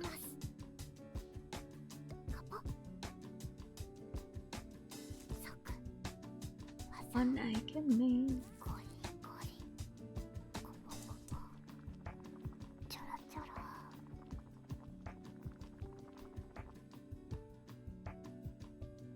Nice. Thank you. I love this smell. It's just the way I like it, and a hint of lemon is making me feel relaxed already. Nice. Don't be the lemon cane, I added. Jem often orders it for her tea too. It's good, right? It is, but I feel like it doesn't taste like much. Plot twist, safe recipes carry over and you do. No! But the thing is, the recipes I'd have to name myself, and I'm like, I don't know what to name them. Like, in this case, I would have preferred it if it was more along the lines of Valhalla, where it's like, okay, here's a recipe book, and you can unlock them, like, once you figure out the combinations, and then you have a name for them already.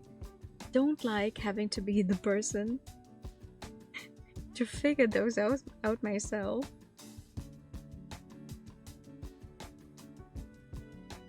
Like, we've been doing fine so far, I guess.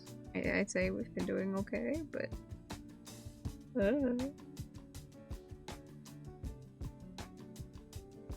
Why have you been avoiding me, Scone? I've struck for many times if asked, but are you sure you're not just imagining things?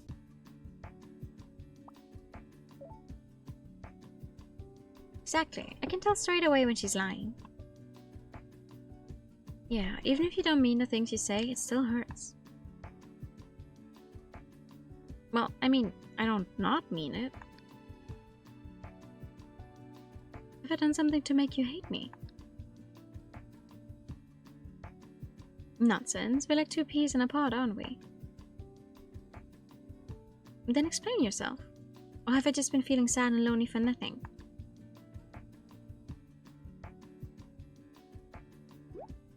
Why are you doing this? You know we don't have much time left together.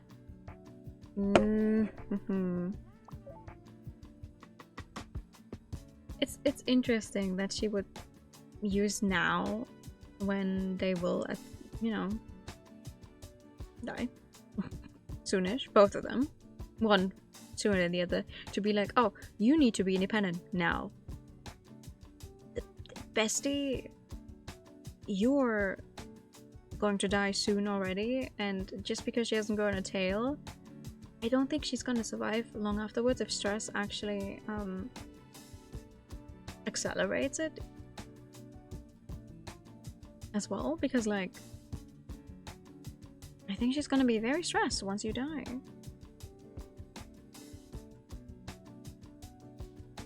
But what the hell do I know, right? Smiling until the very end sounds nice. Yeah, I want to treasure the good times we'll have together just like I've always done. There's no point in talking, we'll never see eye to eye. What? Why would you say that? Maybe because I'm a realist and you're an idealist like Macaron. What are you getting at? That's what I'd like to know as well. What are you getting at? Anyway, I should get going. Wait, we're not done talking yet. But I have to go and check if any of our other clients need to restock. Well, the one time she's actually doing her work to get out of a situation, that's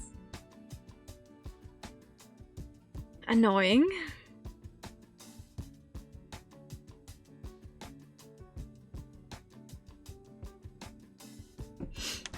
Then promise me you come back tomorrow so we can continue. I don't want to keep feeling so lonely and hurt. Okay, fine. I'll be here at 2 in the afternoon. We'll talk then, and only then. Let's do that. Tart, macaron, sorry for the trouble. That's okay. So coming and come back again anytime. Bye. I'm going now. See you, Scone. Take care.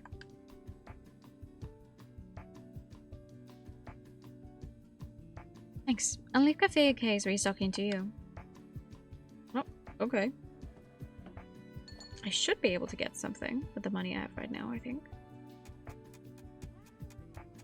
You know, usually I would be the type to like save up and try to get the most expensive things, because then it's easier to get the less expensive ones. But in this case, I feel like because there's so many ingredients to be had, I think it might be smarter to grab the cheap ones. Cheap. They're all over 1,000 each, but still.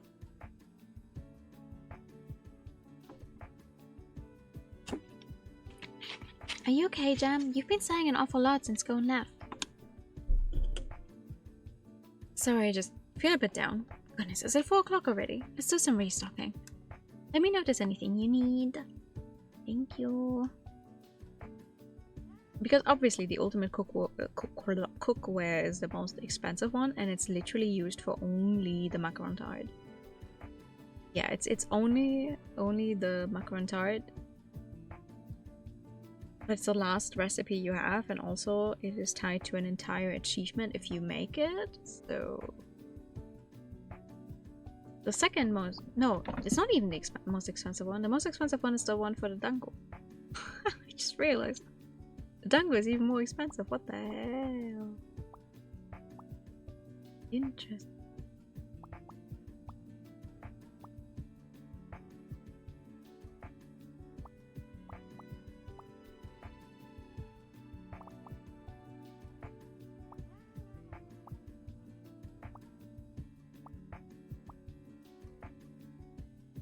We're gonna get cinnamon now. Yes. Oh, my money. Eh. Oh, Jam, you poor thing. I just feel so sad and lost. Why would Scone suddenly start avoiding me like that? I feel pretty annoyed too. What gives her the right to make me upset like this? She's going through so many emotions. I'm more than just angry. I'm very angry. I'm going to really let's go and have it tomorrow.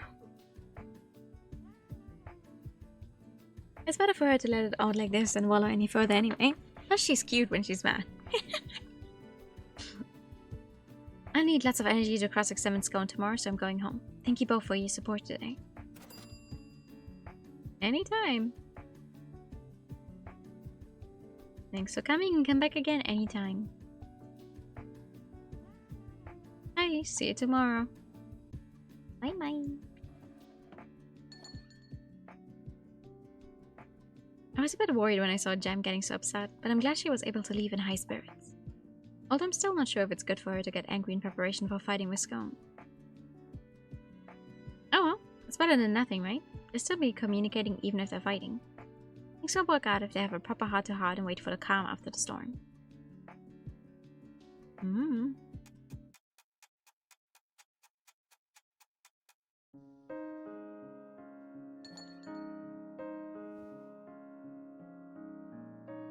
I'm home. It suddenly got so cold at night. Welcome home, Quiche. It sure did, huh? Welcome back, you see. I did read it right, and then I thought it said "We'll come home," and then I stopped myself. But I read it right the first time. Do I smell something savory? Bingo! You got a good nose? I'm making some of my special hot soup for dinner tonight. Oh, hot soup. I can feel my stomach and my body warming up already. Hey! I saw Scone today. She seemed really down. Was it around sunset? A lot went down at the store today. No, I saw her right before I came back, actually. She was sighing a lot as she wandered off toward the night market. It's in the opposite direction to the farm, right? Yeah, just like yesterday. She's going to make Jam unlock a new level of anger if she keeps staying out late under these circumstances. What circumstances? Are they fighting? I don't even know how to describe it. In any case, Jam did say that she was going to fight Scone here too tomorrow. She set a time and all? Are they going to duke it out? Meet you at the Denny's parking lot, but they actually meet you at Cafe Care too.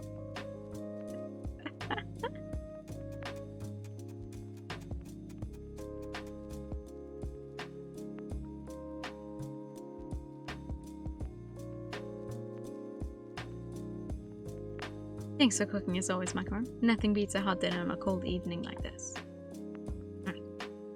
You're welcome. I never thought I'd see Scone and Jam at odds like this. Everyone in town always talks about how well they get along with each other. Gotta have an audience and snacks for real. Ooh, you guys up with the townspeople? We chat, yeah. I'm quite so... yeah, that's a typo. I'm quite socially awkward, but everyone at La Belle is so kind and will come up to me to talk. I've made a few friends this way. That's great. Any you're particularly close with? It's about the same with everyone, but if I had to pick, I'd say Blintz. We moved here at the same time. He moved here at the same time as me. We talk about desserts a lot. Really? I wasn't expecting that. How come? Because you both just like to do your own thing. Blintz is a good kid, though. He starts conversations with me, and he's been very kind. Wow, the very same Blintz that has been butting heads with my sister. That makes sense. He doesn't like non-Kemo memes very much. I wish it weren't so. I hope we can be on better terms one day. There. Maybe a little gift will cheer you up. Go ahead and pick whichever one you want. No. First I'm going to say. What do you have today? The very tally. Oh my god, there's still so many more. Lower the blood pressure. No. I want to see if I can get the one at Blintz once, because he's definitely gonna ask for it again. I'd like to have it. Bush, Venus hair skin cleanse toxin.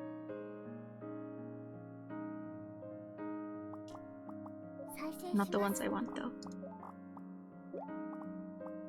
If I'd known about this, I would have started save scumming earlier. Oh well. Ooh, a board game. I wrote this way, the more the merrier. Huh? Okay. A slightly sweet grape-like aroma reduces feet.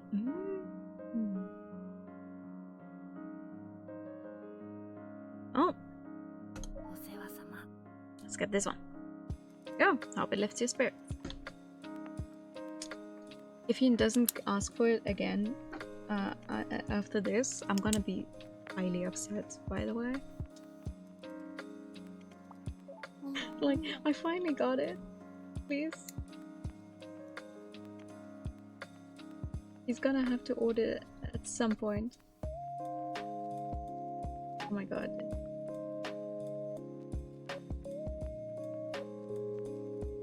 I feel... thank you. And yes, I feel happy already. That was quick. Were you just pretending so you could get a present? No, I love the present, of course, but Keisha's kindness is what really touched me. Let's go, Ninja McFarling. You two are still getting along so well. It's very cute. You promised we'd always smile and be happy after all. It's a lovely philosophy to commit yourself to. Oh, right. What about our evening tea time? Would you two like anything to drink? Yeah, I want the same as last night. I have the same as macaron. Okay, so the same. Certainly, I'll be right back. So the same thing where it didn't have the herbs that help clear the skin.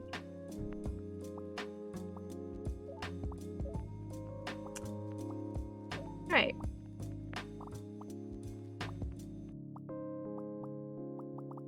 Yeah, I guess there's 4 more. And also 4 more teas. Just going by how much space there seems to be.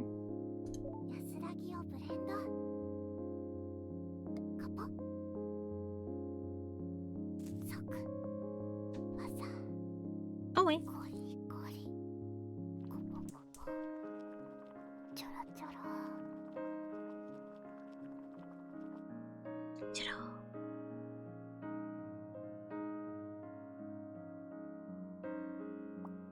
Well, at least some macarons for the macaron.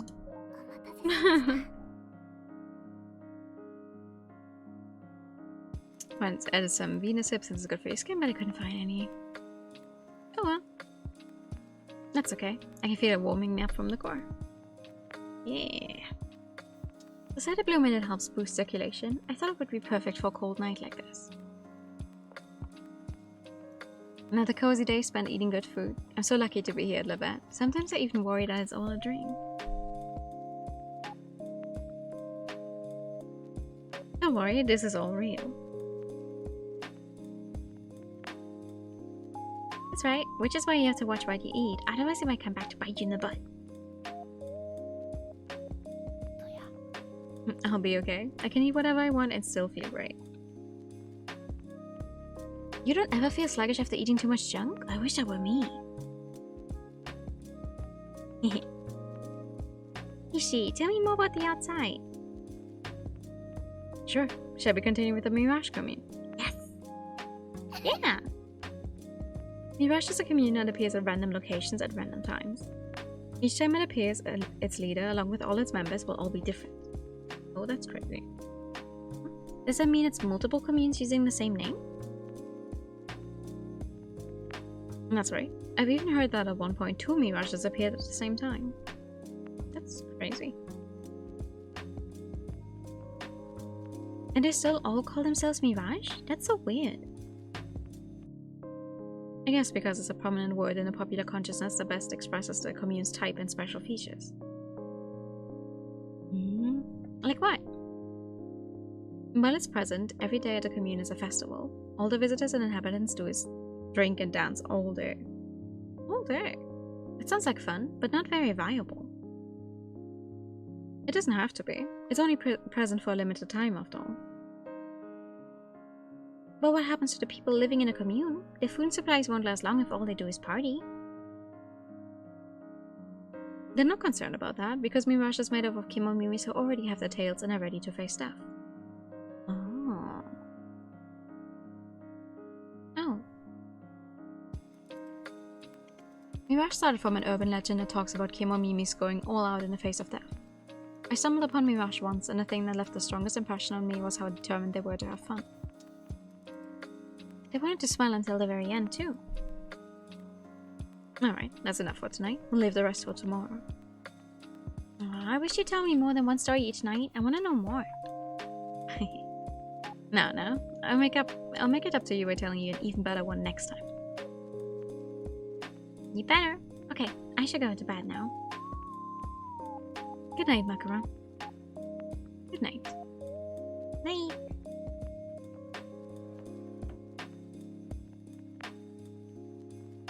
Hey, tired? Yes. While spending time at Mirage, I started to wonder if forcing yourself to be happy could be more painful than just being sad. But it doesn't make sense. If you're happy, right? I guess. I think it's good that Scone and Jam are fighting. It's better to face your problems head on than to pretend everything is fine. I agree. I think doing what your heart naturally wants is the best. I hope you're right. Sorry, that must have been weird. I should go to bed. Good night, Keith. And don't worry about it. Thanks.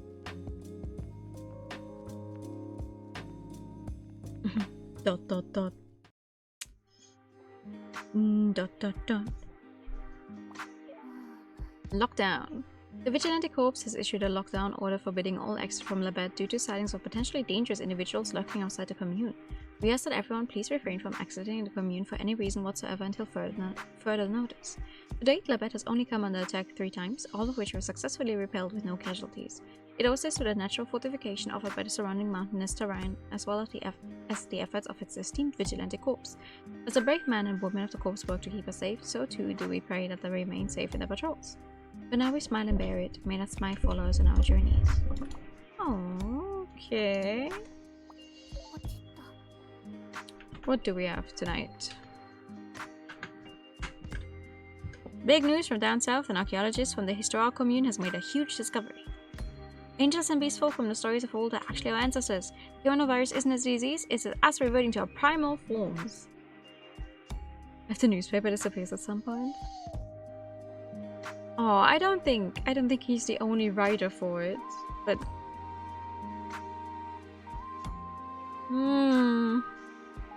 why would you put that idea in my head?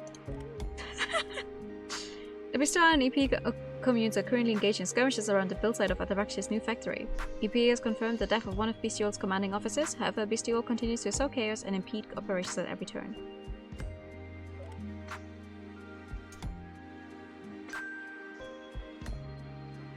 A boy Kemo whispered into a girl Kemo ear. Hey, can I touch your ears?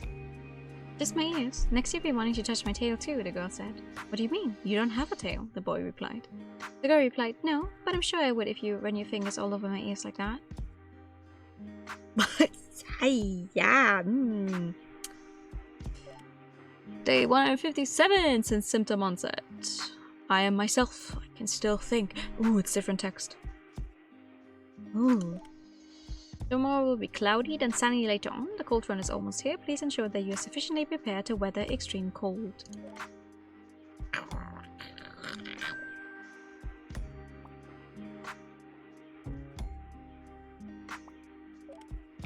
Okay. Sleep time!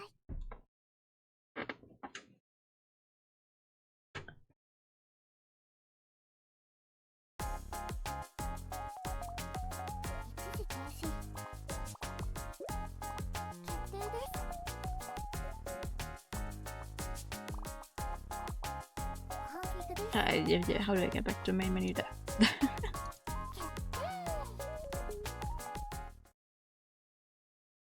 Alright. I don't like that we apparently cannot go into the music settings yet. It's probably one of those games where you're only allowed to go in there once you have finished it. I'm assuming. Which I never understood. It's like, okay, if there's songs in there that I will only get to know once I've gotten them in the main game, then just make it like that. But let me access it. Please. Thank you, and no, thank you for coming by. Oh. I have a headache. I have a headache. And I'm gonna send you guys over Anna, who is drawing Pokemon Super tonight, because that sounds like a good place to be. Thank you for that time. Yeah, no, I think I need some fresh air. That's probably why I have a headache. But thank you guys so much for coming by tonight. We finished Lock and Key as a stream project. I will say this. I will go back to Lock and Key to get those other endings for myself because I want to see them. But as a stream project, it is finished hereby. I feel like I forgot to say that earlier, so I wanted to say that now. Here is the right message. Please say hello to Ara, who is always lovely. We're always doing some lovely drawings. I think I haven't been by the stream in a long time. So let's say hello. But thank you for coming by tonight. I'll try and get more streams out this week with more of this and also more Riser. But for now, have a good night, everyone. I'll see you all soon. Good night. And bye bye. Bye bye bye.